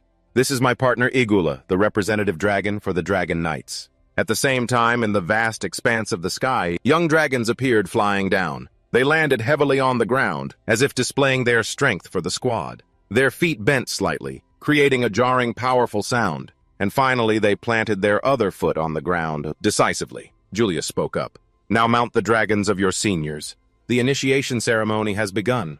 It's time to find your partners.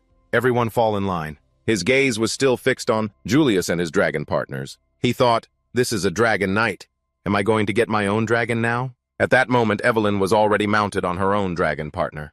"Let's go, young master." "Holy." Theo's eyes widened. His jaw dropped in astonishment. Evelyn said softly, "So you chose the White Dragons?" He started. "Evelyn, why are you... You're back with the White Dragon Squad. How..." She curved her lips into a smile, her charming beauty mark accenting it.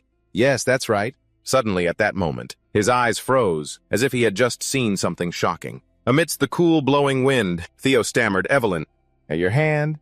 The response to Theo's question was Evelyn's curved smile, but hidden behind it was a hint of somberness. The arm resting on her dragon partner was a prosthetic arm encased in iron armor. On top, memories from a time before slowly surfaced. When Cecilia led Kaysen to meet with Evelyn, she placed a hand on her chest and smiled. "I've come to express my gratitude." Evelyn, who was training the cadets at the time, turned her head in surprise, absent-mindedly dropping the cigarette she was smoking. "The Lady of Camellia Palace Kaysen. If you're referring to young Master Theo, then it's no problem, even without my help. I believe he still would have been able to showcase his talents. That may be true, but just knowing that someone genuinely acknowledges and supports you, and realizing that person is incredibly reliable, will surely become a strong pillar of support for a child." "I've heard that you are such a person to Theo." Noticing the smile and meaningful look from Kaysen coupled with Cecilia's enthusiasm, she couldn't help but feel a little embarrassed. "No, I'm just an old inspector who has left this place." Before she could finish, the lady interrupted. "Please don't underestimate yourself. There are times when a light guides the way without realizing how brightly it shines. You are that light." Cecilia's every word seemed to strike a chord in Evelyn's heart. "I will help you so that light can shine everywhere." Back in the present, she was sitting on the dragon's back, with her left arm replaced by a beautiful, intricate mechanical hand. "Thank you, young master. I heard that you took a special interest in this matter. It's thanks to you that I was able to return to the White Dragon Squad." Theo closed his eyes, reflecting. "I should have taken care of this sooner. It seems like Mom gave all the credit to me." He recalled the beautiful, gentle image of the mother he always cherished.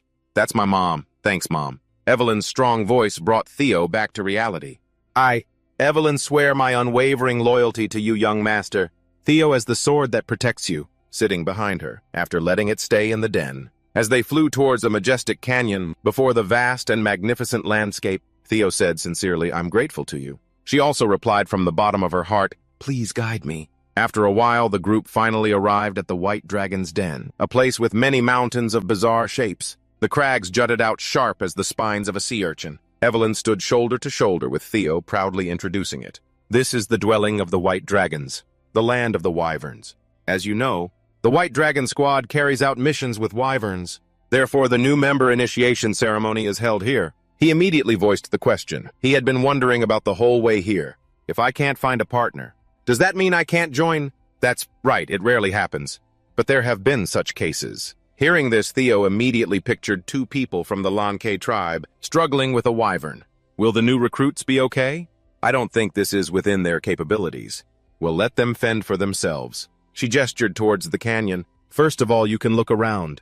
Usually, you'll immediately recognize which wyvern is your partner. Suddenly, a set of large, sharp claws appeared and stomped heavily on the ground. Before him was an extremely large wyvern, taking majestic strides. The Ataman octopus species, a ferocious predator with a colossal size of up to 15 meters, possessing dark brown scales. In the sky, another smaller-looking species appeared, the poisonous aviale species, a venomous dragon capable of spewing a purple mist, with a long snake-like body and a poisonous stinger on its tail, a deadly weapon. After walking for a while, Theo encountered another wyvern with rather strangely shaped wings, the Shiga sword dragon species, a gentle herbivorous dragon that hides underground and attacks unexpectedly from below when it detects danger. Finally, he and Evelyn were chased by a flock of fire-breathing dragons, the Velociraptor speed dragon species, a small but extremely agile dragon species that hunts in packs and has high intelligence. They also have the ability to breathe fire.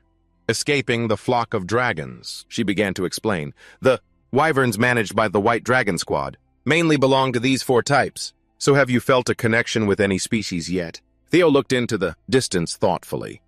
A connection? A sharp glint flashed in his eyes.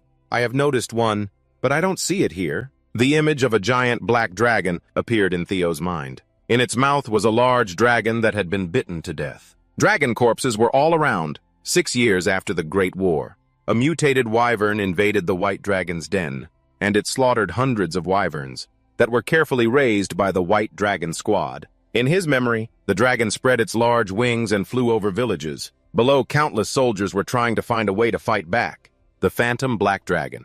That day, 8 villages were burned down and dozens of inspectors were killed.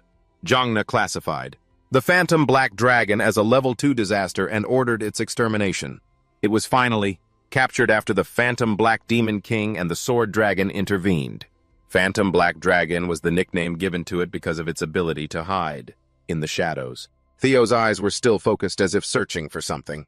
If I had a partner with such great potential, it would be amazing. Suddenly, something appeared in his sight. The characteristics of the dragon I saw in the past. On a cliff far away from the two of them, the figures of 4 dragons gradually appeared. Found it. The two headed straight for the dragon that he had been searching for. Meanwhile, elsewhere on a large cliff, the figure of a dragon standing with someone appeared. It was Julius, smiling as he observed the new recruits from a distance. Suddenly, a person wearing a fur cloak approached him. You look happy. Julius grinned heartily. Wouldn't it be weirder if I wasn't? I've accidentally recruited a dragon under my command. The cloaked person approached. Good. I was about to talk about that. It turned out to be Osa, the sword dragon captain of the White Dragon Squad. You intend to make Theo the center of the unit. In the future, don't you? He stopped laughing and looked at her seriously. After a moment of silence, Julius finally spoke. As I thought you're very careful with your words. She replied, words are the source of all troubles.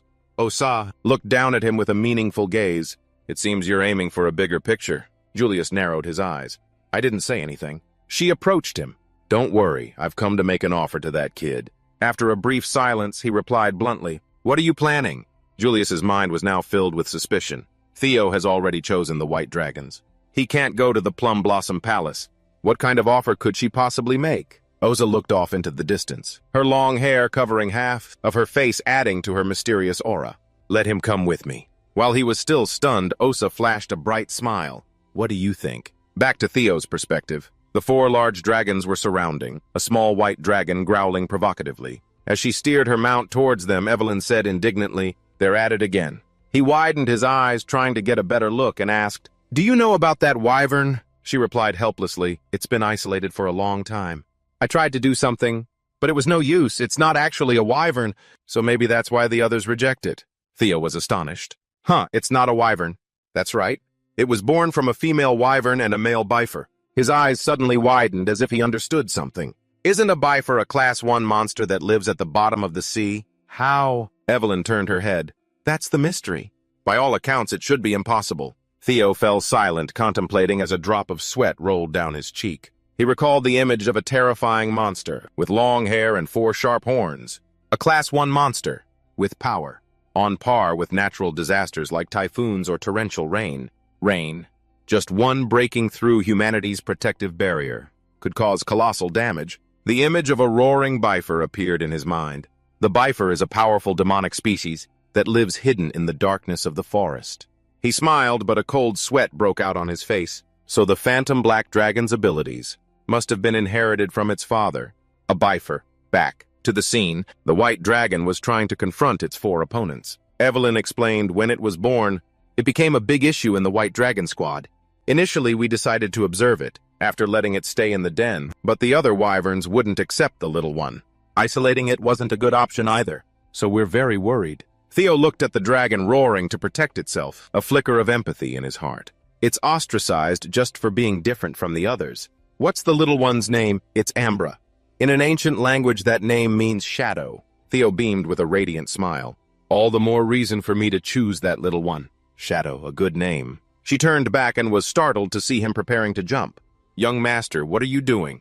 Theo stated firmly, my partner is that little one. With that, he jumped straight down to Evelyn's astonishment. What do you mean? As Theo plummeted at extreme speed, he shouted loudly, I'm going ahead. She pulled on the reins, calling after him helplessly. Young master diving straight down, he smiled. This time I'll give you a different life, Ambra. Theo was closing in on the 5 dragons on the cliff, just like me in this life. As he fell, it was like a bolt of lightning, striking the cliff with an earth-shattering boom. Theo leaped off his mount. I'm out of here! High above, Evelyn gasped and shouted, Young master! He jumped from a great height without any fear. Theo opened a spatial gate ready to retrieve his weapons. He unleashed a volley of swords towards the ground. Theo's eyes burned like stars in the dead of night. System synchronization. The young one can use psychokinesis to move targets. The swords shot through the clouds towards their designated target. Theo's feet landed lightly, as gracefully as a feather on top of them. He stepped on each sword to move through the air with ease. She watched the act and lamented, geez. When did he learn psychokinesis?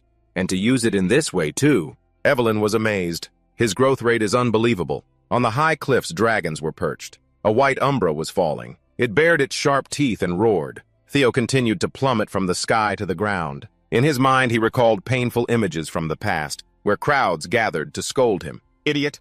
Is he really from Jiangna? So pathetic, an illegitimate child. The more he remembered, the more his heart ached. His eyes narrowed. The blade still flew down powerfully at a terrifying speed. Theo landed with dozens of swords around him. His eyes blazed. His entire body was surrounded by sparks of lightning. Theo gathered his power and commanded the swords to attack. Instantly, the weapons fell like brilliant bolts of lightning. Finally, a lightning strike hit the top of the cliff. The swords plunged deep into the ground, piercing through the dry rock. Seeing this, the flying dragons quickly jumped to avoid them. He landed firmly onto the ground and glanced around. As he walked, Theo let out a sarcastic remark, running away after just a little scare.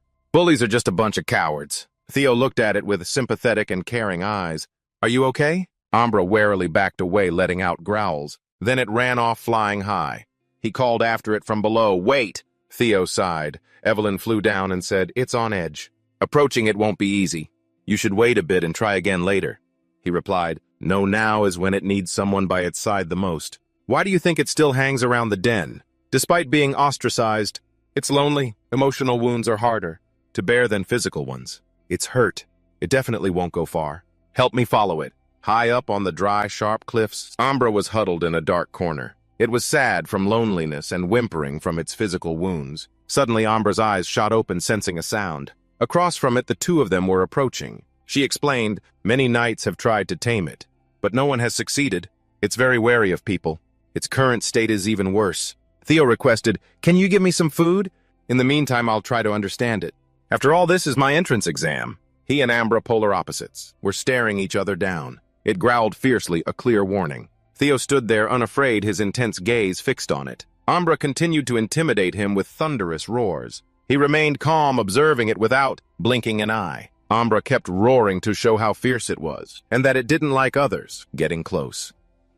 After a long while, Theo poured a healing solution onto its body. System Rapid Recovery Potion. Heals serious wounds and restores. The precious drops of medicine slowly seeped through the dragon scales. Theo stroked it, speaking caringly. How does that feel? The pain has lessened, right? Ambra glanced at him with shimmering soft eyes. Theo placed his hand on its skin and felt it. Maybe it's because of the dragon heart. But I can feel Ambra's emotions. Its rage towards the flock that cast it out. Conflicting feelings of sadness and attachment. A desire to still be a part of them. A persistent, painful loneliness. Its feelings towards me are also conflicted. It's suspicious of me, someone who suddenly appeared and offered warmth.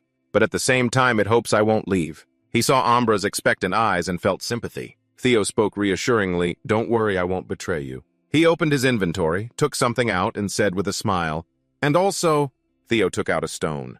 "I know you like stuff like this." In his hand was a diamond-shaped gem sparkling with light. Ambra's eyes widened in surprise, but its heart felt warm and happy. Theo, knowing how to tease, brought it closer. "Want it?" Ambra squeezed its eyes shut, not wanting to look, suppressing its desire. But it couldn't resist and opened its eyes wide to look. After that, Ambra excitedly wore the necklace with the stone. He spoke up, "This is a down payment. If you follow me, there'll be more." Theo looked at it with manipulative eyes. "So," Ambra let out an excited growl and sound of agreement. "You bribed me. I heard you don't like reins and saddles, but I can make you one, studded with gems just like this. Extremely brilliant and beautiful." He thought to himself, "I'll have to steal some from Mom." Elsewhere, Kaysen suddenly felt a chill run down her spine and shivered. Someone saw this and asked with concern, "Ma'am, are you all right? You don't look well." She replied, "I don't know why, but I feel like I'm about to lose a lot of money." Over on the other side, suddenly, Ambra spread its wings to Theo's surprise. It let out a roar. "System reports you have been recognized as its master." He gave a sweet smile. System new skill learned. Wyvern taming level C proficiency 1%. A while later, Evelyn flew over on her own dragon. After arriving, she gently dismounted. In Evelyn's hands were 2 freshly hunted wild boars. She was surprised, her mouth agape at the strange sight before her. Seeing Ambra and Theo embracing, Evelyn exclaimed, "How did you do that? It's never opened up to anyone before?" Hearing her voice, he opened his eyes and replied, "You're back. It's nice to see it eating so well." "Thanks for the meat, Evelyn." She was curious. "Seriously, how did you do it?" Theo explained, "I simply tended to its emotional wounds." When its heart wavered, "The gift sealed the deal." Evelyn glanced at his face, confused. Theo burst out laughing. "You want me to eat that?" "It's okay, I've already eaten. You can have as much as you like." She smiled thoughtfully, just like the young master. Theo isn't just good at charming people. He can charm wyverns too. A moment later, Evelyn snapped out of her thoughts. She spoke up, "Congratulations, young master. It has acknowledged you as its partner. When a wyvern offers its neck and back, it's a sign of trust." Suddenly, Evelyn panicked. "Wait, no, suddenly. What are you doing?" Theo, bewildered, sat up. "It told me to get on," she shouted. "Even though it has accepted you as its partner, you haven't been trained yet. Flying will be very dangerous, riding a dragon without a rein, and saddle is the shortest path to death. From there," he proudly reassured her, "It's fine, I have my own way." Then Theo activated his taming skill. To compensate for the lack of skill, Evelyn stood stunned, looking up at the sky in disbelief. Theo and it flew together in perfect harmony. He rode Ambra in sync. "All right, I get it. You want to show me something, right?" Theo's face was as warm as the morning sun, and the happiness of having a new friend was overflowing on its face. He realized something was off. Something's not right. How could a pure dragon like it become a demonic monster, so terrifying that it's called the Dark Evil Dragon? Ambra took Theo to a beautiful and poetic waterfall, but this place had small wisps of darkness lingering. A vast, snowy landscape stretched out before Theo. The dragons were still flying in the sky. Theo slowly stepped forward and spoke. "I thought back when I was with Heishui. I knew the winter mountains well. I never expected there to be a crystal cave right next to the waterfall." "You really like shiny things, huh?" Ambra let out a cry of agreement. He was stunned, looking at the flowers in front of him. "Huh. That's... Seeing this, I know immediately why you became the Black Dragon. Phantom, you've been eating this all along, haven't you?" "I can't believe I found a phantom flower full of demonic power here." Information about the flower he was holding appeared. Evil flower, a plant that only grows deep in the demonic sea. It absorbs pure demonic energy soaked in moonlight. A priceless panacea for monsters and demons. Theo made it disappear instantly. Dragons and demons are polar opposites. "How could you absorb this? It's also extremely dangerous. I have to burn it all." The Black Dragon quickly let out a few cries. He quickly reassured it. "Don't worry, I won't touch this pile of crystals." Suddenly, he was startled by the sight before him. Theo saw a corpse hung by ropes. The corpse was almost completely decomposed. The corpse's face was frozen in a smiling state. Theo silently assessed, "A human, no a corpse. Time of death was probably at least 15 years ago. He analyzed silently. But the body is still intact. The cold is one thing, but this means this person's mana when they were alive must have been immense. Theo couldn't believe it. Someone this strong was imprisoned and died a miserable death here. Strange. I'll investigate later when I get back. First, about the evil spirit flower.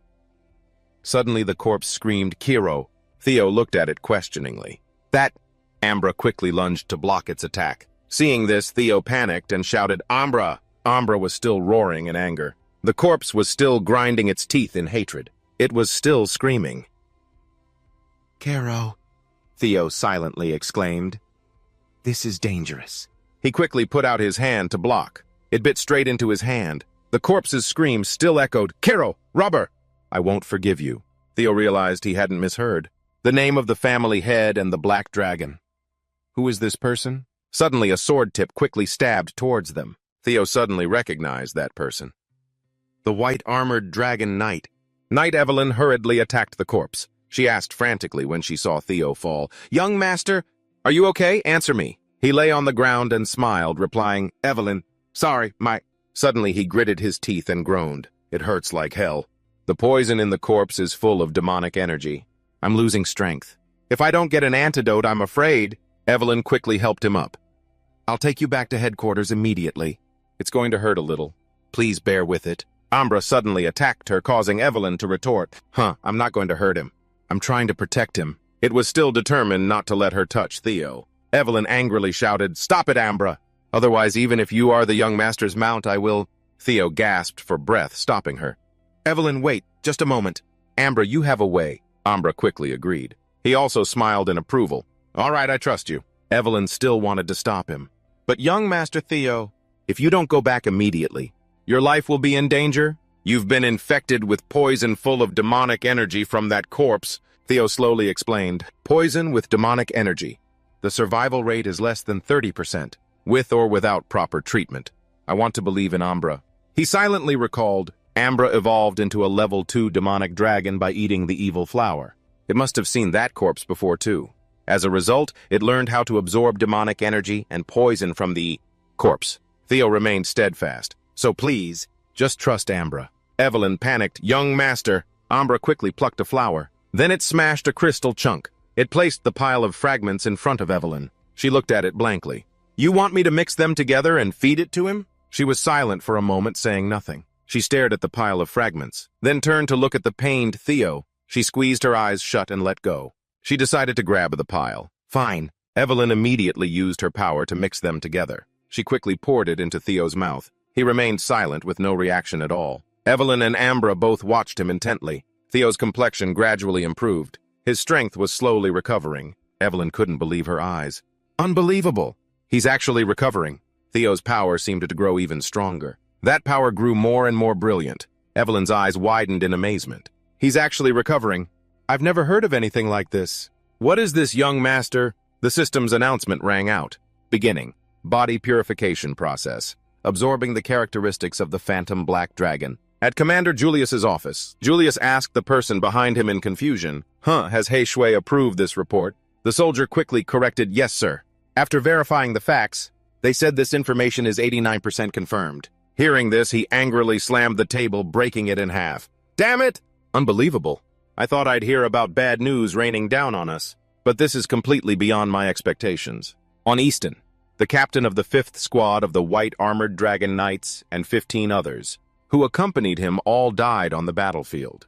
And transforming the body to accumulate mana more easily is an ancient secret art. However, it requires multiple powerful mana users and takes several agonizing days to perform. Even then, it has only been proven effective on children under 5. The fact that this purification process occurred in Theo is the result of countless random events converging perfectly. The extreme yin of the corpse poison that entered Theo's body enhanced his mana. The extreme yang of the monster would gradually accumulate in the body, helping to strengthen the mana muscles. The condensed accumulation from consuming the phantom poison for decades and the help of Ambra, who had mastered how to neutralize that difficult poison. All of it fell into a strange balance. Instead of being destroyed or expelling the demonic poison, Theo's body absorbed it. He absorbed the very essence of the power within the toxin. Theo's eyes shot open. Evelyn quickly asked, "Are you all right, young master?" He mumbled as he sat up.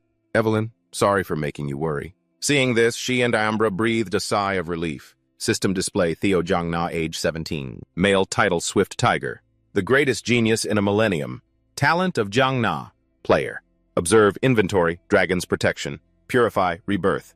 Dragon armor access denied. Status dazed from an unexpected encounter. Acquired the demonic poison that created the first phantom dragon. Without proper control, he could become the second phantom dragon. Theo read with a frown, pondering the power of a phantom dragon. He continued reading the notification. Level 16, Stat Strength, 1 on 12, Agility 62, Stamina 38, Mana 238, Intelligence 36, Luck 21, Skills, Lesser Dragon's Pressure, Hatchling Sync, Tame Hatchling, Flying, Dragon Fist Access Denied, Theo calculated silently. A total of 85 added stat points, that's insane. The crystals in this cave are all crystallized pure energy. Their power diluted the toxicity of the shadow toxin, and even acted as a cure. It's a good thing I trusted Ambra. The already perfect constitution of a Jiangna now also possesses the traits of Purify, Rebirth, and Phantom Dragon. His growth rate from now on will be unimaginable. Theo suddenly spoke up, but more importantly, she asked, "More important than who this old man is?" Suddenly Evelyn ran forward. Theo asked, bewildered, "What's wrong, Evelyn?" Her jaw dropped in shock. "There's something carved on the wall." He asked, intrigued, "A diary?" Evelyn confirmed yes, but to be able to carve such intricate words on the cave wall, they must have been a master. Defeated by Kyle and Robert. The words on the cliff face appear. Defeated by Kyle and Robert. "I now hide here to prepare for my revenge, but my body is now..." Theo recalled the corpse screaming, "Kyle Robert." He was even more astonished. He continued to read the words on the wall. "My body is decaying at an alarming rate. Is it because Robert damaged my mana core? The shadow toxin I absorbed to survive might be the very thing that is killing me. My consciousness is fading. The demonic nature is taking over. Damn it! I haven't even begun my revenge. How can this be? I'm losing my mind more and more. It's time to make a decision, and I must admit I have no hope left. I will give up everything and smelt my beloved sword, the Jade Serpent Sword, to seal myself. I hope someone finds this place. I hope they will carry out my wish. I hope they will fulfill the prayer for my successor. I will surpass them. I leave my legacy here." Both of them looked on in surprise. Theo looked up at the cliff. "Wait a minute. The next part. This is the Mirage Sword Technique and Thunderstorm Wind God." Evelyn also looked up in confusion. "So this means this person is a legend who freely manipulated wind power and the tragic hero who once vied for the position of family head with the current throne until the very end. 45 years ago, Wind King Hita Jiangna. I heard that he had died. Turns out he's been here all this time." Evelyn suddenly stopped herself. She quickly knelt down. Theo looked at her confused. "What are you doing?" Evelyn answered respectfully. Even though he was defeated by the family head and exiled, the Wind King is still a legitimate heir of the Jiangna bloodline. A Jiangna, vassal of Jiangna, harming a rightful heir is a grave sin, punishable by immediate execution. So Theo calmly dismissed it. "Don't talk nonsense. The one you killed was no longer a Jiangna, but just a madman. It was to save my life. Was there any other choice?" She looked at him, sweating. "But the law..." Theo casually turned away. "Everything that happened here will remain a secret forever. If you're still bothered by it, then take the Wind King's secret techniques, Evelyn." "You keep them?" Evelyn asked him, confused. "The Wind King's secret techniques are on par with the ultimate techniques of the 9 dragons. But why are you giving them to me?" He looked at her resolutely. "Become the Wind King's successor and grow stronger, and inherit his legacy. Then the Wind King can finally rest in peace. Now that you have become his successor, no one can call it a sin." "Didn't you say you would become my sword?" Evelyn smiled at Theo. She knelt respectfully. "Evelyn Nirover, high-ranking swordsman of Jiangna. I pledge my loyalty to you, Theo Jiangna.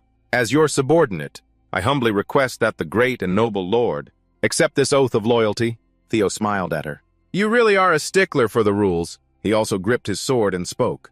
"I, Theo Jiangna." He quickly drew his sword. Theo declared firmly, "I accept the oath of Evelyn, Nirover engraving it upon my heart and soul.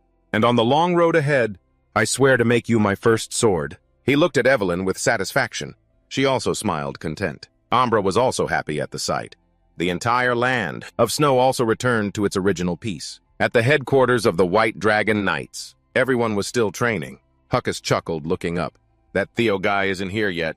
Maybe I'm the most talented. One in the White Dragon Knights after all. Theo slowly landed on the ground. He stared blankly at Theo's appearance. He exclaimed in shock, "Theo Jiangna, what the hell did you bring with you?" A buzz of chatter erupted. "What? Don't tell me that's an Ambra. How could he make that beast?" His companion, "So, this is why he's the genius of a millennium. Is even this a talent at what the hell?" Evelyn quickly approached. Senior swordsman Evelyn Nerever and apprentice swordsman Theo Jiang Na have completed the aptitude test and returned. "But where is the captain?" Michael slowly replied. "He just received an urgent letter and has returned to his office." She asked blankly, "An urgent letter?" Suddenly a strong gust of wind appeared. It was like a great whirlwind scattering everything. Julius appeared with his mount. He declared forcefully, "I know everyone has just completed the initiation ceremony, but I'm sorry. Everyone will be deployed to Benki Fortress." Theo exclaimed internally, "A real combat deployment. So it's finally here. The Merchant Guild's hostage crisis. At Benki Fortress. A plot to steal the dragon-slaying sword Ban Pang for a rebellion. A plot orchestrated by Sijui Wen." Julius quickly gave the order. "But everyone present will be sent to Benki Fortress." Immediately endless chatter broke out. A confused soldier asked, "Commander, what's this about? What mission is so important that we have to deploy?" Even rookies who haven't finished basic training. Julius tightened his reins. 5th Platoon Leader Trainer Eastwood, and the 14 subordinates under his command have gone missing. Theo thought to himself, Trainer Eastwood, the oldest knight of the White Dragon Knights. Even Julius listens to his advice. He's not someone who's easily taken down. Could this be part of the butterfly effect I caused? Julius recounted and then analyzed. According to the report from Black Snow, there's an 89% chance they're dead. And even if they are alive, they won't be in any condition to continue the mission. The existing forces will form a temporary 5th platoon and carry out their mission. The temporary leader of the 5th platoon will be Evelyn Nerever. Since the mission will be deployed within 3 days, complete your basic training by then. I don't believe they are dead, but we must still avenge them. With that, he left immediately. Theo fell into deep thought. The incident where the Black Skull Bandits kidnapped the Ceres Merchant Guild, it was an event with no casualties, thanks to the efforts of the White Dragon Knights. But it turns out that wasn't the case. The true objective of this event lay elsewhere. It was to steal and transport the dragon-slaying sword Ban Mong. S. Juewen used the Ban Mong. He stole during the coup. But things have changed from my past life. If this is all my fault, then I have to see it with my own eyes to believe it. System appears. Hidden quest. Acquire the dragon-slaying sword Ban Mong. 3 days later. A guard on the tower shivered. So cold. I can't get used to this climate. Why does the moon look so strange? Dragons quickly pierced the night, charging forward. The man panicked. It's the White Dragon Knights! Hands quickly gripped the fortress walls, climbing up. The soldier shouted, "Ring the alarm, it's the Knights!" The soldiers below were quickly attacked. Evelyn gave a clear order. Everyone dropped the bombs. The bombs were quickly dropped, spreading into. The commander hastily ordered, "Quick, take cover inside the fortress. Don't die for nothing." The entire troop quickly landed and launched a mass attack. Blood splattered everywhere. Evelyn gave a powerful command, "Kill them all. Show them the price for messing with."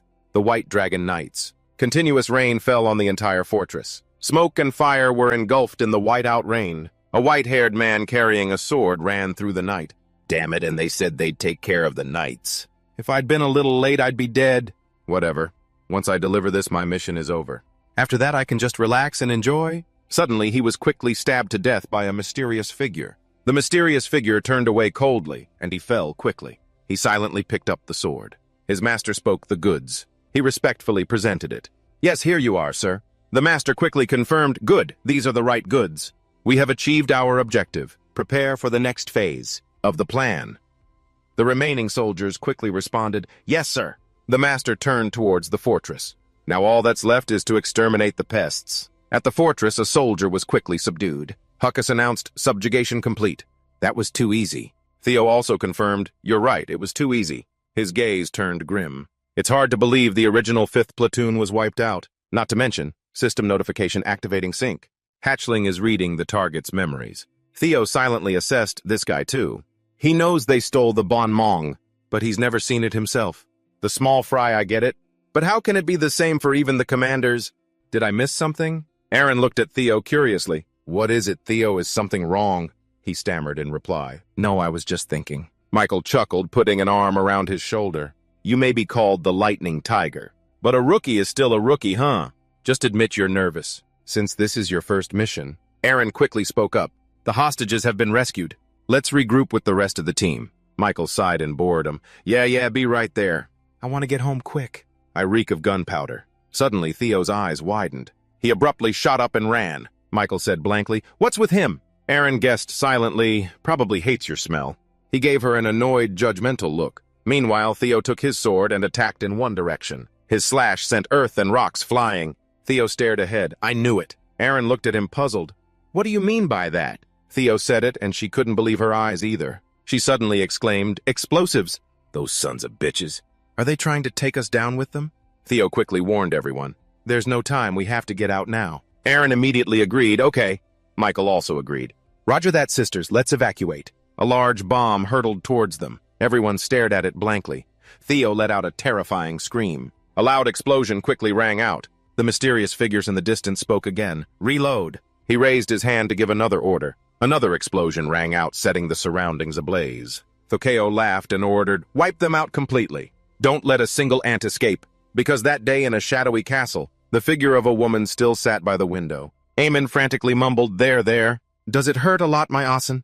Mommy will bring back the head of that filthy maggot for you." On the tower, the fierce battle continued. Evelyn was still fighting frantically. She ordered the troop, "Don't let a single one escape." The soldiers responded, "Yes, ma'am." She looked grimly at the enemy. The 5th platoon, led by Trainer, was defeated by these guys. How? No, that can't be right.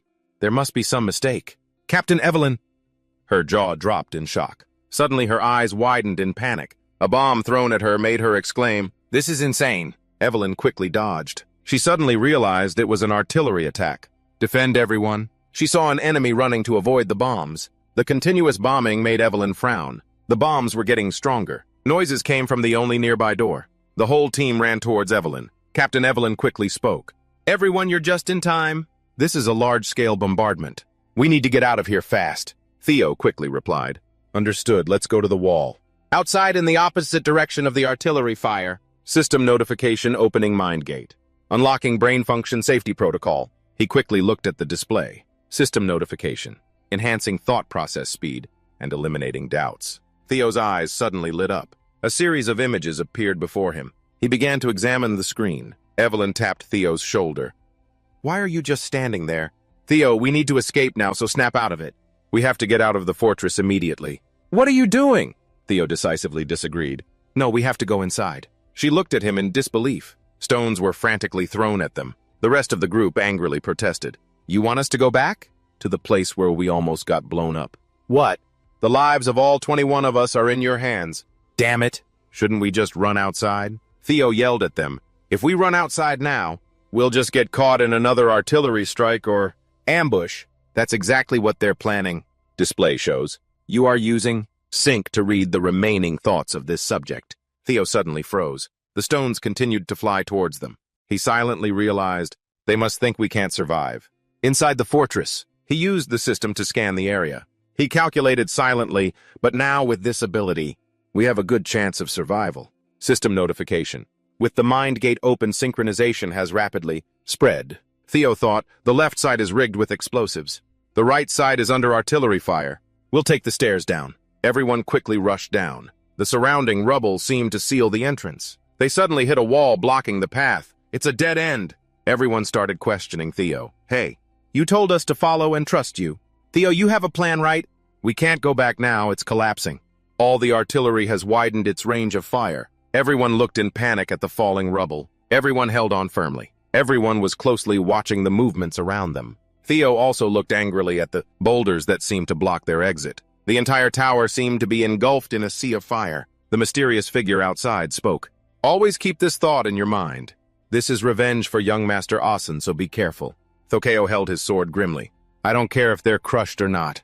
Bring me their heads." Theo mumbled from within the rubble. "I thought I was going to die." Rubble was everywhere. The group had narrowly escaped death. They were piled on top of each other. Huckus breathed a sigh of relief. As expected. "Theo, you really had a good plan. You destroyed the floor in the final moments, before the artillery hit." Suddenly, a group of soldiers pointed their spears at them. Who are you? How did you get here?" Theo looked at them warily. "Black Skulls?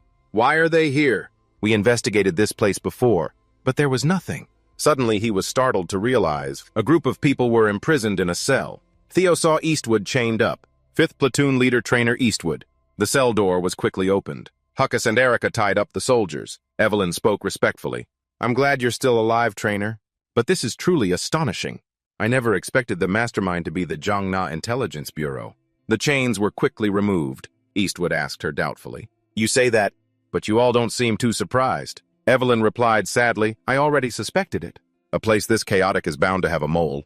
But I never expected them to backstab the very people who were their comrades." Aaron declared angrily, "This is a blatant betrayal." Michael chimed in, "That's right, we have to get revenge." Eastwood quickly reminded them, "Don't let emotions cloud your judgment.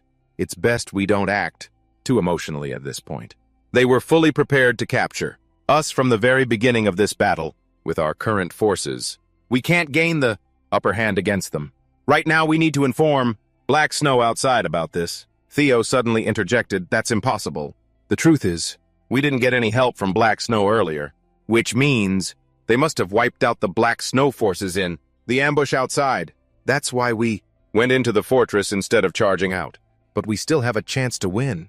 They buried all their comrades with that artillery barrage. That means they're trying for a quick victory, not a prolonged fight. For that reason, they'll definitely come back to check our bodies down here. The moment they let their guard down, certain of their victory. If we ambush them while hiding in these ruins, it could lead to a victory for us." Eastwood stared at Theo, silently assessing him. He even opened his mind gate at that age. He mumbled, "I must be getting old, thinking of giving up my life in a place like this. It seems we've got some excellent newcomers in this campaign." This time he tapped his staff on the ground. He quickly agreed. "You're right, the White Dragon Knights will not sit back and take this. We will proceed exactly as planned." The White Dragon Knights gathered, preparing for battle. Thokeo and his soldiers entered the tower. He kicked the distant boulders. A dying soldier below groaned, "Help me. Please, just this once, help me." Thokeo asked a subordinate, "Have you found them yet?" The man immediately reported, "No, not yet. We finished searching the west side. Now we're searching the east." He fell into deep thought. The ambush team also has no special report. "But how can we not find any of the White Dragon Knights' bodies?" He quickly asked them, "Wait, stop. Has anyone seen any of the White Dragon Knights?" A disturbance rippled through the area, making the soldiers unsteady. A sword shot up from the ground, surprising Thokeo. He quickly blocked Evelyn's attack. The cold clash of weapons echoed. They quickly engaged in direct combat. Thokeo quickly retreated from her attack. Evelyn's strike overwhelmed him. She decisively continued to attack Thokeo. Then she landed gently on the ground. He panicked and cried out in terror, "It's an ambush! The enemy is the White Dragon Knights. Prepare for battle." Evelyn held her sword firmly facing him. "I had hoped it wasn't the Intelligence Bureau. But according to Jiangna law, traitors are to be executed on the spot." Thokeo continuously clashed with her. He gritted his teeth in disbelief. How could they have survived those explosions? What in the world? Evelyn fought on tenaciously, not giving up. She relentlessly struck at Thokeo. Her attack sent him flying backward. Her grip on her sword tightened. A warning bell seemed to ring in Thokeo's heart. He was knocked back once again. That power made him quickly retreat into a defensive stance. Evelyn declared bluntly, "Intelligence Bureau, further resistance is futile. The moment the ambush succeeded, you lost any chance you had. But if you surrender, we will spare your lives." Thokeo's face was grim as he ordered the men behind him. Everyone performed the secret technique. Eastwood's group was confused. "Secret technique, what's that?" Theo also looked at them, stunned. A loud explosion spread throughout the area. Thokeo gritted his teeth, unleashing his power. Theo suddenly realized this is a reverse flow explosion, a forbidden technique that consumes all life force. Another loud explosion rang out. Theo stabbed his sword into the ground, unleashing power to resist. He stared at them full of hatred. Thokeo attacked him as if using a cloning technique. A man quickly blocked in front of Theo, getting pierced by swords. The man quickly spoke. "Rookie, run!" Theo looked at the scene before him in shock. He gritted his teeth in resentment. He screamed furiously, "You bastard! How dare you!" Dragonclaw third form. His eyes widened, system notification Thundergate open. The soldiers were quickly defeated. He continued to use Dragonclaw third form, attacking.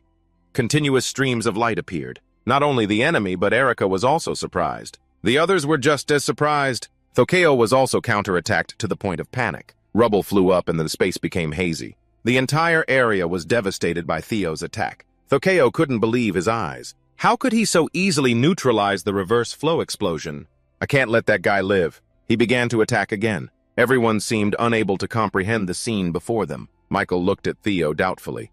Theo, that punk? Since when could he do that? Aaron also agreed. You're right. We have to try harder. Theo gritted his teeth, struggling to get up. I used the Thunder Gate to forcibly enhance my power, but it seems it was still too much for me. Thokeo attacked him from behind. Theo Jiangna, I'll drag you down to hell with me at all costs. Theo observed and thought to himself, his mana hole is distorted, impossible. He's about to self-destruct crap. A stream of power appeared in front of him, leaving Theo bewildered. Evelyn unleashed her power, knocking Thokeo back. Wind and thunder, God's decision. Violent windstormed wind and thunder, God's decision. She continued with consecutive attacks, chaotic windstorm. Theo's jaw dropped in shock. The explosion from the mana hole, it stopped. Evelyn quickly finished off Thokeo. He was quickly defeated. Theo tiredly collapsed to the ground. Suddenly a voice spoke beside him. You've worked hard, Theo. The group happily praised him. As expected of the one, I acknowledged. Don't even dream of taking Lord Theo's position as the first sword. It's mine. Thanks to you, we survived. Thank you so much. Theo looked at their expressions blankly. He also smiled at them. Michael quickly pulled him up. He asked curiously, Theo the captain survived too. When did you learn that skill? He casually brushed it off. You'll be in trouble if you know. The group rushed in to celebrate with Theo. Eastwood looked affectionately at the happy group. He mumbled, looking into the distance. The long night has passed, and a brilliant dawn has once again emerged. The sword Theo had stuck in the ground flew in the wind. The sky transitioned to a sunset. An orange-purple light at the Red Flower Palace. In the stuffy room, a grimy face was mixed with streaming tears and drool. Eamon's eyes were filled with resentment. S looked at her hand clinging to his arm, with disgust. He cursed, you damn bitch. How dare you act like that? S threw her off, causing her to lie painfully on the floor. Tara exclaimed in panic, my lord! He placed his hand on the decree on the table. His voice was cold.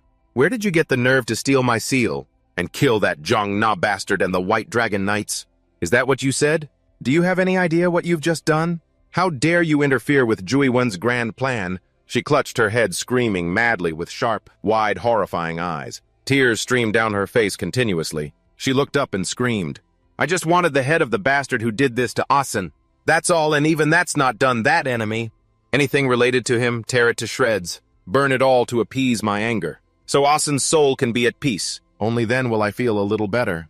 His palm clenched. He spoke slowly, his voice probing ashen. Just because of a brat like him? Have you forgotten your role? Hearing Ed say that made her gasp. Her dull eyes widened with tension. Ashen! Ed's face was cruel, his words cutting deep.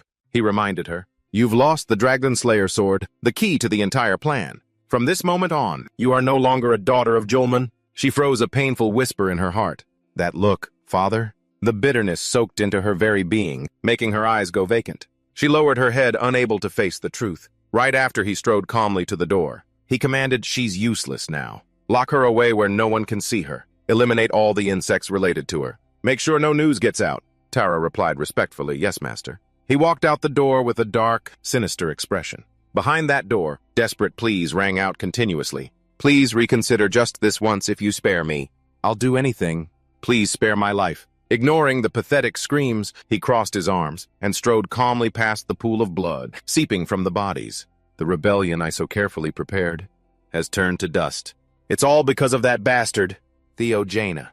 I swear I'll send you to meet your maker with my own hands. Scene changed to a large bedroom. He was sitting relaxedly on the bed, staring intently at the system screen. Suddenly, a large sword appeared in Theo's hand. Along with a system notification, Dragon Slayer sword, ban wall, type mysterious greatsword, 82 requirements and effects unknown. Status currently sealed. Its secrets must be deciphered before it can be used. He observed the sword in his hand. He spoke with doubt, the Dragon Slayer sword Banwell, as Theo gripped it tightly. A mysterious glowing energy suddenly emanated from the sword. He felt the pain it brought. He quickly dropped the sword onto the tiled floor. The sword fell decisively onto the tiles, quickly creating a sound that echoed throughout the room. Theo's eyes followed the sword. He lifted his aching hand and thought, just as expected.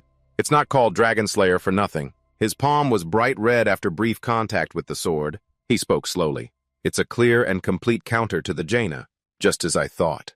I won't be able to use it unless I unlock its secret. A legacy from ancient myths like a phantom. It doesn't easily fall into mortal hands. But if someone can decipher its secret, it will grant legendary powers. A legendary treasure in my past life. Ed Julman definitely unlocked the mystery of Banwall. If I remember what he did back then, a certain place comes to mind, until its mystery is unlocked. It's just a useless lump of iron. Suddenly, a strange sound came from outside the door. He quickly turned his head suspicious. Theo walked over and opened the door. He spoke in surprise. Evelyn. She placed a hand on her chest and bowed. My apologies for disturbing you at this hour, young master. Could you spare a moment? The commander wishes to see you. Scene changed to Julius and Thomas's conversation. Julius spoke, it's good to have you back alive. But you want to retire. Thomas's face was downcast, his voice slow. It's shameful to say this, but as you can see, I've lost my legs and also Rocinante my wyvern in the last battle. Moreover, this old body can't last much longer on the battlefield. I plan to spend the rest of my life in my hometown remembering the comrades who have fallen. Hearing him express this made Julius laugh heartily. Who can stop an old man's stubbornness? Do as you wish. Thomas replied, thank you, Commander. I know this is not a worthy choice, but I have something to say about the rookie Theo Jaina. Julius permitted him speak. He began, at his age, the Thunder Gate has already opened. Julius was astonished by this news. The Thunder Gate. That's the boundary between an ordinary person and a superhuman. He slammed his teacup down on the table, splashing water out like his boiling mood. He spoke. At first I was also shocked when I heard it. He's clearly not a natural genius who possessed it from the start. It's more like he forced open a door that was tightly shut. The feeling was very clear. That door was forced open violently. Anyway, his vessel has suddenly expanded. And compared to what he currently holds, it's absurdly vast. So then, Julius, astonished, cut him off loudly. We must fill that expanded vessel. He half closed his eyes, looking tired. He spoke calmly. That's all a senior can say to a junior. From now on, you'll have to learn and grow on your own. Scene changed to an intense fight. The heavy smell of gunpowder from him and Julius with his sharp eyes. An aura of bloodlust emanated as Theo looked at Julius. On the training ground, the two of them stood far apart, but the suffocating tension in this space was unavoidable. Julius spoke slowly. Theo, I heard you played an important role in the mission. This time. He bowed slightly and replied, not really, it was all thanks to my comrades. The corner of his mouth twitched up. Don't be so modest. So how far has your martial path progressed? As soon as Julius finished speaking, it made him bow his head, so tense that sweat ran down his cheeks. He thought, martial path. Are you talking about my combat ability? He had no choice but to answer that. Fighting now, compared to before, has become much easier. He raised a hand, signaling to cut him off, and spoke slowly. No, I'm not just asking about your fighting technique. I'm asking about the world of the sword you are trying to manifest. He was so shocked his eyes went wide. After thinking for a moment, Theo spoke softly. If that's what you mean, I'm not so sure. I just train with a single desire, to replicate the swordsmanship of Julius.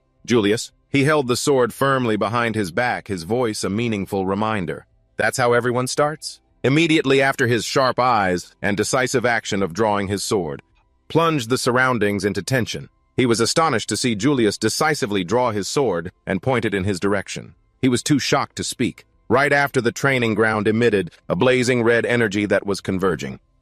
At that moment, Theo realized the red space around him. This is the domain of the demon dragon. It's different from the domain the sword dragon showed before his second awakening. What you just said, could it be? Because this is a world formed from an individual's martial path. Suddenly his eyes widened in shock, watching the scene unfolding before him. Julius, with a terrifying energy roaring, said, in front, my sword represents the demon. Theo was so frightened he raised his arm, biting it lightly, his eyes bloodshot with terror, staring ahead. He was in a firm sword stance, his sharp eyes ready for battle. The fluid movements of his sword, along with his face filled with bloodlust, were always directed at Theo. Next, he unleashed an arched wave of energy overhead, making the heavens and earth tremble. The sword attacks were always executed swiftly in his swordsmanship. His robes fluttered in the wind, his eyes sharp, amidst the space covered in blazing red energy. One of his eyes was always emitting a flashing red light. With his hand gripping the sword tightly, the entire atmosphere was plunged into tension. Seeing the sword paths and his frenzy made Theo's eyes widen in astonishment. At that moment, cracks appeared on every stone, revealing a strange light source from behind. Terrifyingly fierce tornadoes were forming in midair due to his violent internal energy. Theo held his sword astonished, watching the tornado shoot straight up into the sky over a vast distance. Right after the fierce vortex created by Julius surrounded Theo. At the same time, the sharp demon dragon sword, which Julius held, plummeted from midair. He landed on the ground and strode forward, calmly pointing his sword with a low voice. "What do you think? What did you see in the demon dragon's martial path?" His sharp eyes slightly downcast, he answered in a low voice. "Power and destruction." He sheathed the sword behind his back, a satisfied, pleased smile on his face. "Exactly. That is the essence of the demon, direct intuition. Even if it breaks in the end, it is still a straight line that pierces and destroys everything it touches. Violence, destruction, power, death. So what do you think of the Plum Blossom Palace Master's sword?" A bead of sweat ran down his cheek. He bowed his head, tense. "It is elegant and beautiful." He crossed his arms, half closing his eyes, a bit curious. "Beautiful, huh? The Plum Blossom Palace Master's swordsmanship carries the essence of life, so that makes sense. A seed sprouts, grows, and then blossoms into a flower. That is life. It is slow but gentle, always transforming. It never stops growing. This is the martial path." He touched his chin, thinking about something, suddenly remembered. This is the martial path he mentioned. Although they are both part of the 9 dragons, his interpretation of the way of the sword is like this. Suddenly, he lifted the corner of his mouth and let out a big smile, one that held sinister implications. He crossed his arms and explained seriously to him life and death, life and violence. "Do you think the meanings of the 2 swords are complete opposites?" He wondered, aren't they? He gently flicked his robe, making it flutter in the blazing red space. He turned around, his voice low. "If I just tell you outright, what's the fun in that?" He stared blankly, looking at the ancient book that appeared right in front of him. Doubt rose in his mind. He wondered, what is this? He answered nonchalantly. "A dialogue between me and the Plum Blossom Palace Master about the sword." Theo was stunned and shocked after hearing his words. He stammered, "You're saying—" He looked towards the vast sky, his voice explaining. "This is extremely rare. Theo, you have become a disciple." The image of 2 backs leaning against each other, as if explaining his answer. His eyes were wide with disbelief. He heard the man's voice again, of both the demon dragon and the sword dragon. In the quiet space of the cliff, the 2 of them, each facing their own direction, and with their own thoughts, created a silence. At that moment, the sound of a book closing was a decisive sound in the quiet space. His face was downcast, a bit sorrowful. His lips were pressed together as if there was something difficult to say. He crossed his arms, a bit sulky, and spoke slowly. "Hey, you're being a bit too strict. Insisting on letting someone who was originally mine become a co-heir." "Really, Osa?" She covered her mouth, smiling teasingly. "You're just jealous. Even so, you can't deny that this will greatly benefit Theo." "Right." He spoke slowly. "You know it well. Right now, Theo is a promising successor, second to none. He is developing at a speed commensurate with his talent, and sooner or later he will hit a wall." She held the notebook, tilted her head to look at him, and spoke. "When that time comes, this will help him overcome it." He stammered, "But what if by chance, Osa—" She looked at him with sharp eyes. Julius lowered his head, his voice sorrowful.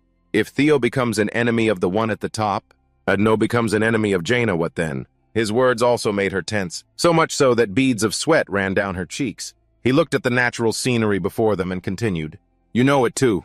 People who develop that quickly," she spoke, "mostly don't have good endings." He replied, "That's right. If Theo continues down that path, the secret technique we've given him might come back to bite." "Jaina in blood." She smiled faintly and spoke slowly. "I didn't expect this. I thought you were simply fond of the child. But thanks to what you just said, I am certain of one thing. This is truly the style of Julius. It's best that you hold on to it.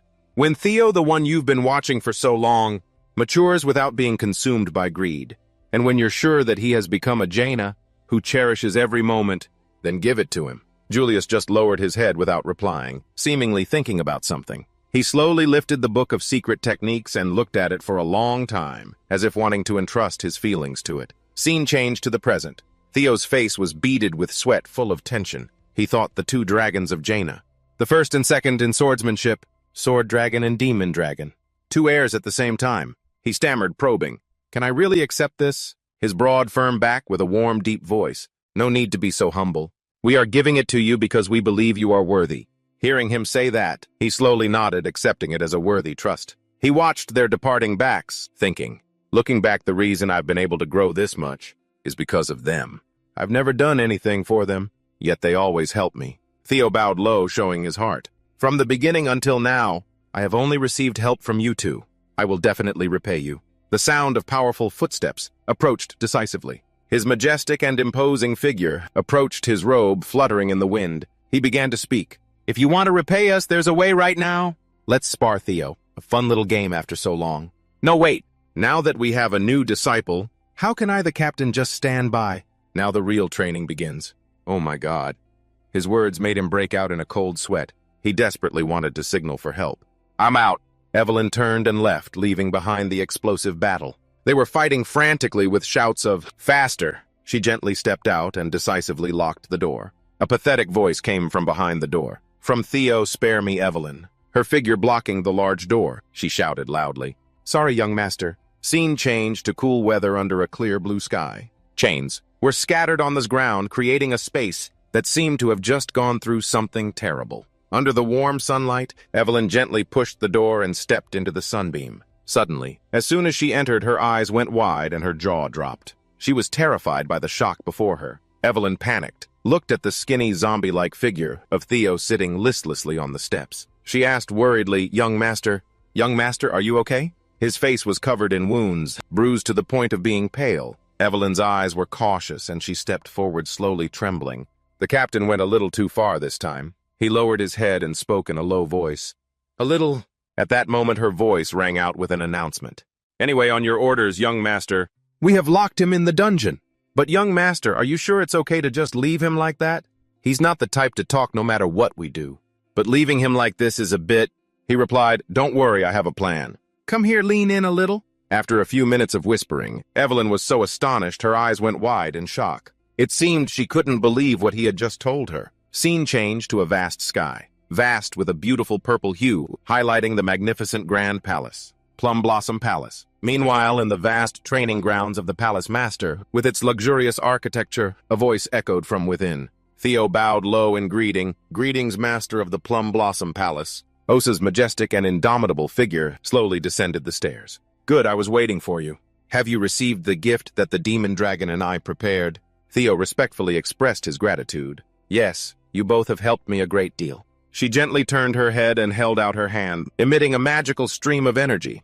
The displayed sword also moved upwards with the stream of energy. In the Palace Master's training ground, she moved gracefully into the air, surrounded by fluttering petals and fluid movements. Osa slowly landed, striding towards him with a sweet voice. "Good, what I'm about to teach you now is not some supreme technique, but the foundation of swordsmanship that is often overlooked. Skill and art begin there and continue to the end of the path. I want to teach you how to breathe life with the sword." "I'll ask again, Theogena. Do you want to become my disciple?" He sincerely knelt on the ground, expressing his sincerity. "Before I answer, may I ask one thing, Palace Master? Is this an invitation from the Heavenly Dragon Sword Saint?" His words made her gasp in astonishment. Osa slowly smiled, satisfied. "Not many people know that title, and yet you figured it out. I don't deny it. I am the sole heir to the secret sword art, passed down one-on-one. Heavenly Dragon Sword. Heavenly Dragon Sword Saint. It is indeed one of my titles. You asked that to probe my true intentions, didn't you?" Theo bowed his head and said, "I apologize." She just replied, "It's fine, I don't blame you. I have absolutely no hidden intentions.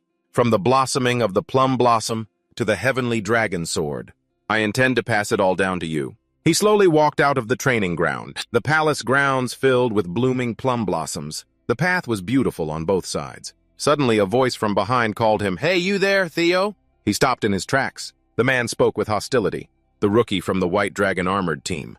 "You're Theogena, right?" His imposing stance full of power ready to overwhelm the man.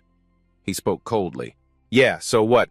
His face was twisted, his words full of malice. "You're pretty disrespectful, aren't you? Not even a greeting. Now that you're a disciple of the Palace Master, you're one of us. You should at least know your place with your seniors." Theo tilted his head, a sarcastic smirk on his lips. "Ah, a turf war, huh? Seniors, you're not even my seniors. What's with the act?" The group gnashed their teeth in anger. "What? Not your seniors? What the hell are you talking about? You're a disciple of the Plum Blossom Palace now. Doesn't that make you our junior?" Theo spoke slowly. "I think you've misunderstood. I've already refused the offer to become the Palace Master's disciple."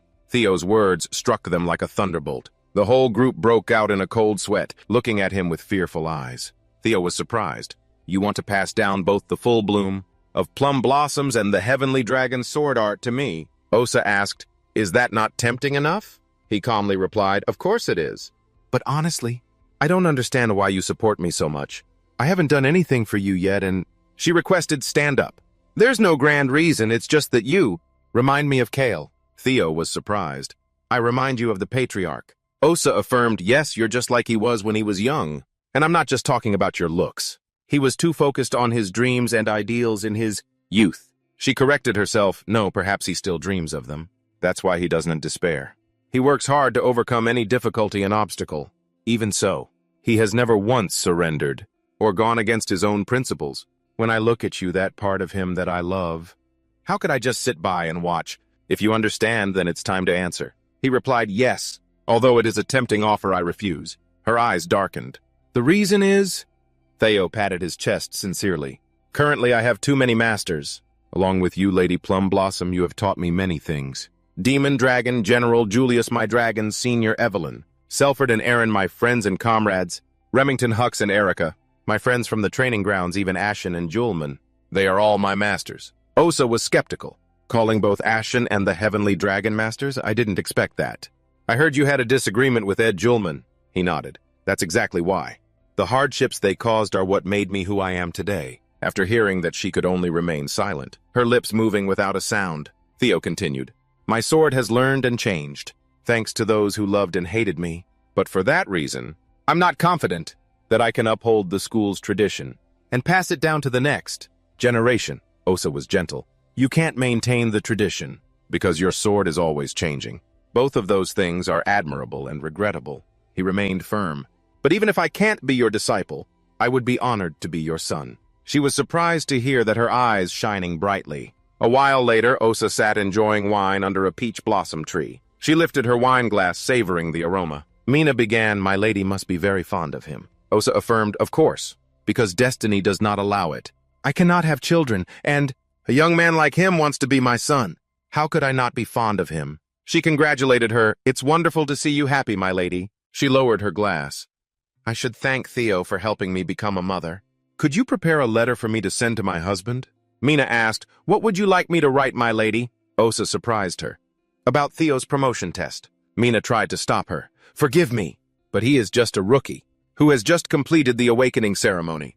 If he attracts too much attention at such a young age, he could be in danger. You, my lady, should know that best. She rubbed her glass in response. That is why I need to hurry.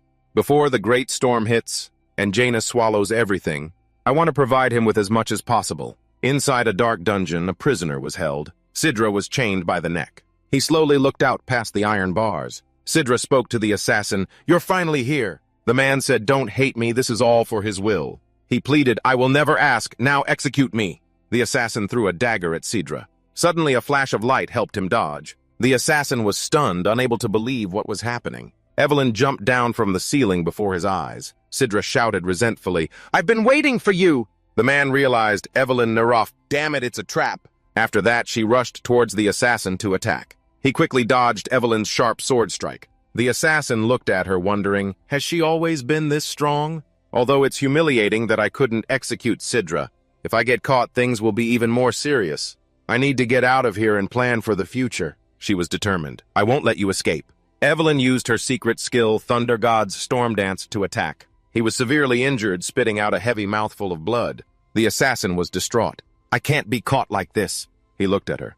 I must quickly erase all traces. A long while later, Sidra complained. Why do you always do this every time a plan fails? He sat leaning against the wall.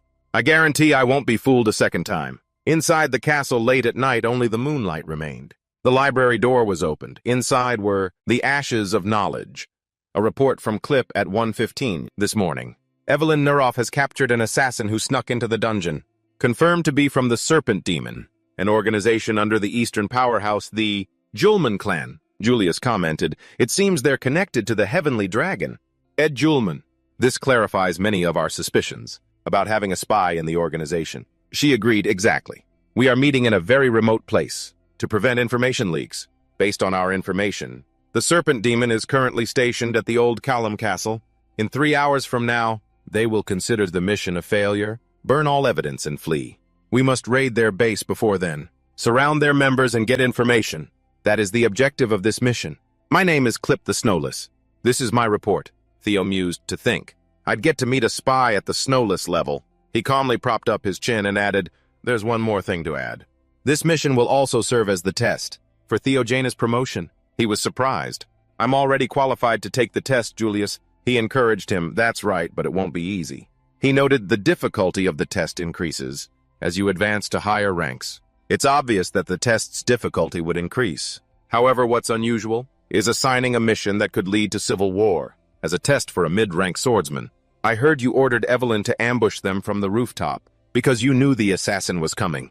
Since you started this, you understand it best. Theo listened to the analysis blankly, then replied in a low voice, "I'm sorry." Julius put an arm around him. "Even if you are the heir, it's disrespectful to make plans without discussion. Don't talk back to a superior. Since things have turned out this way, you have to complete this mission perfectly. Get promoted to intermediate swordsman, and earn the privilege of taking on solo missions." "Got it," Theo said cheerfully. "Yes, sir." Inside, he thought, "This whole thing is starting to give me a headache. I didn't think I'd become the center of attention like this." Suddenly, the system's status window appeared before him. Scenario quest. An opportunity to clean up your relationships. Theo's hand clenched into a fist. "That's right, I've always wondered what it was that tied me to them and caused all of this." Cliff asked with concern, "Is there a problem, Theo Jiangna?" He responded, "None at all." Theo said firmly, "This mission, I will complete it no matter the cost." Julius slammed the table and stood up. "Good, you've been briefed. Everyone move out on my command. It's time to begin Operation Snake Extermination." Outside the castle as night fell, it was time for them to move. Cliff reported, "To eliminate the possibility of an inside mole. For this mission, only the three of us will participate. Our target is an assassin organization. As swordsmen of Jiangna, we have the advantage in skill, but we are clearly outnumbered. No matter what happens, do not let your guard down." Theo acknowledged, understood. Inside the Assassin's Guild, they were gathering their traces. A subordinate reported, "Most of the documents have been dealt with." The assassin was pleased. "Good, we'll depart as soon as he gets back." The man asked, "How long has he been gone?" He replied, "Less than 2 hours. Should be back soon." Suddenly, an orb shot into their room. A smoke bomb detonated, filling the entire room. Ambush! Dark figures moved swiftly through the white mist. The subordinate was taken down before he could even react. The assassin realized the situation was bad and yelled out. He clutched a bleeding wound on his neck and cursed, "Damn it!" Cliff flashed past them, glancing back. A powerful foot stomped down, pinning the documents to the floor. The room was in chaos, papers scattered everywhere. She announced, "Target suppressed. Evelyn and I will handle things here. Theo, you go to the basement." He thought, taking down 3 of them in the blink of an eye. Theo responded, "Got it." He moved like the wind rushing forward. Theo thought, according to the blueprints provided in the briefing, the basement is right down these stairs. Suddenly, he accidentally brushed against a red tripwire. Instantly, Theo's eyes widened. He sensed something was wrong. An arrow was about to fly right at his face. In his shock, Theo grimaced and hastily dodged the sudden attack. Right before his eyes were countless more traps waiting. Theo quickly planted a hand on the ground, launching his body up to evade. He used the skill, Young Dragon Synchronization, to scan the area's data. Theo analyzed, not just traps but an ambush has also been detected. He used the skill, Dragon's Lightning Whisker Body Technique, to move to the other side. Countless black lightning-infused blades were unleashed, Dragon's Tomb. The ground was left with the remnants of the chaotic battle. Many members of the Serpent Demon organization had died in the fight. The assassin's body was wreathed in flames. He couldn't believe it. How is this possible? Theo finished him off and sighed wearily. He pondered, with this level of security, there must be something hidden in the basement. Suddenly, Theo stared in shock at the bizarre scene before him. Streams of red liquid were flowing, soaking the floor. A man with his back turned cursed, "Damn it! The stench of this foul aura is reaching all the way up here." The priest criticized to barge in during the sacred ritual hour. "You truly are an impatient follower." Theo was startled, looking at the person before him.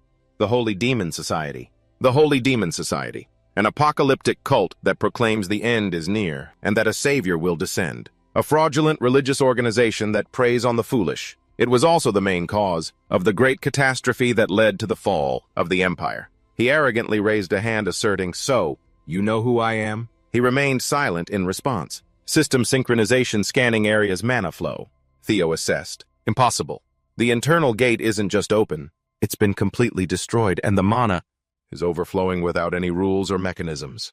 This is what those low-level priests call a blessing. The priest continued, "Unfortunately, It seems you have yet to trust, you devout believer. He indifferently clasped his hands together. But it's all right. I will grant you the honor of becoming a sacrifice to the one true God. The priest charged forward. You will not deny his grace. Theo was surprised. Unbelievably hard. Is this really a human hand? They engaged in a direct clash. He stretched out his long arm, trying to grab him. Theo quickly drew his magic sword, preparing to counter. He swiftly stabbed at the giant hand the priest thrust forward. At the point of impact, sparks flew lighting up the space. His hand gently rested on the sharp blade. Theo was stunned. A full power strike filled with mana, and he blocked it so easily. The priest threw a powerful punch, slamming him into the wall. Theo coughed up blood. He's just a low-level priest of the Holy Demon Society. But if I use the 3 dragon calamities here, I'll be buried along with him. A normal mana-infused slash won't work. So what do I do? He gripped his sword tighter. With this sword right now, what can I do?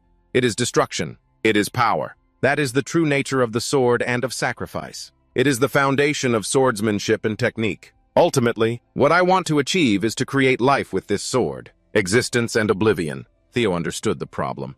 2 swords that seem to be in opposition. The priest raved, my lord. This little lamb spills sacred blood before you. He prayed, please accept it as an offering. The priest struck down, cracking the very ground. But he missed his target. He had already moved from that spot. Theo's eyes became unusually sharp and serious. He scolded, you're one persistent little lamb. He concluded, that's right, those 2 swords were never in opposition. Life and death are one path. Death is always at the end of life's journey. And life also springs from death. Not 2, but a single unified whole. If this scattered source of power can be gathered into a single ray of light. The priest waved his hand. Why are you still being so foolish? Your sword strikes can't do anything to me. Have you not realized that yet? From the palm of his hand, he fired a demonic energy beam. Theo quickly blocked the attack with his sword, Dragon Light.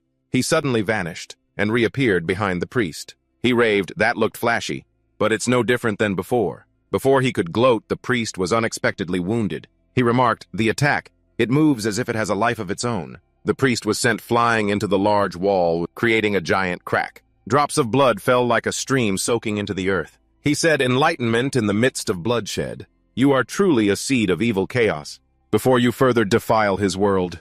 Before the priest could finish, Theo grabbed his face. He used his system's advantage, reading target's residual thoughts. Theo was confused. What should I do? The true origin of the strange powers that the Holy Society possesses. His hand slowly felt the man's memories. The entire space suddenly blurred before his eyes. The 2 of them gradually sank into a new separate space of existence. Theo floated in the air, stunned by the scene before him. What is this? It's completely different from all my previous thought readings. It's as if they've regressed into a child. He stared blankly at the system's incomplete message. A series of warnings blared out. A high-level enemy has appeared. Theo stared intently, horrified by it. What the hell? Suddenly his gaze became hard and tense. Theo's body was tiny amidst the flood of information. A giant eye captured Theo's reflection. A colossal entity with blue eyes roared, my slumber. Theo deduced, this is the entity worshipped by the Demon King's temple. Pairs of eyes in the darkness asked, answer me, who are you? He remarked on the bizarre thing before him. Their god. The blessing the followers always talk about. It wasn't a lie. It zoomed its eye in, staring at Theo. You? Theo Jangna. He was stunned to hear his name. You. The nameless lord announced, I have investigated you. It emphasized, you are surely the calamity of this world. Suddenly a wind rose, sweeping past Theo. The nameless lord was slowly moving its bizarre body. It twisted every piece of its cells together tightly. Suddenly, from the cracks in the nameless lord's body, light shone out. Lord Brock, with a sun-like brilliance, gradually emerged. He looked at it in confused amazement. He silently called its name Lord Brock. It spoke, boy. That thing is not an entity you can face. It is an entity that even if you reached Sigurd's level, I could not guarantee your victory. Theo looked at Lord Brock in disbelief. What? It flew higher, demanding, so leave this to me. His body began to fall in the opposite direction of Lord Brock. A moment later, Theo woke up in the basement room. His hand trembled uncontrollably. I'm back. What happened? Lord Brock is planning to face a thing like that alone. Theo reached out to touch the blood, when suddenly he heard the priest muttering, unbelievable. How could a heretic, he who has devoted his entire life, and I have never been granted his grace, so how could a heretic like him? His face distorted violently. Then the priest collapsed. Theo thought, a god like that, I don't need one either. he thought, but more importantly, the god worshipped by the Demon King's temple is the nameless lord that Lord Brock told me about. Lord Brock once said, for the past 1,000 years, I have been here with the duty of protecting the world from it. Theo pondered, but because Lord Brock has lost her heart, she said she won't live for more than 3 more years. In 5 years, the Great War will begin. At its center is the battle with the Demon King. The death of the guardian dragon god and the rise of the Demon King are inevitable. Led by Choibon, they threw the entire continent into chaos. His head throbbed. They're all intricately connected. Just then, Evelyn came over to support Theo. Good work, young master. Cliff watched the two of them from a distance. She thought we were too hasty, because one of the targets was a blood priest. Cliff's gaze dropped to the floor. She looked at the body of the man. She thought, for him to take one down by himself, it's truly... The two turned when they heard Cliff's voice. Incredible. Theo Jangna, to defeat a blood priest on your own? You have proven yourself. Later they moved to another room. She reported these are all the documents. It's all circumstantial evidence. Nothing here is ironclad proof. Theo took out an object. I found this in the basement. Check it. Evelyn looked at the box feeling uneasy. This is the item I retrieved on the young master's orders before the awakening ceremony. A record of secret exchanges between the Ceres Merchant Guild and the Choibon family. I was wondering why he hadn't used it yet. Turns out his vision was this far-sighted. Cliff scanned the records. Transaction records of the Ceres Merchant Guild, and here are records of transactions with the Choibon, with their official seal. Well done, Theo. With this, we can prove that the Choibon have been conspiring for treason and are involved with the Demon King's temple. He listened to her speak in silence. Now we have enough evidence. Evelyn's expression also became unusually serious. Cliff left after quickly submitting a report. We will immediately raid the Ceres Guild, Theo said to himself. Just you wait, Choibon. Finally, it's your turn to be crushed. Inside a room hung with their team's banner, Julius fumed. I knew it, that rotten Choibon. I knew one day he would betray us. Sano calmly spoke up. We can't be certain yet. Although there are suspicious things, he is still just a suspect. He yelled, do you think I'm an idiot? The fact that the Supreme Black Dragon shared this information with me means this is beyond mere suspicion. The man sneered, don't waste time on speculation. Julius gritted his teeth. Based on your reaction, it seems you knew about this and still let it happen. Sano gripped the teacup in his hand. Theo Jangna. According to Cliff's report, he defeated a blood priest all by himself. He interrupted, hey, we're not talking about that right now. The man remarked, he's a talented individual. Better suited for Black Snow. Hand the kid over to me. Julius yelled, what is wrong with you? Sano spoke with deduction in his voice. Excellent reasoning and perception. The ability to see the bigger picture from the smallest of clues. His methods of operation are similar to those in Black Snow. He moves as if he has prior experience. He retorted, don't exaggerate, I called dibs first. Don't you dare touch him. Hey, big bro, you and Osa are like a couple of thieves. The man set down his cup surprised. Big bro, it's been a while since you called me that. How nice. Kaito Osa. You and me, Julius. It feels like just yesterday that we became sworn brothers, Julius shouted. Your sob story won't work on me. You'll regret it if you dare to steal Theo from me. Seno's voice became serious. It seems you still don't get it. The man teased Big Brother.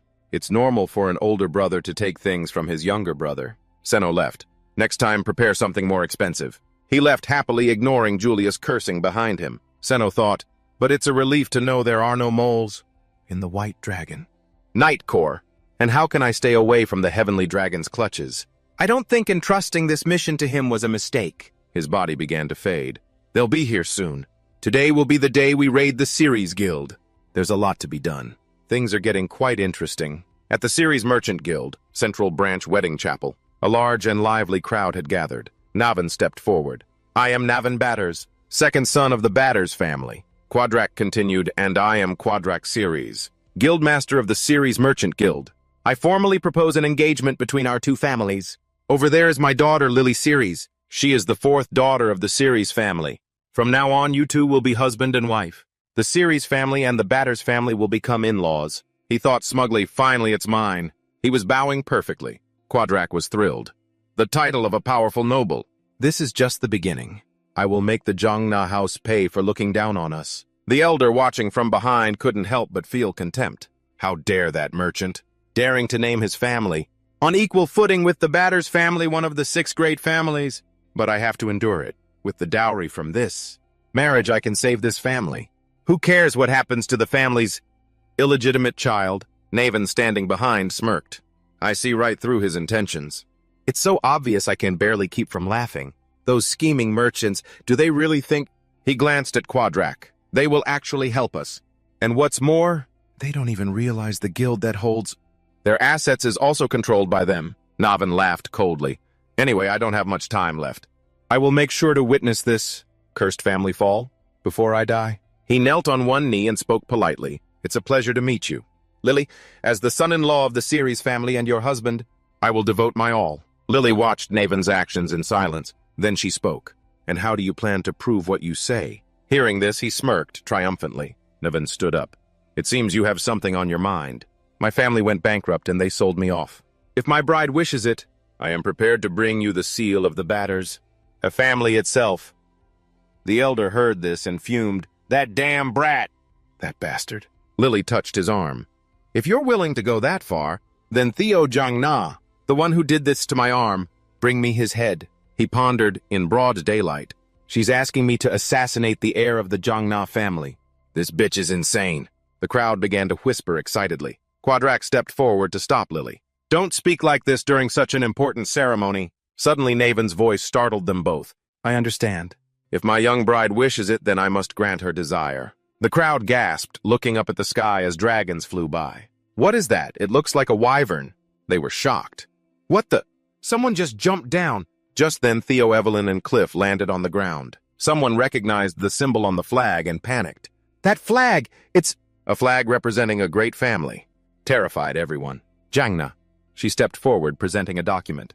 From now on, in the name of the Jiangna family, I declare the enactment of justice. From the hideout of the Jiangna family's target, we have discovered that he has a close relationship with the Ceres Merchant Guild.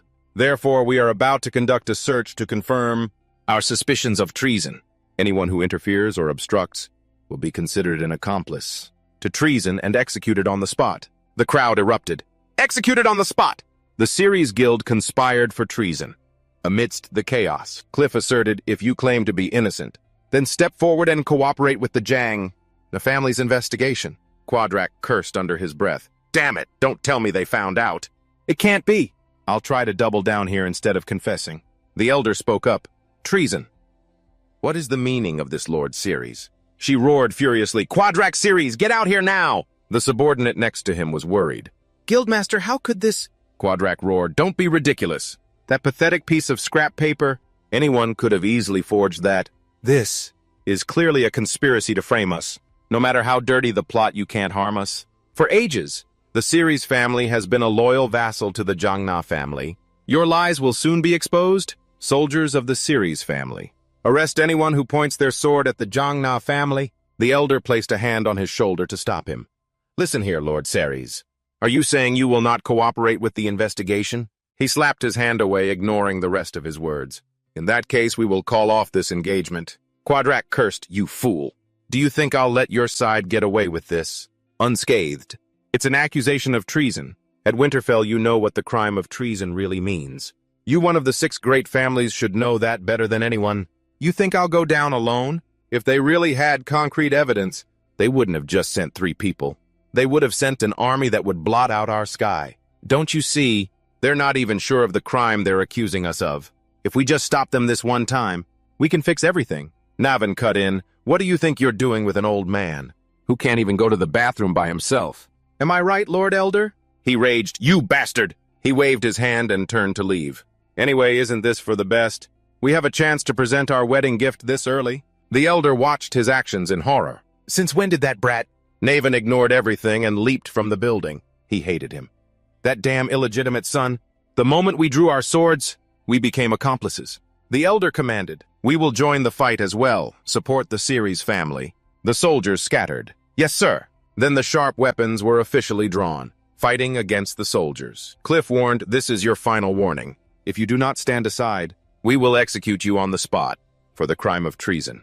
The subordinates of the 2 families began to grow fearful. Below, a tense atmosphere hung between the 2 factions. Suddenly, another defiant figure appeared above them. Naven appeared and said, honestly, you Jiangna folks, you really do love a quick and clean execution. Instantly, Theo's group was startled by this person. He immediately launched a direct attack on everyone. Navan spoke up. It's a great pleasure to meet the guests from the Jiangna family attending the wedding ceremony. Especially you, Theo.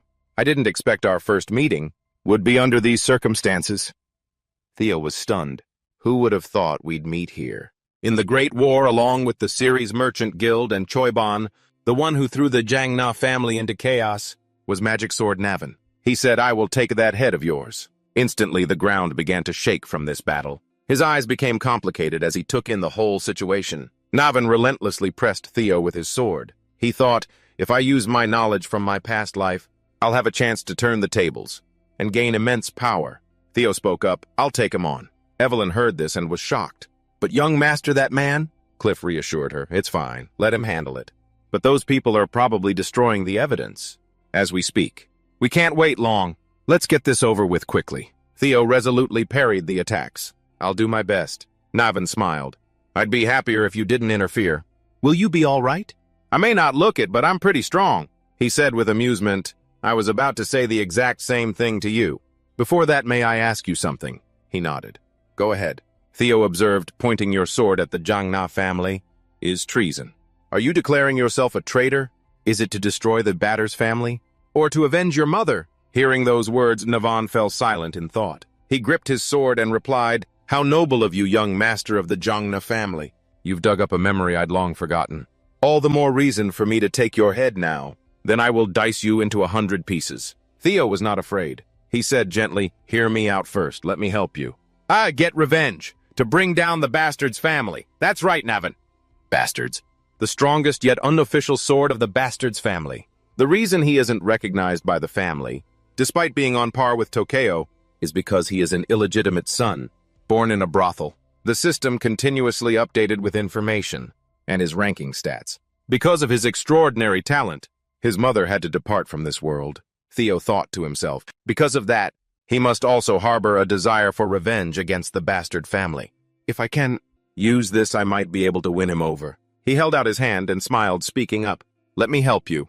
With your vengeance and the downfall of the Bastard family. He bowed his head, touching his hair. His eyes half closed, he spoke slowly and meaningfully. Well, I don't know where you dug up that story about my mother, but one thing is certain. Suddenly, he drew his sword with fierce force, as if ready to destroy Theo at any moment. Theo looked at the sword with agitation. It was pointed right at his face, and he stared wide-eyed in shock. The sharp blade radiated an energy, shining brightly, illuminating the entire space. His defiant stance, fearing nothing, he always held his sword tightly, as if wanting to fight his arch-nemesis. The tiled floor now had deep cracks and fissures, creating a gap between the two of them. They were about to be suffocated. His sharp eyes looked straight at him. He spoke coldly. I have no reason to accept your offer. Even if I cooperate with you, the Batters family will fall for treason anyway. Hearing him say that, he parted his lips and said, That's right. Without my help, the Batters family will be wiped out along with you. He sighed. He glanced at him and reminded him, Your concern is unnecessary. After all, in this life, I have no more regrets. I don't mind disappearing along with that damn family. In the quiet space, Theo's questioning voice echoed. Is it because of Ager's fever? Right. A disease that manifests when a young body cannot handle too great a gift. If treated aggressively from the early stages, there's still a chance of a cure. But if you miss the golden window, it becomes an incurable disease and significantly shortens your lifespan. The Batters family did not treat your illness in time. Therefore, your remaining lifespan is, before Theo could continue, Navan spoke with a weary voice. 5 years, as expected of a noble young master. You've investigated my dirty laundry. But what difference does it make if you know, right here the Batters family will disappear, and I will go to meet my maker with the name Navan. Their two swords clashed, creating a golden glow. It shone beautifully, but at their core was a tense problem. Theo's lips curled into a smile, his voice full of meaning. What if I can cure your disease? He stared wildly, his eyes radiating killing intent. He shouted at him, Bullshit. There's no cure for ever fever. And just like that, the two of them engaged in a heated sword fight. The atmosphere was suffocating. Theo narrowed his eyes deep in thought. That's right, in my past life. A cure was found, just a few days after he kicked the bucket. So now, only I know the cure for that disease. Theo slowly announced to Naban, No. It can be 100% cured. His confident words and steely attitude made it impossible for him to believe. Beads of nervous sweat trickled down his cheeks. Theo smirked. Just as you said, the Beiji family. will disappear even if you don't cooperate with me. But if you take my hand, even after the Beiji family is gone, you can still live as a hero.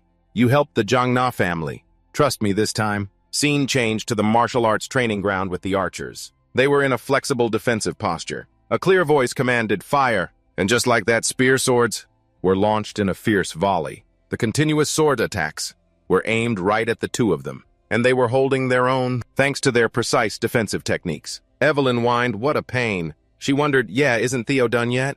She watched their conversation. Evelyn said, "Looks like they're talking about something." She got angry, dropping her sharp swords to the ground, making a chilling sound as she schemed. "Why can't I just take them down?" A memory surfaced in Cliff's mind. "For now, if you can, don't cause trouble." Seno swirled a potion in his hand and said slowly, "Our priority is to analyze his potential. We should recruit him soon." She wondered, "You're telling me to just observe him?" Seno replied, "Yes, he did capture the priest. But you didn't witness it firsthand." She replied, "That's right." Seno put the cup down on the table with a sharp clink. "That's why we have to confirm.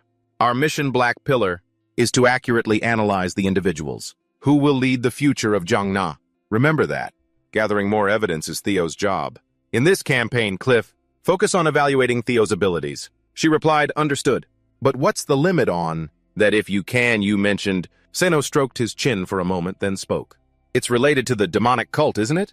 I'll allow you to intervene at the bishop level or higher." Back in the present moment, the spear swords continued to fly towards her. Cliff thought to herself, "If I interfere at this level, he'll really chew me out. But if the mission gets delayed, my clocking off time will be delayed too." Suddenly, a spear sword launched with a solid, fierce trajectory that made Evelyn's eyes widen in amazement. She instinctively followed its path. When his figure was revealed, Evelyn was shocked. Young Master Naban Bartlett lost to him. Instantly, she saw Theo rushing forward, but they quickly ran past Evelyn, whipping their weapons right behind her. His majestic posture and unyielding aura blocked the attacks from the sharp spears and swords. The struggle against the terrible attacks from the spears made the atmosphere breathtakingly tense. Naban spoke politely, "My apologies for my earlier disrespect. Ladies, with this can you forgive me?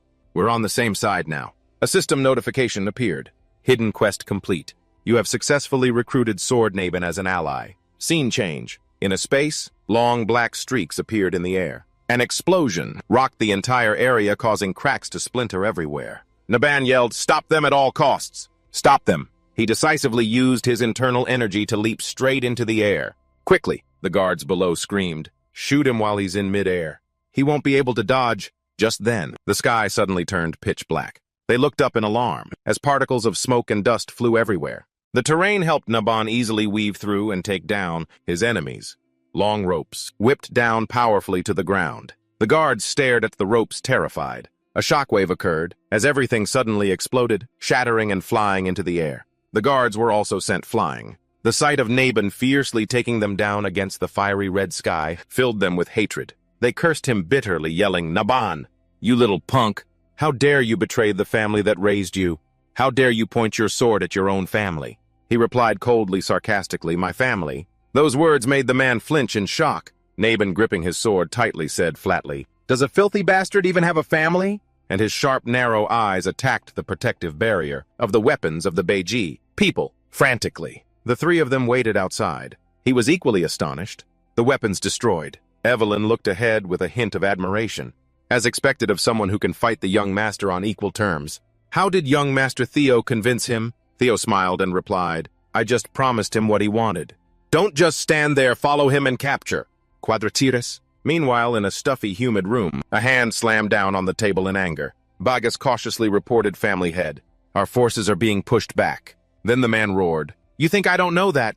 He said, "There's no time left.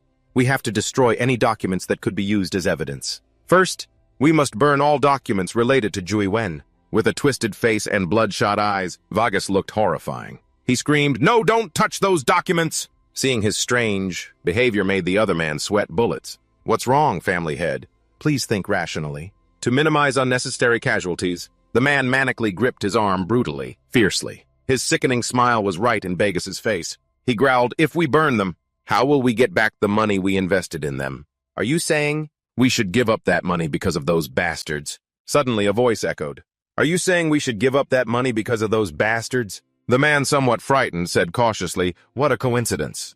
I was just needing your help.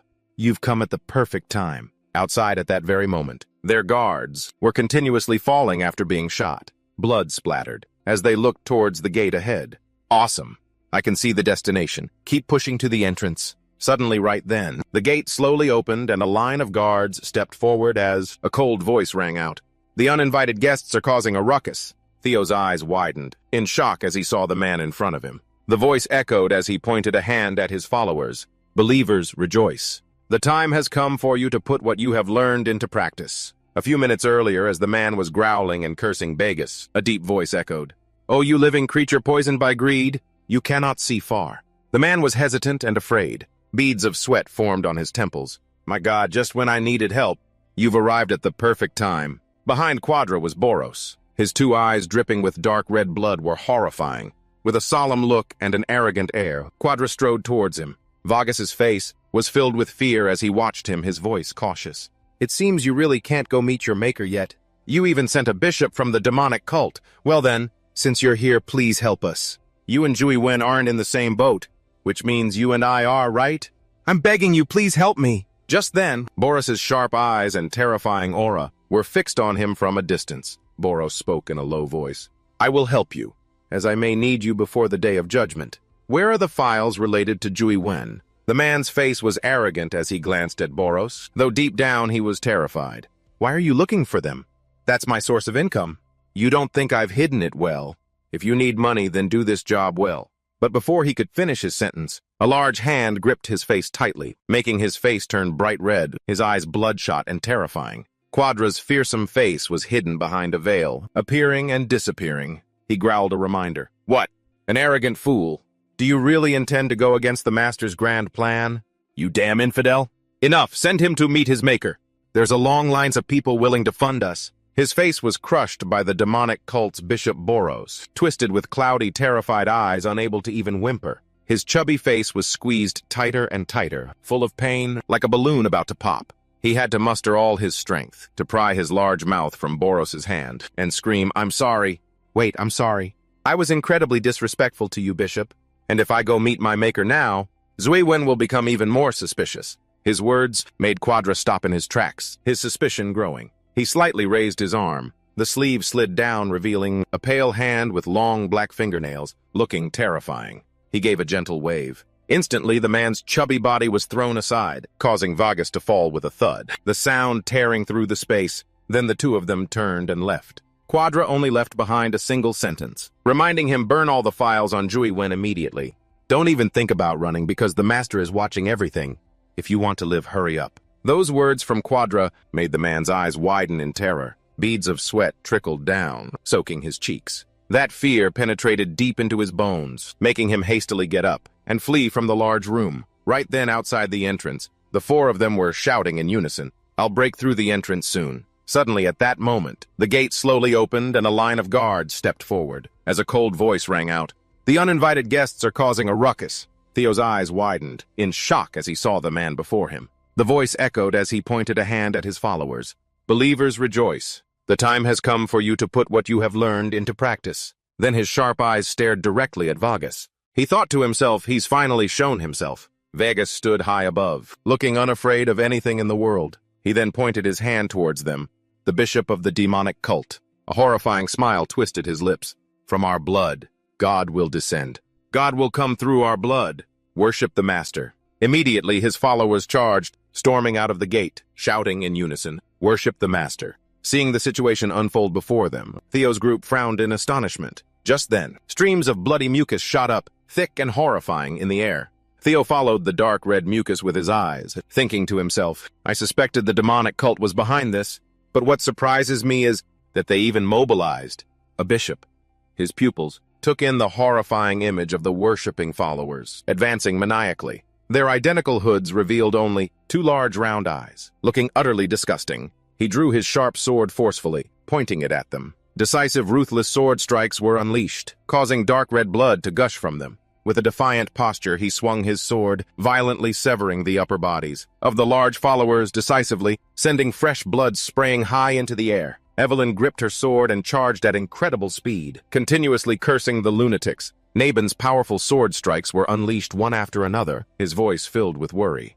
They just keep swarming like this. Can we handle them? While the three of them were frantically attacking the demonic followers, Cliff stood silently behind, observing suspiciously. Her sharp eyes were fixed straight ahead at them, as if she had something to say. Swarms of followers were released, attacking continuously, raising a question in her mind.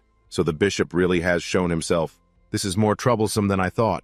Wait, but maybe this is actually for the better. Her proud and determined demeanor showed she was ready to swing her sharp sword.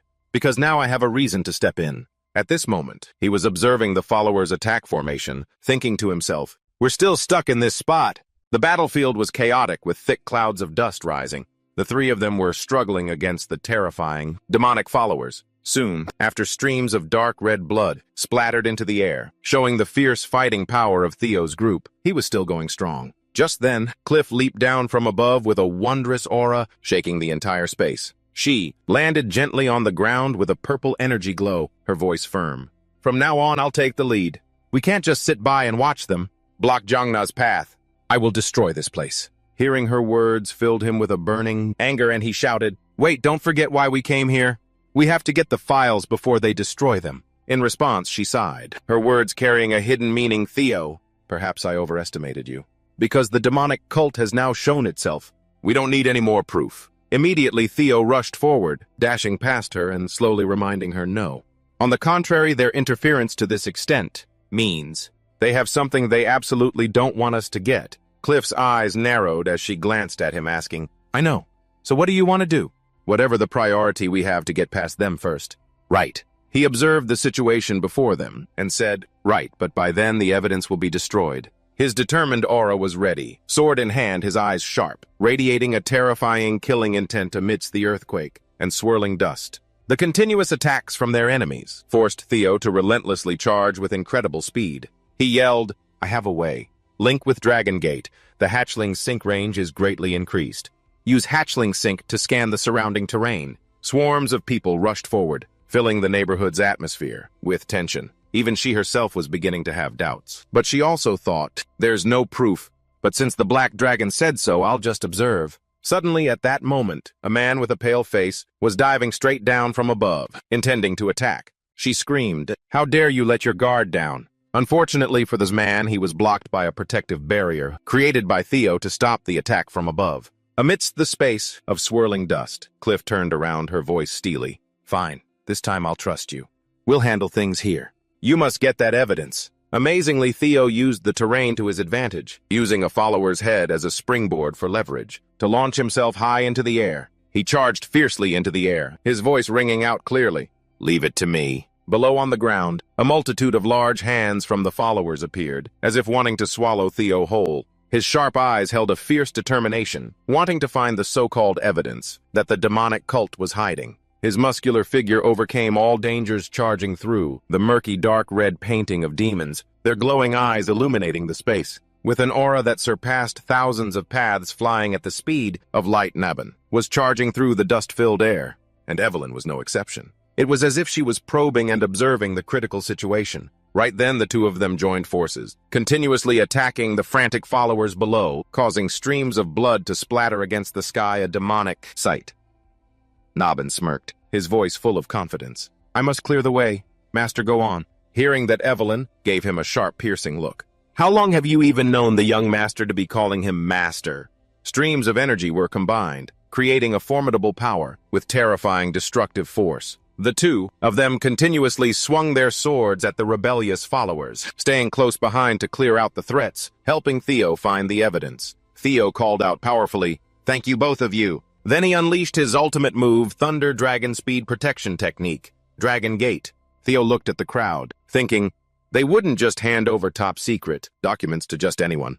If there's a suitable person, it must be a high-ranking commander. At that moment, Theo observed the situation. The crowd kept pouring out, causing the entire space to be filled with people. He saw the man's disgustingly fat face. There he is, Quadraciris. At the same time, the system's notification sound echoed. Scenario quest. Clue to the evil from a past life. This is your chance to avenge your past life. You must stop their plot. The two of them fought fiercely in a space where dark red blood splattered everywhere. He tilted his head and slowly said, Allow me to introduce myself. I am the first sword of my lord Naban Bartlett. Her eyes narrowed with a hint of doubt. First sword, that's a bit of a stretch. Naban slowly spoke. Your reaction suggests that you are the first. Then I have nothing to worry about. If you are the first sword, then I'll gladly be the second. His words made Evelyn suspicious. Are you saying you're stronger than me? He rushed towards her at a rapid speed, quickly replying, of course. Right then, fierce attacks from the frenzied followers were heading towards them. Before Evelyn could even react, a sharp sword had already pierced through a follower's face. Naban held the sword, its tip dripping with dark red blood, and said gently, coincidentally, we're on the same side. Why don't we decide it right here? Whoever catches the most, followers will become the first sword. Evelyn was exasperated by his childish behavior. She reminded him we're on a mission. There's no time for such nonsense. He provoked her. Scared, are you afraid you'll lose? Instantly his face froze as he saw Evelyn charge straight forward, decisively. Seeing what was happening, Naban's eyes widened in astonishment. And so swarms of followers were continuously sent flying into the air, with a huge amount of blood splattering right above his head. Seeing her running swiftly, charging and taking down swarms of followers, made him clench his teeth in alarm. Evelyn zipped through the air, her voice announcing, let me show you exactly why I am the first sword.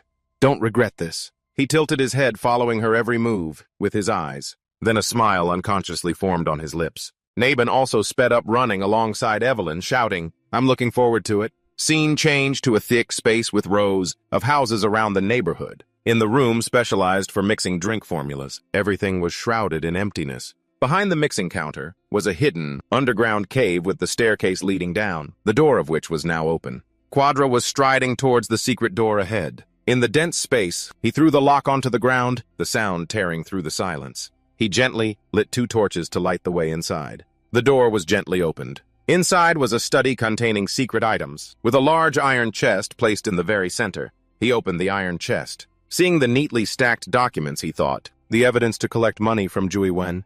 I just need to burn this, and we'll escape being charged with treason. To some extent. Do I really have to burn it? All of this is too valuable. These things won't be easy to recover. Moreover, if we include the deal we made with Tianlong, I must get it all back at any cost. He remembered Vargas's dark demonic face, appearing with hollow eyes. Oh well, it's better than meeting my maker. Just then, a streak of black energy shot into the room. As he turned to walk away, Theo had already entered the study holding a torch. The man watched him examine each document, making him so nervous that he stammered.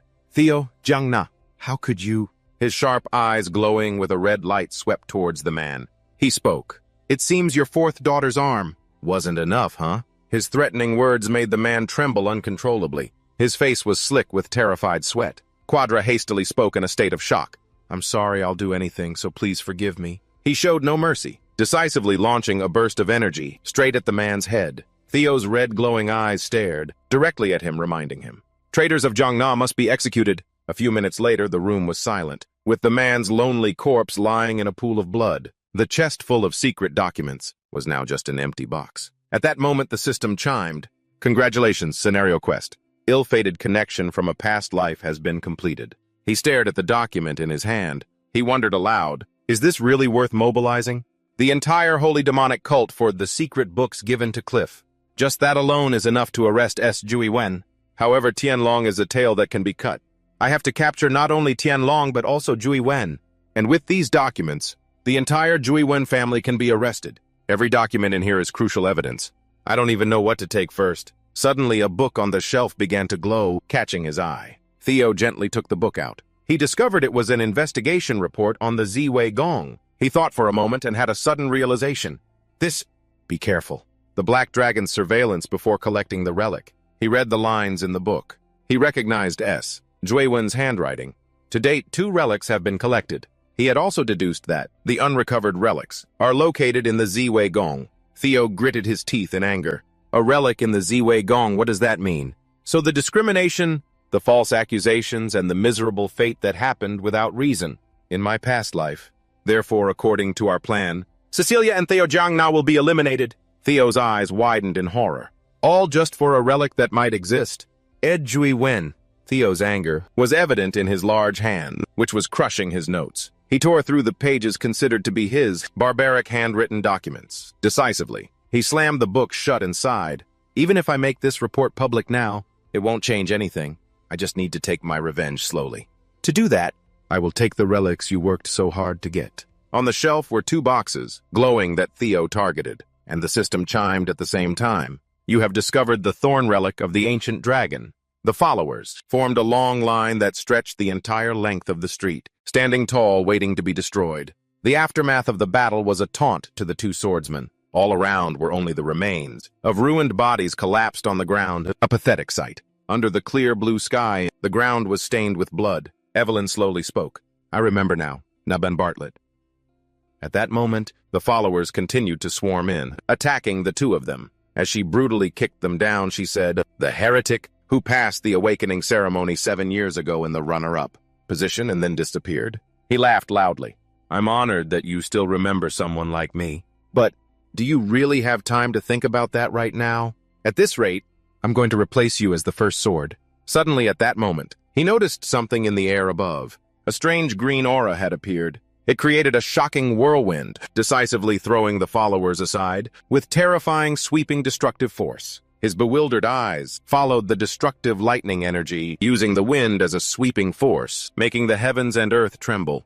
Dust flew everywhere. Evelyn's face was drenched in sweat, looking exhausted. Divine Wind Path Secret Technique Lightning Strike. After witnessing the fierce sweeping whirlwind, he let out a foolish grin. Just then a large man holding a sword was rushing towards where Naban was standing.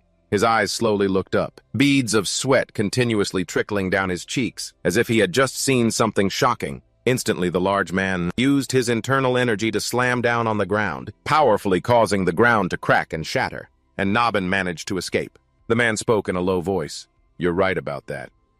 A sharp voice rang out continuously. You lowly creatures dare to interfere. He smirked, a sinister smile on his face, his long, narrow eyes filled with provocation. Interfering with the plan of a great god. Evelyn's sharp voice cut in. Let's end him. I'm glad we're on the same page. Immediately, Evelyn lunged forward with swift speed, her rage showing bone deep, and Naban was right there with her. Determination emanated from his sharp eyes and demeanor, charging straight ahead with force. Just then, the continuous sound of an ancient dragon's wings filled the sky, making the very heavens and earth tremble. Dust and smoke billowed everywhere. The ancient dragon stepped forward, its eyes blazing red, as if it wanted to devour all the hatred into its maw. Instantly, the 2 of them stared blankly at the thick smoke created by the ancient dragon itself. The ancient dragon's massive foot pinned the man to the ground, making him struggle in hopeless agony. Michael, with eyes shining like twinkling stars, and a radiant smile appeared. How's it going, platoon leader Evelyn? My timing is on point, right? The 2 of them, looking imposing, walked through the remains of the battlefield. They spoke in unison. Why did you touch him? Seeing them yell like that left him baffled and confused. Suddenly, flocks of birds appeared in the sky, seemingly an omen of tragedy to come. And at that very moment, high in the vast sky, Bayless was leading a troop of winged soldiers diving down to fight the believers. She shouted the command, White Dragon Cavalry. All sergeants of the 5th Squad wipe out the Merchant Guild. Ceres and the forces of the demonic Holy Order. Waves of frenzied beasts decisively tore into the believers of the Holy Order. Michael led the charge with the ancient dragon, continuously attacking them against the chaotic sky. The ancient dragon's mighty roar echoed throughout the area with a ferocious sound. And just like that, a believer's head was severed from his body. Jagged teeth chomped down, sending blood splattering. Scene changed to the area of an ancient, classically designed fortress. The magnificent structure was scorched and scarred. Disgusting cracks appeared on the outside of the glass window frames. A horrifying battle was taking place, with pathetic screams begging for mercy. Vegas, with a gruesome face, wore a sinister smile, intensely craving the moment the sky bled. It signals a new sun and that the end is near. Don't falter. Embrace it with faith. Let the holy blood guide you and bring you peace. Cliff, looking dazed, hung her head. It was as if a storm of events was closing in. She lifted her head and sighed in relief. Scheming like that really isn't my style. After going wild like that, it feels like a weight in my heart has finally been lifted. Scene changed to a peaceful, clear space, with crowds of people lining up to receive relief goods. In a corner they yelled, "Can I go now?" Evelyn, holding a paper, replied, all right. Just show me your Merchant Guild membership card, and you can leave. Next, regarding compensation for damages, the complaint reception desk is at the far left. Michael clutched his head, sweating bullets in fear. Platoon leader, do you still need that report? His voice grew more fearful and shaky. Bring it to me now. A loud, commanding shout came from his own mouth, sending spit flying everywhere. Someone ate the wyvern's supplies. Which bastard was it? The people from the merchant guild could only stand with their backs bent, respectfully silent. He crumpled a paper in his hand and spoke up. Platoon leader, this mission of ours gets special funding, right? A barrage of questions continuously assaulted her ears. Platoon leader. I'm tired, leader. Platoon leader. Platoon leader, platoon leader. What should I do, platoon leader, platoon leader? Platoon leader, platoon leader, Evelyn, platoon leader. Platoon leader, Evelyn. Platoon leader, Evelyn. Platoon leader. Is this right, platoon leader, Evelyn? Platoon leader. Platoon leader. Those words continuously bombarded her from left and right, causing her eyes to glaze over, her face tense with bulging veins of anger. Evelyn launched into the air and screamed, "Figure it out yourselves. I suck at paperwork anyway." Oh my God, Xiaohei. Where's Xiao Shui? Where did they run off to after dumping us here? Meanwhile, inside the tent, filled with countless important weapons, Theo spoke up. This is the file the guildmaster tried to destroy. There's proof of theft of information and assets from Jiang Na. There's even a conspiracy of treason. All the details are recorded here. As soon as he finished speaking, the sound of the file being thrown onto the table was jarring. She spoke. Well done, Cliff's voice praised him repeatedly. Well done, intermediate swordsman Theo Jiang Na. He was stunned for a moment, then slowly spoke. Thanks. Cliff expressed, you're really efficient. It's like you've been one of Xiao Shui's people for a long time. What do you think about the Black Dragon's offer? He was a little flustered. Well, that, she sighed soothingly. No need to be so tense. I'm just kidding. Theo replied bluntly. It's hard to tell when you're kidding. Cliff slowly began to speak seriously. There's something else. I have good news for you. The operation to capture the Sky Dragon is underway. The previous record book is enough to prove their treason. Theo's eyes widened. With some doubt, he voiced, You mean? She explained in detail. Yes, the elite capture team of He Shui is on its way. Yes, the elite capture team of He Shui is on its way. Just then, outside the tent, a masked guard appeared and shouted, Bad news! The two of them quickly turned towards the curtain. Theo's face was filled with bewilderment. At that moment, the figure of a man whose eyes were constantly oozing a thick, gruesome, dark red slime. A cloaked man screamed. Without a moment's hesitation, he decisively drew his sword and sliced through the man's head, sending blood splattering everywhere. And just like that, he was surrounded by limp corpses, lying in pools of fresh red blood. While Ed was taunting, only a fool reveals their true strength. Congratulations, Theo Jiang Na. His slow steps crossed over the bloody remains of the guards on the ground. His footprints were imprinted on the pure white snow. With a lingering voice, Ashen the Dragon Slayer Swordmaster series, everything that I worked so hard to build disappeared without a trace. His face, covered in mottled scars, looked as if he wanted to crush everything. His long, narrow eyes radiated a terrifying, murderous aura. He began to speak, Fine, go as wild as you want, because the plan of the Chuan is still in motion. We may have lost the Dragon Slayer sword, but I've obtained this, that's enough. The time is coming, Father. The time for us to summon his soul. A bustling crowd outside the Camellia Palace grounds. People chatted excitedly. I love this design, it's really beautiful. The owner replied, Thank you for waiting, this way please. Kaysen listened. When will we get the fabric? It just came out. We still have to perform quality checks. She thought, this place is getting busier and busier. Izan approached and started a conversation. Mother, you're here. Kaysen sighed. What's with all these tailor shops? She was excited. We're starting a new type of business. A high-end brand, specializing in luxury fabrics and accessories. She stood and listened as Izan enthusiastically described her strategy. The corners of Kaysen's mouth unconsciously curved into a proud smile. She happily recalled old memories. It's been so long since I've seen you smile so brightly. Brighter than any gem. Izan took Kaysen's hand. So don't worry about the price. Isn't that why you're here? She turned her face away. You catch on quick. But that's not the only reason I'm here. I also came to share some news. She wondered what news. Kaysen answered about the Rose Palace. The news startled Izan. She trembled. Don't tell me something happened to your son. Did that wicked woman Anmin hit him again? She mused.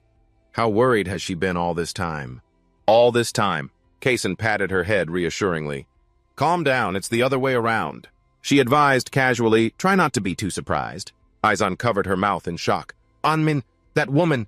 A luxurious palace as night falls. Only the faint moonlight remains. Drops of blood still clung to the jet-black hair. Splotches of blood stained the floor tiles. Everyone's face grew tense. All of them stared at the closed door. Izan collapsed to the ground in anguish. Kaysen worriedly asked, Are you okay? She spoke up, I'm sorry, Mother. The thought that it's all over Made my legs give out. She went over and used both hands to help Izan up. Izan's hands were trembling. It really happened, didn't it, Mother? Kaysen said gently. Have you ever seen an elf lie? Izan's tears began to fall. All this time, I didn't show it. But every day, I felt like I was walking on daggers.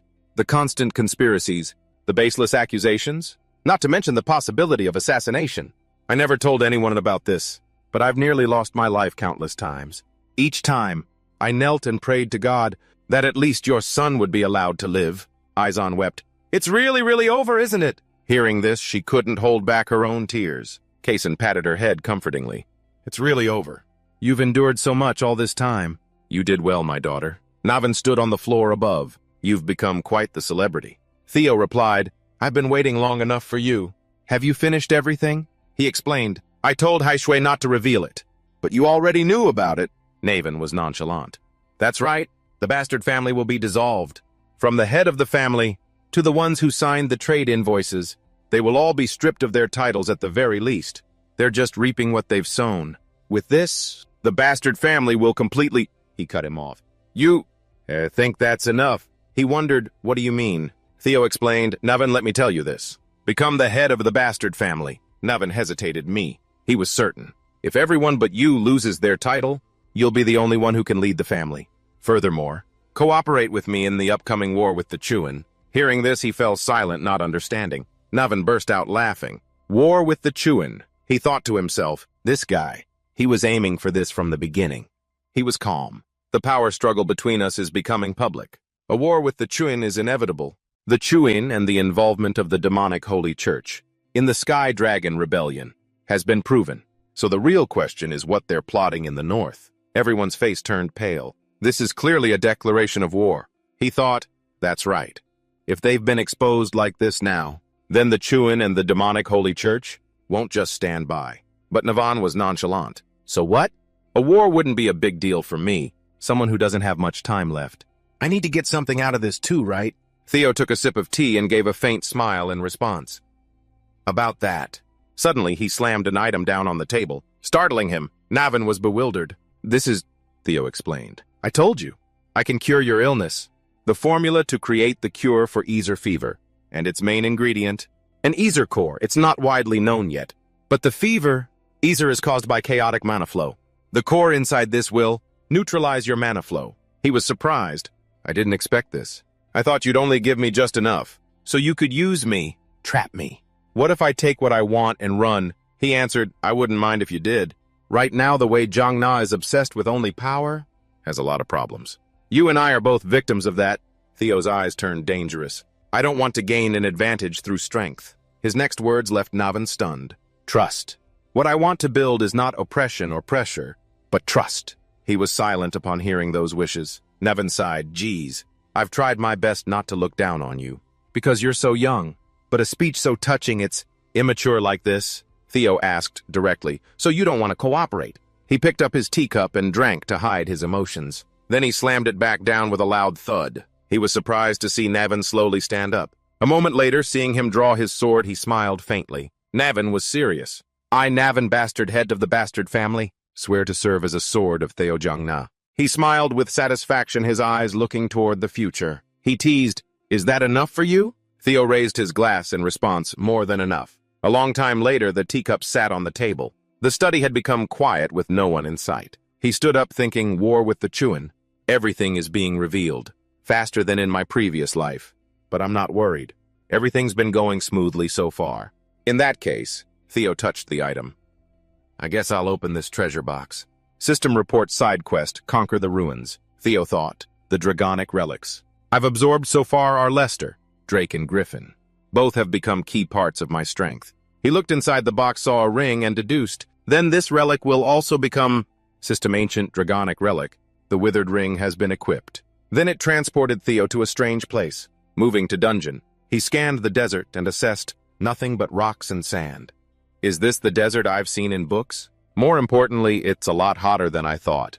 What the hell am I supposed to do in a place like this? System report, you have entered the Guardian's territory. Strange creatures appeared high in the sky. Theo was annoyed. What the? 72 hours later, in a place so hot it feels like I'm about to melt. I have to survive for 3 whole days. Suddenly he felt the ground shifting. A sandstorm erupted unexpectedly. A monster was slowly emerging from beneath the layers of sand. Theo, sweating from the heat, cursed, "This is insane." Before him now, the sandworm boss had appeared. Its voice was cold with wisps of smoke. "Intruder!" The sandworm opened its cavernous mouth. "Found you." He hastily fled, hand gripping the sword tightly. Theo turned back and attacked with Dragon Thunder body acceleration. Dragon Gate. A massive bolt of lightning exploded, tearing through the space. The ground fractured, creating a huge crater. He glanced over, thinking it took a direct hit from Dragon Gate. And it's still fine. A web of vicious lightning bolts shone everywhere. The light hit Theo's face, startling him as he observed. Before him was the sandworm covered in flashing lightning. Theo assessed, a lightning attribute. Is that why, because our attributes are the same? It viciously chased after him. "Intruder, I will finish you." Then a series of explosions occurred. Chunks of earth and rock flew everywhere. Theo, sweating from the heat, cursed, "This is insane." An earthquake caused a violent landslide. The sandworm quickly closed in on Theo. It swiftly launched its first attack. His body was sent flying a considerable distance. Theo deftly stopped himself, digging his feet in to halt his momentum. His eyes grew tense, sweat pouring down his face. Theo looked at the timer. Only 5 minutes have passed. I can't hold out like this. It keeps burrowing underground, so I can't land a clean hit. Suddenly, strange patterns appeared in the sky. The sandworm revealed itself. He immediately noticed it shared his lightning attribute, so his skills were useless. Theo was frustrated. Even the terrain is on its side. Suddenly, he remembered. Wait a minute. The terrain. Theo became excited by his own thoughts. What if? He reached into his inventory space to pull something out. Theo took out a stone, the other relic I got from the last quest. He looked at the sandworm and wondered, what if I use it now? Theo gripped the treasure tightly. This is a gamble. He gently placed the sparkling item on his ear. Theo was determined, but it's worth a shot. After that, a series of system notifications appeared. Suddenly, a danger warning symbol appeared. He was floating. Seeing it, his nerves were stretched taut. System report cannot proceed with another dungeon quest, while one is already in progress. Theo leaned on his legs, staring intently, trying to understand. He looked at the crack in shock and lamented. Of course, things are never that easy. The spatial fractures spread wider and wider. The system notifications kept popping up. The two dungeons are trying to encroach on each other. The boss of the Ice Flower dungeon is appearing. A pair of ancient eyes. Theo grew anxious, trapped between two difficult bosses. On one side, the beast from the Ice Flower dungeon had just appeared. On the other, the sandworm he hadn't dealt with yet. The guardian of the fairy dragon relic spoke. Chosen one? It's been a while. You've just done something quite reckless. The dragon, with butterfly wings that bloomed with snowflakes. It appeared, followed by shards of glass. Its eyes were cold. Pay the price for your arrogance. With that, the fairy dragon launched crystals towards Theo. It created a continuous storm of magic aimed at him. Theo stood ready in a battle stance, sword in hand. He was uneasy. This isn't good. I didn't expect things to turn out like this. Theo's gaze fell, his face now covered in wounds. Theo became desperate. So this is how it all ends. He looked up at the sandworm, which had its mouth open as if to devour him. Theo complained, 72 hours. I should have just gritted my teeth and endured it. Now that it's come to this. The only thing I can do is... Theo stopped running and changed tactics. To attack. The fairy dragon was caught off guard by the sandworm's attack. It was furious. What are you doing, Guardian? The sandworm went berserk. The intruder will be eliminated. It concurred. Agreed. Two guardians cannot coexist in one place. He stood still, not understanding their conversation. The fairy dragon rushed to attack. Get lost, sandworm! It retorted, Intruder, I will deal with you. The two ancient dragonic relics are fighting for priority. The sandworm, enraged, opened its wide mouth, wanting to swallow its opponent. It lunged and bit hard into the body of the fairy dragon guardian. Theo watched from a distance. Just thinking about being there is terrifying enough. Suddenly, a large amount of darkness was absorbed into the sword. He was excited. Looks like you want me to use you. White moonlight sword. Theo gave a faint smile. Just hold on a little longer. It seems... He glanced at the battle in the distance and remarked, they're about to be toast. The sandworm used its lightning magic skill to attack. It spewed a massive amount of lightning from its giant mouth. The fairy dragon wouldn't back down. It was filled with a mass of dark energy. Then it quickly retaliated against the sandworm's attack. The fairy dragon stood majestically above, growling to show its power. Below was the sandworm, losing control, wanting to devour it. Suddenly, the fairy dragon's eyes flashed with danger. It used its light power to counterattack fiercely. The heavens and earth seemed to shake from this intense battle. Crystal shards shot down, stabbing into the sandworm's mouth. The two tore each other apart to reclaim the throne. The sandworm bit and tore the fairy dragon's body. Ooze spilled out. Hidden behind its teeth was the fairy dragon's energy. Very quickly, the sandworm was attacked from inside its own body. It glanced at the enemy with determined eyes. The fairy dragon's eyes were also filled with the ferocity of a boss. They tore at each other's flesh. The fairy dragon's eyes shone like the sun. Its claws slashed powerfully, creating sparks of electricity. A head-on clash between the two rulers of two realms. The fairy dragon gnawed at the sandworm's body with all its might. The sandworm wouldn't give up. It also counterattacked, causing it to bleed profusely. Suddenly, in the distance, Theo was soaring high like a star. His silhouette appeared in the monster's eyes. Theo, with his mighty sword, declared, "You're first." He quickly delivered a storm-like slash, finishing off the enemy. The sword stroke cut through the clash of the two guardians from two dungeons. A surge of excitement rose within Theo's body. "I'm going crazy and I love it."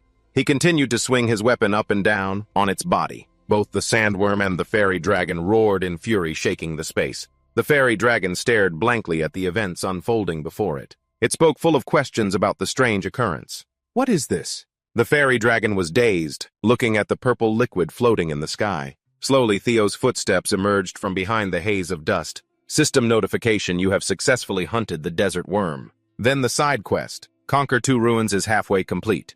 He looked at it and remarked, "So hunting the boss is the same as conquering the ruins." Suddenly, Theo's eyes darkened. "Then the remaining one?" The fairy dragon was startled and requested, "Wait, let's talk first." He stepped forward. "What do you want to say?" It replied, "This isn't the way to conquer the ruins of an ancient dragon. Among the guardians, I am the wisest. I exist here to test your wisdom. If you can solve my riddle—" Theo cut in, "That's right. I've already proven my wisdom." The fairy dragon was surprised. "I haven't seen you answer." "I'm the one who made you two fight each other." It hurriedly said, "Wait." Theo raised his fist. "If you're really the wisest guardian—" His eyes blazed with fire, "then accept the result." Before the fairy dragon could finish, it vanished. "Hey! Listen to the riddle Finally, an explosion of light occurred on the mountain peak. "System, congratulations, you have successfully hunted the fairy dragon." Later, back in the room, 2 new boxes sat on the table. Theo tapped his fingers lightly on the table in front of the 2 items. He let out a sigh, releasing his hidden feelings. Theo smiled, looking at the system. "You have conquered both ruins." Black veins appeared on his face. "Now, I can finally—" The darkness of shadows was taking over the sword. He swung the sword wildly under the moonlight by the window, calling, "Griffin!" The summoned darkness gradually appeared, responding, "Theo Jiang Na." It rushed towards Theo. "I want to eat your heart." He was using his hand to squeeze tightly, trying to stop its madness. That darkness gradually crept in, as if wanting to take control of his body. Bloodshot veins appeared in Theo's pupils. He cursed inwardly. "Damn it. I only suppressed it once. So I forgot the white moonlight sword is always hungry for flesh and blood."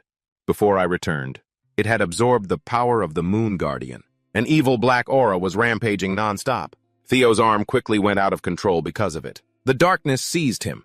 It ate both of them, so now it's even stronger than before. "At this rate, I'll be devoured too." It announced, "I will tear you to pieces right here." Theo's body slowly sank into it. The white moonlight sword declared, and chased the moonlight once again. Theo was slowly disappearing due to the terrifying power of evil. Theo bolted upright, startled. His face was filled with confusion. He appeared in the middle of a black vortex, his surroundings hazy. He asked in surprise, "Where is this?" In the darkness, many pairs of eyes and ghostly smiles appeared, leaving Theo bewildered. A voice echoed from within it, gripping. "In the end, he even devoured you, the chosen one. It seems he was waiting for the chance. He will devour your heart soon." Theo clenched his fist and replied softly, "I see, so in the end I'll be devoured by him." In the middle of the vortex, the evil dragon spoke. "This is the consequence of coveting our power, when you couldn't even control Griffin. Foolish chosen one." He asked sternly, "What will happen after he absorbs my heart?" It bared its sharp teeth and answered, "Death, of course, only for you." Ulan opened its mouth in the darkness, a deep voice echoing out, "We are guardians. Guardians don't die, you die alone." It looked down at Theo and growled, "He's right. Although waiting for the next chosen one is quite boring." The evil dragon stared and also spoke up. "We will just become relics again, even if you die." Theo narrowed his eyes, his voice turning cold. "Have you forgotten the mission the dragon Primordial gave you?" In the tense confrontation, Ulan and the evil dragon froze. Their gazes revealed clear shock at his words. Theo's eyes blazed like fire, his voice emphasizing every word. The Guardians must assist the Chosen One to fight the nameless overlord. If I die here, this world will fall to ruin again. His sarcastic voice rang out. Aren't you two being too irresponsible? Immediately after, the evil dragon said angrily, What did you say? He curled his lip into a meaningful smile and spoke slowly. I think in the end you're just like, it's only Griffith. Those idiotic Guardians only look out for themselves. Right, Acreon. Acreon roared, its eyes blazing. How dare you? You dare use the name of the primal dragon to threaten us. Its colossal body erupted with power. Each scale glittered like ice and snow, charging straight ahead like a giant spear. Theo stood motionless amidst the frost, hearing Acreon's furious roar. You've got a death wish, don't you? Fine by me. We'll just have to wait for the next Chosen One. He replied coldly, Then kill me. It made the beast freeze in surprise, sputtering, What? Theo lifted his chin slightly. The ice blade was pressed against his neck, but he remained calm, contemptuous. Enough with the threats. Just kill me. He smirked, looking straight ahead, his low, hoarse voice echoing, If you want to see this world collapse, helplessly from within your relic, then so be it. Acreon fell silent, a flicker of confusion in its eyes, its thoughts unreadable. Ulan also said nothing, responding only with a heavy silence. Huge chunks of ice crumbled and fell from above, each piece crashing down, creating a thunderous sound. Ulan spoke softly, You are brave, Chosen One. Acreon also praised him begrudgingly. Impressive. Its blazing eyes scanned down, its voice echoing with a hint of admiration. I'll give you this. I like your confidence. Acreon's massive body shimmered like ice and snow. Its voice rang out. I will open a gate to get you out of here. A brilliant golden light erupted its giant body like a living flame. It roared two words, Open, open. A swirling, radiant gate appeared in the void. Acreon's voice rang out heavily. But that's all we can do. Ulan added, The rest is up to you. Before the swirling gate, Theo stood tall. A deep voice echoed through the space, Go, go. In the intensely swirling mist, he smiled confidently, his words brief but firm. Don't worry. Theo dashed towards the giant swirling gate, his body brimming with power, his strides strong. Into the deep swirling vortex of space, he plunged like an arrow tearing through the darkness, his voice growling. The first thing I'll do is teach him a lesson. At that moment, a Soma orb appeared in a brilliant halo, a divine medicine that helps the user unlock their mana. A dark figure shot out fiercely from the water's surface and exclaimed, Finally found it. Youngsun's eyes gleamed, staring intently at the blue orb in its hand, affirming, I just need to swallow this. A fierce light flashed as the blue orb was lifted high. It roared, His body will be mine. Its gleaming eyes froze. Youngsun roared in pain. Theo's body emitted, a powerful stream of dark energy descending like a giant sword, and piercing straight through it. The fatal blow made Youngsun shriek. Purple blood splattered, staining the space. The water's surface exploded violently. Waves shot high, obscuring the entire area. It roared in fury. Water splashed everywhere, along with an enraged scream, Damn it! Youngsun's eyes widened in disbelief, its mind screaming in chaos. How did he get out of my stomach? It lowered its head, its eyes flashing, with resentment. Water sprayed from its body as it prepared a counterattack. Youngsun's sarcastic voice rang out. I knew it. You two helped him. So much for the pride of a guardian. It gnashed its teeth, roaring in anger. If it weren't for you two, I would have... Before it could finish, Theo's claws had clamped down on its beak. He held it tight. Theo said coldly, You talk too much. You must have forgotten the first time we met, haven't you? Youngsun panicked. It trembled, pleading, Let's go outside and talk. Theo stood coldly amidst them, calmly stating, I'm not asking for your cooperation. But when we're on the same side and one of us has all the power, it just wears us all out, right? So let's... The fierce eyes of Ulan, Acreon, and Youngsun made the atmosphere grow incredibly tense. Theo spoke up, his voice a warning and a reminder. Play nice and stay out of each other's way. The scene quieted down. Blood with calm eyes spoke, a wise choice. It rose amidst a red light. Theo asked in surprise, Blood, you're here too. It gave a faint smile. It's been a while, Chosen One. Blood lay down on the water's surface. Its voice was low, making them compete for control. The others used this tactic too. A probing look flashed in his eyes. Theo asked quietly, The others? You mean the other Chosen Ones? Its eyes lowered, its voice deepened. You don't need to know yet. Blood raised its head high, its voice echoing, Because for now, we will help you grow. Its colossal shadow fell over him, its blazing red eyes staring intently. I will be watching your next moves, with high expectations. Immediately, a system notification rang out. Buff, Dragon's Blessing, activated, protects the body from monstrous energy. Insect Eater has also been activated. Increases attack power. Dark energy radiated intensely, signaling the rise of a dangerous power. From the twisting dark mist, Theo emerged with a mysterious and fearsome aura. He rested his elbow on a table in a quiet space. Theo tilted his head back, laughing softly and muttering, "What a surprise! The guardians I thought were toast when I took their powers are actually alive inside me." His blazing red eyes widened, a look of profound realization flashing across his face. In the gloomy scene, a giant sword emanated dark, vein-like patterns that seemed to writhe with life. Its sharp tip was plunged into the ground, letting out a screeching sound that made the surrounding atmosphere even heavier. In the vast room, light streamed through a window. Theo's lips curled slightly. He spoke coolly. "Have you calmed down now?" He gripped the sword, a hint of confidence in his expression. He thought to himself, maybe this is better. Thanks to this, I understand. The primal dragon's power is greater than before. Theo's firm hand slammed down on the table. He growled with determination. Whether you like it or not, a panoramic view appeared through the glass window. Theo stood steadfastly in the middle of the room, his gaze resolute. "I will be counting on you." Outside, a whiteout blizzard covered the land. The silhouette of a young boy in the hazy expanse, each footstep affirming his unshakable will. Amidst the blinding snow and biting wind, Senno's voice was heard. "Are you truly going to consider Theo a legitimate candidate for the succession?" Kale, with a tense face, exuded an aura of majesty and decisiveness. "Of course, right now. He is clearly talented enough to stand with the other 5 candidates. But are you worried because he is a regressor?" The blizzard still raged. Senno replied, "Yes. Do you not hate regressors, Patriarch?" The snowstorm howled through the graveyard, covered in broken swords and tombstones. He stated plainly, "So much so that you killed all the regressors of the clan." Jaina Kale spoke nonchalantly. "That's right."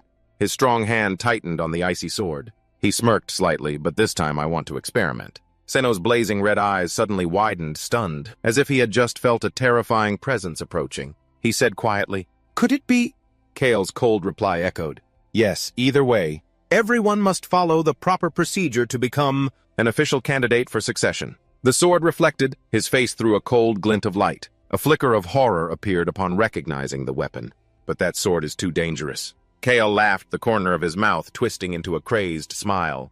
"But there's nothing better." The crimson sunset dyed the entire sky. He stood imposingly in a black cloak, his voice lowering. "Because it's the sword of the regressor that I myself executed. The sword of the Dragon King, the former patriarch." Julius slammed his hand on the table. His eyes sharp, he bellowed, "Theo Jaina, prepare to depart." A voice echoed through the space. "The patriarch has summoned you to the proving grounds." Senno's face showed a hint of astonishment. Swords were plunged into the ground in unison as snow fell. Steady, powerful feet landed on the icy ground. Theo appeared gallantly with a stoic expression. He moved slowly, gliding past each sword. Theo moved with a heavy, suffocating feeling. This karma, in the sacred ground of the fallen. The feeling is heavier than before. It must be because I'm much younger now. He recalled Kale's words. "Don't think it's an easy answer." "Will you really give the same answer?" After enduring your son's resentment, Theo pondered finally. "I understand what father meant back then." His gaze lowered, he spoke, "I have arrived. Mid-rank swordsman Theo Jaina greets the incarnation of the great dragon." He spoke sternly. "Enough with the formalities, Theo Jaina. First your master, the freeloader, right? Next your brother, Ashen, and now the master of the Rose Palace is dead. And that's not all, is it? The entire branch of the Ceres Merchant Guild was annihilated. Most of the Central Intelligence Bureau was also dealt with. Your name is tied to all of it." Theo looked up and retorted loudly, "That!" A storm of energy erupted, cutting off his next words. Kale spoke coldly, "No need to make pathetic excuses, because enduring the weight of it all in silence, that is the path of the patriarch." He vanished, leaving behind a final sentence, "My gift to you." A sword fell from the sky. The sword of the Mad Dragon Emperor. He was startled. The Mad Dragon Emperor.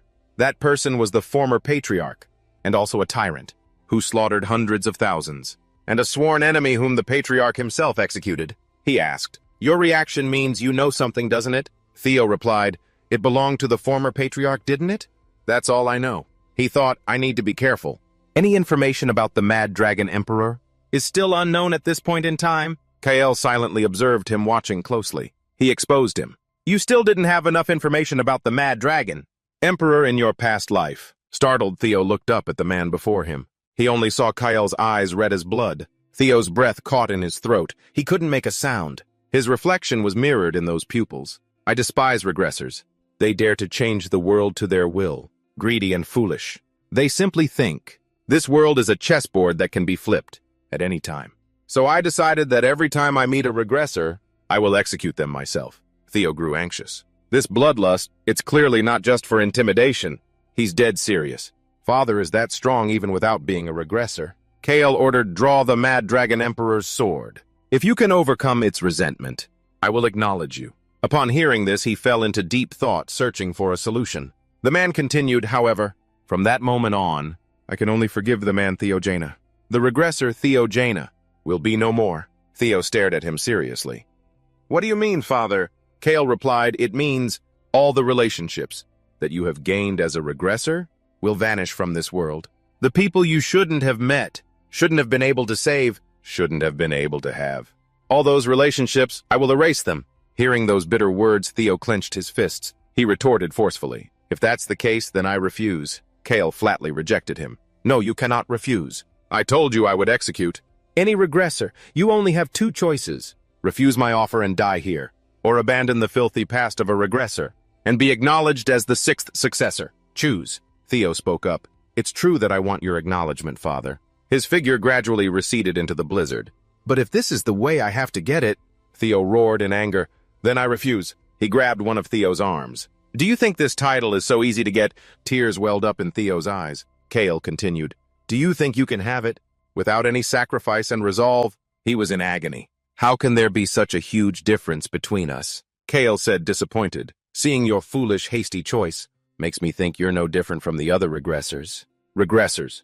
Perhaps you think you can just regress again. Is that it? Angrily, Theo clawed at the ground. He shouted back, Kale, don't get me wrong. My regression and the fact I've come this far was so that I could take full responsibility for everything that fell apart because of me.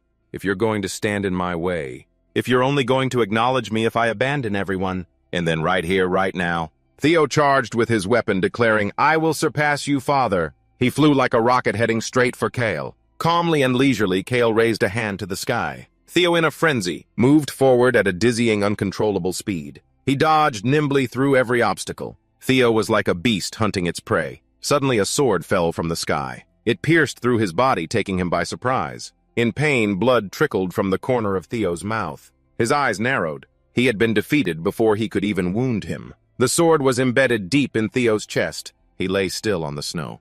Without turning back, Kyle gave Theo one last glance. His silhouette was imprinted on the white snow. Sano bowed respectfully. I didn't expect him to attack from there, Kale said indifferently. It's been a long time since someone confronted me directly. The man added, he is certainly very unusual. All the regressors we've fought until now were those who used others as pawns and then discarded them. He glanced coolly, affirming, but he is different. Kale let out an excited smile at what had happened. He remarked, a regressor who fights with his own sword to take responsibility for his actions. How interesting, you've piqued my interest. Kale drew the sword out and called Regressor Theogena. I now acknowledge you as the sixth successor, and as proof of that, I bestow upon you the sword of the Mad Dragon Emperor. It belonged to my father. He was a regressor just like you. You are a person like him, yet you walk a different path. I wonder how different you will be in the end. He looked at Theo's glowing body with delight, an expression of anticipation for the future. I'll be looking forward to it. His body was invaded by strange lights. A massive surge of energy descended from the sky to the foot of the mountain. Inside the bustling city were thoughts. Where am I? On the streets, the bustling crowds mingled with the moonlight. Where high-rise buildings were built, grand and majestic. Theo placed a hand on the glass, bewildered by the scene. He was seeing. He stared blankly at his reflection in the glass. Theo's emotions were in turmoil. He uttered each word, it's all... Theo became desperate. Over. In reality, he woke up in a familiar bed. Theo held his head wearily, remembering, what was that just now? Osa entered and said, you're awake, son. He called out, Mom. She said gently, did you sleep late? You must have been exhausted. Theo was bewildered. Mom, are you okay? You're not hurt. Osa replied, I should be asking you that. Last night, the patriarch himself brought you here, while you were unconscious.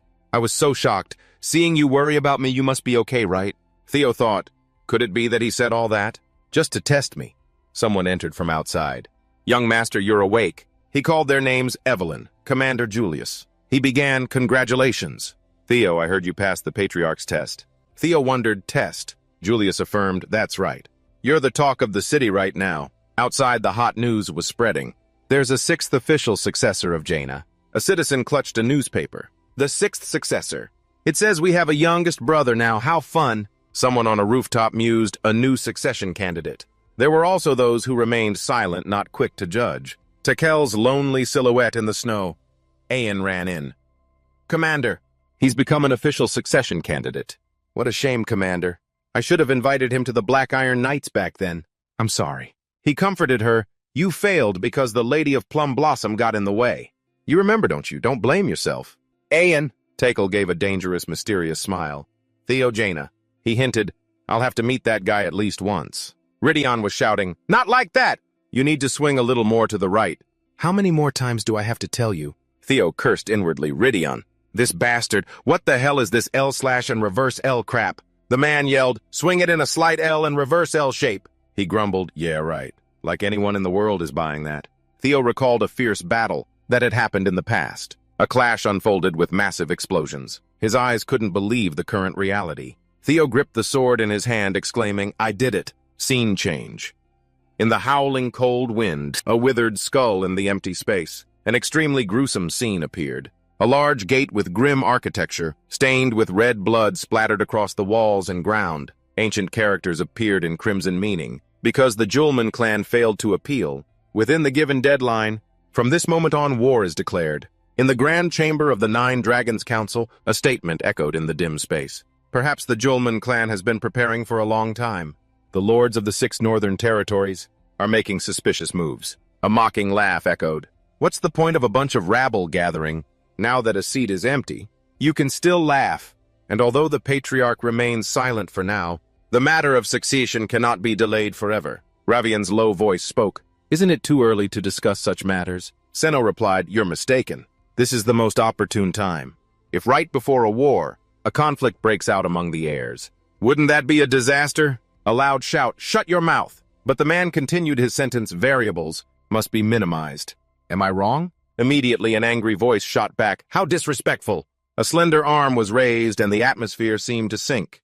"Enough, both of you," Scylla's low voice echoed softly. "Perhaps an official meeting is needed." "I will arrange the meeting room." A nodding voice echoed, "Come to think of it, there is a suitable event coming up." "In that case," the voice continued to echo, "we will decide after seeing for ourselves." Meanwhile, Theo gripped his twin swords, standing amidst a circle of flickering candles of various heights. His hair fell, covering half his face, but it couldn't hide his determined gaze. Sparks flew. A tense atmosphere enveloped them. Theo soared with his sword. The gleaming blade swung down, creating a shower of sparks. With a majestic expression, he called out, "Yura." His hair disheveled, he muttered, "Kill them. Take all their lives. Take everything." A giant sword descended. Theo tensed his muscles, gritting out each word. "Take what you want." He, with the sword held tightly in his hand, stood amidst the candlesticks stuck in the ground. Theo clutched his collar. His eyes were marked with a fierce glint exuding an endless coldness. A deep, low voice was heard. "You are still struggling, aren't you?"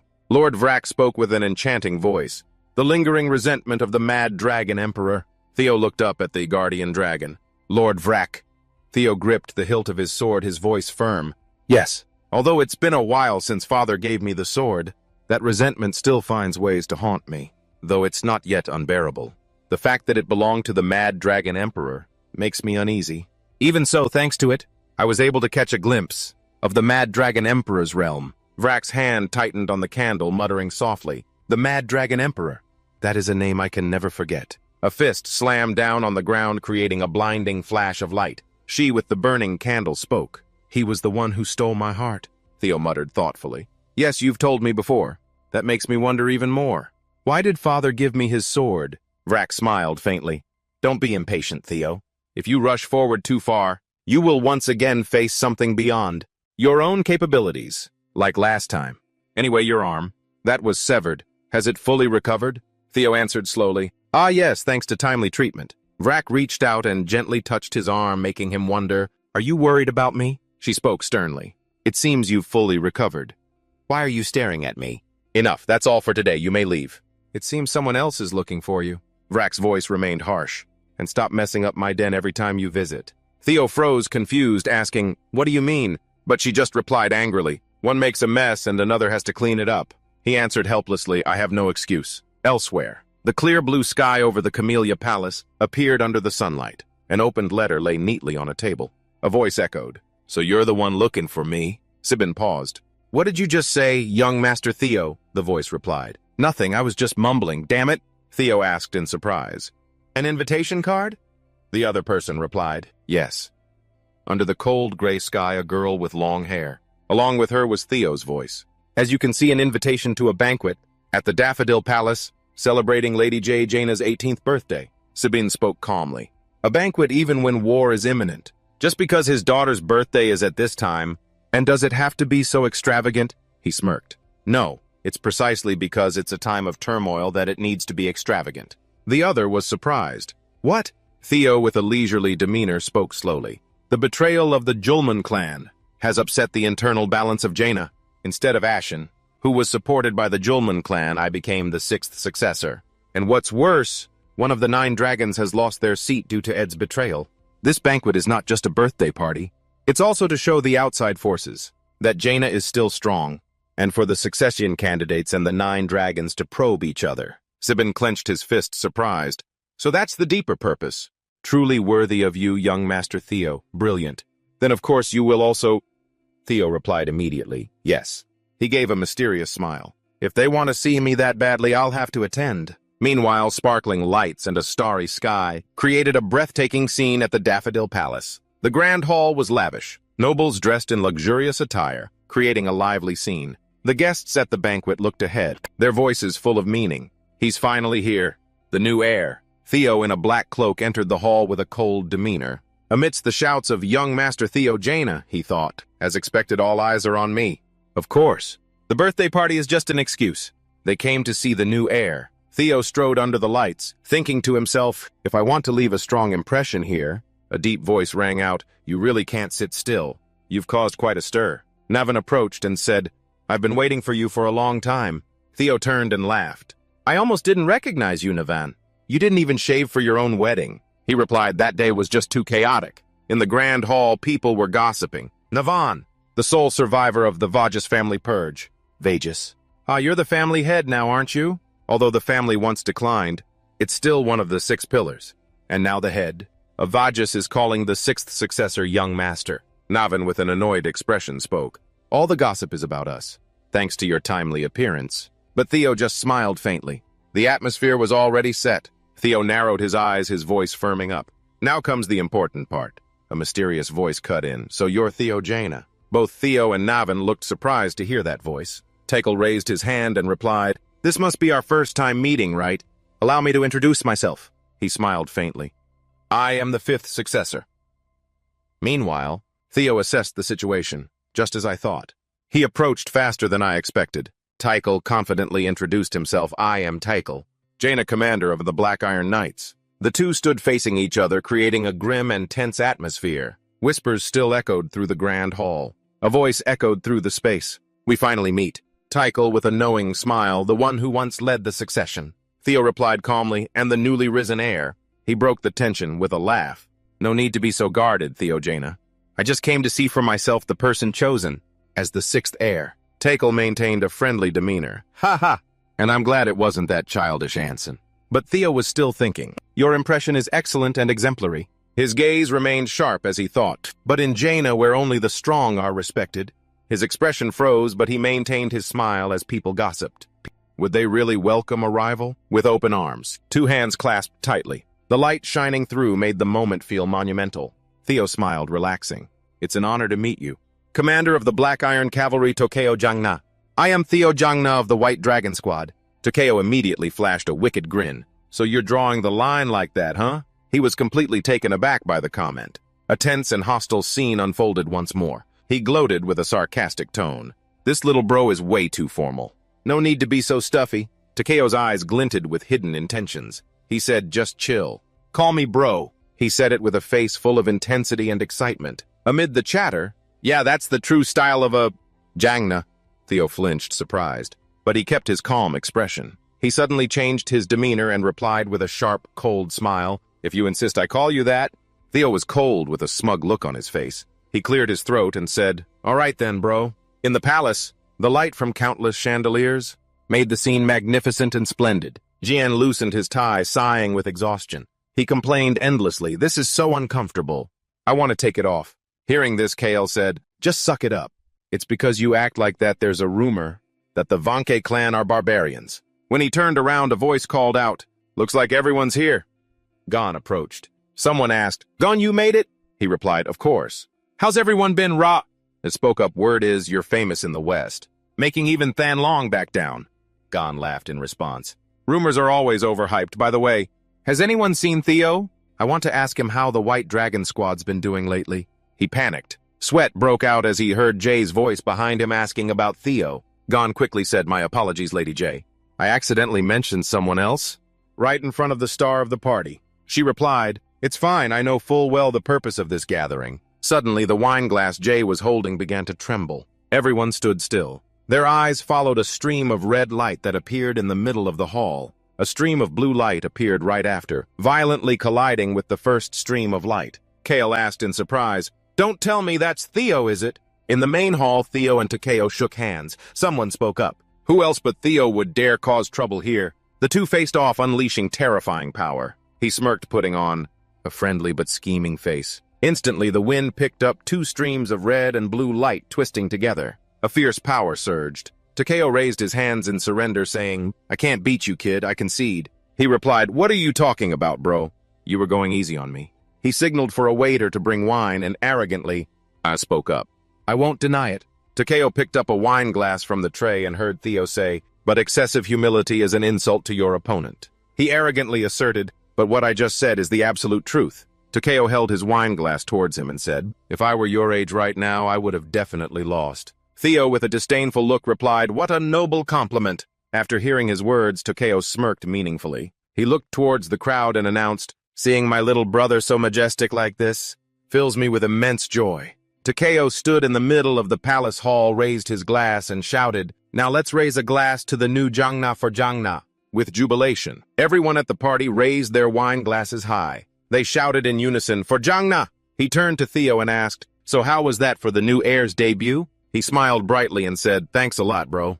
His brow furrowed. His eyes sharpened as he looked at him, thinking, "I see, so that's why he praised me." This is what he was aiming for. By praising me, he showed off his own martial arts prowess, solidifying his position and boosting his own reputation. Then by acknowledging his rival, he wins over the people. The atmosphere of the party that Navin and I had tried so hard to control is now leaning in Takeo's favor. He remembered the way he smiled so friendly back then. He silently confirmed, "Takeo Jangna." He can't be underestimated just because of his friendly exterior. Jin and his friends came over to chat. "You haven't forgotten my vow, I will be your sword." "Have you?" Theo, Gon added. That source of mana was definitely Theo. Many whispers about him reached his ears. To reach that level at his age, a lady fanning herself said, "Is he engaged yet?" "Maybe with our daughter." Someone interrupted, "Oh, my lady." On the upper floor of the palace, in a lavishly decorated space in aristocratic style, Guok Gang gripped the railing, absolutely furious. He cursed under his breath, "Damn it." He looked down at the main hall, lost in thought. I was going to use that half-breed's behavior as an excuse to kick him out of here. Glancing at Takeo, Guok Gang scowled, thinking, but some fool had to interfere. He turned away, looking towards the window, and said resentfully, "A worthless bastard daring to run wild in the family. Doing whatever he wants, it makes me sick." As he looked down at the corridor through the window, Guok Gang felt a flicker of doubt. The figures of two women appeared in his sight. They seemed all too familiar to him. It was Aaron and Evelyn chatting and laughing together. Smiles never left their faces. Both of them? His face turned ugly. He growled, "How dare she do that in a place like this?" At the palace fountain, a dreamy and romantic spot. Aaron suddenly got excited. She exclaimed, "Ah, Captain!" She showered her with compliments. "You look amazing." Evelyn, in an evening gown that flattered her graceful figure, asked shyly, "Really?" Aaron clapped enthusiastically in praise. "Have you ever seen me give empty compliments? You're beautiful and so cute." She looked down her cheeks, blushing, and said bashfully, "Cute." Evelyn resolutely started to go back inside, shouting, "No way! I have to change back into my uniform right now." Aaron had to grab Evelyn's arm. She pleaded, "Who wears a uniform to a banquet?" "I'm not letting you go. Just behave and come with me." Suddenly, a wine glass was smashed right on her head. Shards of glass flew everywhere. Evelyn was stunned. Her body went rigid. Her mood completely shattered when she heard a familiar voice. "Just the sight of that thing makes me sick." Evelyn, trembling in panic, ran away. Behind her was the figure of Guok Gang. Aaron froze, looking after her captain. His face was ferocious, radiating killing intent as he roared, "Why did you crawl out here?" Aaron's face went pale. She bit her lip, her heart filled with an unspeakable sense of injustice. Evelyn held her arm, stopping her from going forward. Aaron yelled in protest, "Guok Gang, even if you are one of the 9 dragons, this unfair treatment is—" She gently comforted her, "It's okay, I'm fine." Aaron's eyes welled up. She said, "But Captain—" Before she could finish, Evelyn, trembling, interrupted, "I'm fine, really I'm fine, so please don't do anything." She looked down in despair. Her trembling lips let out choked sobs. "Please, I'm begging you." Aaron thought in horror, "It's the first time I've ever seen the captain this scared. What in the world happened between her and that monster?" Guok Gang slowly walked over and stood beside the two of them. His entire body radiated killing intent as he spoke. "I told you, never to appear in front of me again." Guok Gang looked down with contempt and asked mockingly, "And this is—" Instantly, he ripped off Evelyn's robotic arm. She was stunned. Aaron was furious. She screamed, "Head dragon!" Guok Gang held Evelyn's arm up high. Her eyes, looking at her own arm, became empty and tragic. He threw the arm hard onto the ground. The outside was almost completely cracked, all the internal components damaged. Evelyn looked at her missing arm, utterly shocked. Guok Gang sneered, "You think just by wearing this you can—" "Go back to how things were. If you're trash, then live like trash." Trampled underfoot. "Next time you dare show your face to me, I will tear you to pieces." She scrambled away in panic. Behind her, Aaron screamed in alarm. "Captain!" Aaron called out helplessly. "Captain!" He, however, laughed with delight, a scornful look on his face. Finally, the stench is starting to fade. She yelled furiously, "I will report this to the judiciary." Guok Gang calmly replied, "The judiciary, how interesting. Go ahead and do as you wish." He turned to leave, leaving Aaron with a defiant challenge. "You're about to learn what the survival of the fittest in the Jangna house really is." Winter. Snow covered all the roads. Evelyn ran frantically from the scene, her footprints marking the snow. She cried as she thought, "Just as I thought, a place like this, I shouldn't have come." Evelyn remembered the past, a place filled with nightmares she had tried to endure. When she was knocked to the floor, her body covered in wounds, he spat his venomous words, "If you dare call me father from that filthy mouth of yours, one more time I will tear you to pieces." Evelyn cried as she heard the cruel words from her own father. "Get out! Get out, never show your face to me again. Understand?" She used all her little strength to flee from Guok Gang. She said in despair, "In the end, nothing has changed. Both as a child and now as an adult, the past and the present were the same pitiful scene." Lost in thought, Evelyn bumped into a passerby who looked familiar. He spoke up. "Evelyn, where are you rushing off to?" It was Julius. His tall figure stood imposingly, exuding an incredibly powerful and majestic aura. Tears rolled down her cheeks, but no longer from sorrow. Instead, it was from happiness and joy. The main hall was now bustling with activity. The ladies were dancing cheerfully. Theo and his friends were still in lively conversation, smiles ever present on their faces. Suddenly, a piercing scream echoed through the hall. The atmosphere seemed to freeze. Everyone looked around, confused about what was happening. Guok Gang's arm was twisted forcefully behind his back by Julius, so hard that the crack of bone could be heard. He screamed in pain, "Damn it! What are you doing, Captain of the White Dragon Squad?" His face twisted into a ferocious snarl. His eyes radiated killing intent. He roared, "Julius Jangna." His face looked extremely menacing. His one good eye glowed red, like blood. "Julius, Jangna." Guok Gang used all his strength to rip his arm free from Julius. He clutched his crushed arm, his face contorted in pain. He watched as Julius stomped heavily towards him. He warned, "I told you that I would beat you half to death." Guok Gang roared in fury. "So you really intend to betray Jangna? Seize this dangerous criminal." Immediately, a group of soldiers quickly surrounded Julius. The guests scattered, forming a large circle in the middle of the hall. The sharp tips of the swords of his own clan's soldiers were aimed directly at him. By now, the circle had closed, leaving no gaps. The judiciary intervened. A man who appeared to be the head of the Judiciary Division stepped forward. "White Dragon Squad Captain Julius Jangna, you are being detained for injuring an elder. We request your cooperation." Julius cut him off. "And what if I refuse?" The judiciary officer fell silent, cold sweat dripping down his cheek. He continued, "The law clearly states even for a Jangna, oaths sworn on the sword must always be upheld." The elders couldn't hide their fear at his every word. 4 years ago I swore on my sword before those old foxes. That child, if you dare touch her again." Julius continued to advance, radiating a terrifyingly dense aura, overwhelming the judiciary officer. I will beat you half to death. Theo frowned, thinking amidst the surrounding buzz of conversation. What just happened? The demon dragon broke the elder's arm, what? How can one inspector handle this? Should we run? He pushed a guest aside as he thought to himself, this never happened in my past life. So why is it happening now? Theo glanced in one direction and it all clicked. I see. At the end of his line of sight was Evelyn, standing frozen with a complex expression. Finally, it's all starting to make sense. The scene shifted to an image of a child's hand gripping the hem of someone's clothes. That small hand was cruelly swatted away. It was a young Evelyn chasing after Guok Gang. Evelyn Narrowview. She is the illegitimate child of Guok Gang, Jangna. For Guok Gang, who values pure blood above all else, Evelyn's existence is a disgrace. He wanted to hide it at all costs. He planned to exile her from Jangna, but the demon dragon recognized her potential and brought her into the White Dragon Squad. Guok Gang's plot fell apart. Later, as Evelyn started to make a name for herself, even becoming a unity captain, Guok Gang feared his shame would be exposed. He attempted to murder his own daughter, disguising it as an accident. She was lucky to survive, but she lost her left arm. Unable to hold the reins, she was forced to retire. From then on, she only managed the 4th dojo, completely unaware of the existence of these banquets. And now, all of this is the result of my actions. After I turned back time, Theo stepped forward with a grave expression. Then it's up to me to set things right. Back to Guok Gang's perspective. Julius was still advancing menacingly. He turned to the guests, his expression terrified but his voice still loud. Honorable guests, please witness this scene. The demon dragon's contempt for the guardian elders, using the authority of the 9 dragons, granted by the family head, to threaten his own bloodline. Is this not an act of open rebellion? Julius was furious. You bastard abuse of power! Are those words really coming out of your mouth? Suddenly a hand was raised. You two have gone too far. Theo approached.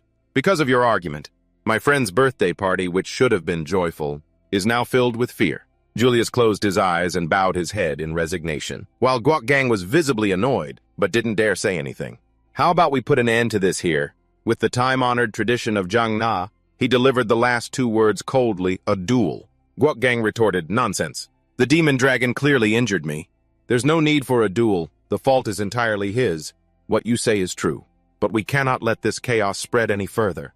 You agree, don't you? The figure of a woman appeared behind Theo as he spoke. The Lord of Dafoden Palace. With the Lord's every step, the ground instantly froze over. At my daughter's birthday party, Ice Dragon Neil Jang Nathan, Lord of Dafoden Palace. Her eyes flashed with fury. What do you think you're doing? My lady, surely you saw what Julius did. I don't want to hear any more. Your petty squabbles have nothing to do with me, Neil gestured with a disdainful look. Then let's end this quickly, as the young boy suggested. Her dragon eyes opened wide, revealing ultimate fury. That is the last of my mercy. That my patience will allow, a duel.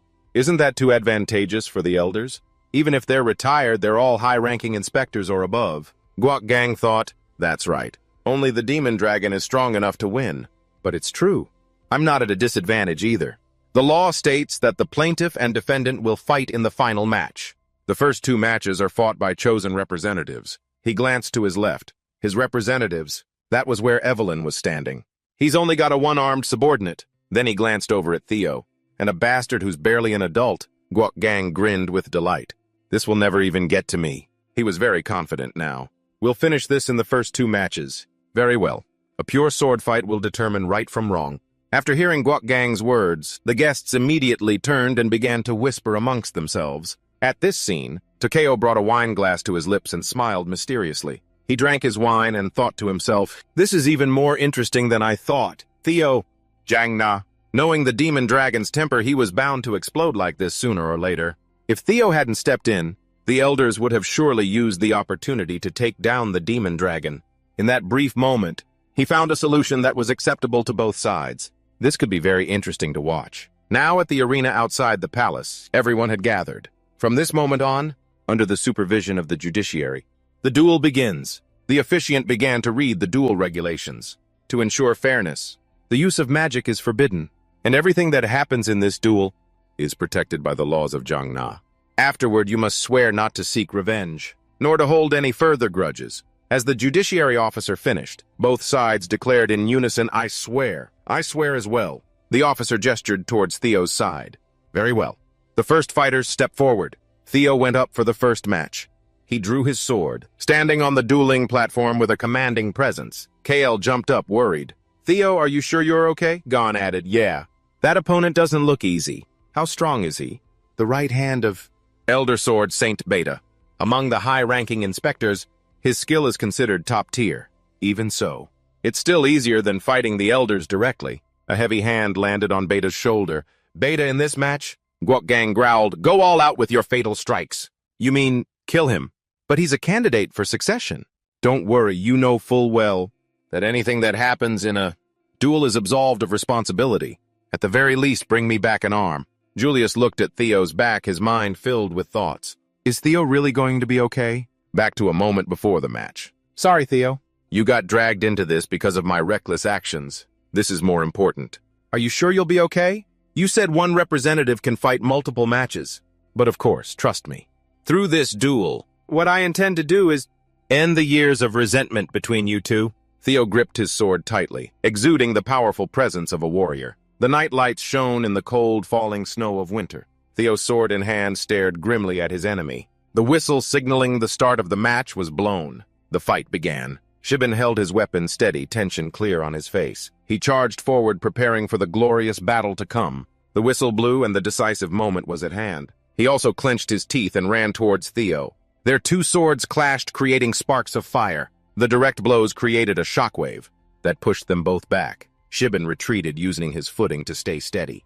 The ground moved. Strong winds blew as the snow continued to fall. Fragments of stone were also sent flying. When the two sword styles met, the very space around them trembled. He analyzed, he's barely inferior to me. Even as we're fighting, I still can't believe it. This must be what makes a successor different. However, Shibin noticed an opening as Theo moved. Just now, his vision was obscured by dust, and he shielded his eyes with his hand. Seizing the opportunity, he launched his attack. Shibin assessed, you still lack real combat experience. His blade avoided Theo's vital points. Out of respect for your status as a successor, I'll make sure your sacrifice is a painless one. But opposite him, he was now wearing a triumphant smirk. Shibin realized something was wrong. That opening, did he leave it on purpose? He was shocked by what was happening before him. The two passed each other, their eyes locked on one another. Shibin was tense. If he hadn't stopped that strike, I would have been toast. He questioned the action. But why did he stop? Right now, Theo's mind was in turmoil. A voice urged him, kill them. Those who mocked you. Those who abandoned us. Kill them all. The voice continuously mesmerized him. Kill them. Kill every single one. Theo was under constant attack. His mind grew weary and he let out pained groans. Shibin observed, he's full of openings. Is he trying to trick me with that same move again? There's a limit to looking down on people. You think the same trick will work a second time? I'll block your counterattack and turn it back on you.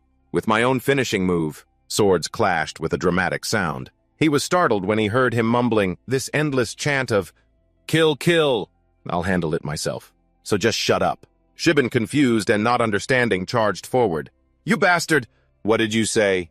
Theo's eyes gradually glazed over as if possessed. His blade was sharp, his movements swift and agile. He fought back wearily, his teeth clenched together. A spectacular battle unfolded, stunning everyone. From a distance, Sonya gently raised her hand, signaling for the fight. Her graceful figure emerged from the hazy smoke. Sonya praised him silently. He really is outstanding.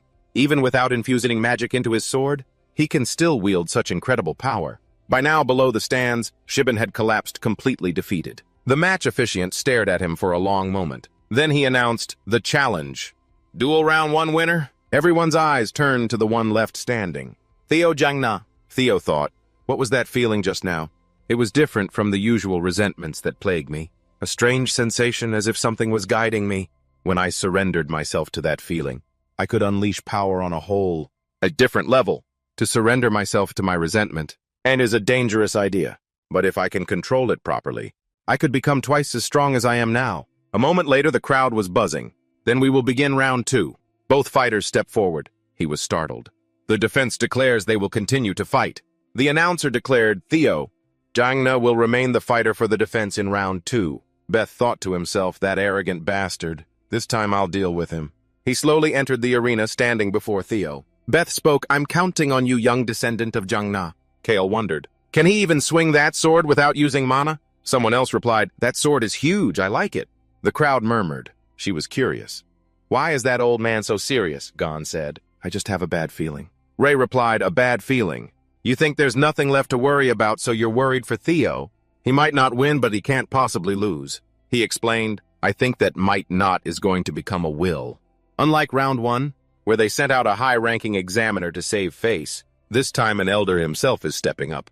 That means in this match, they are determined to finish off Lord Theo.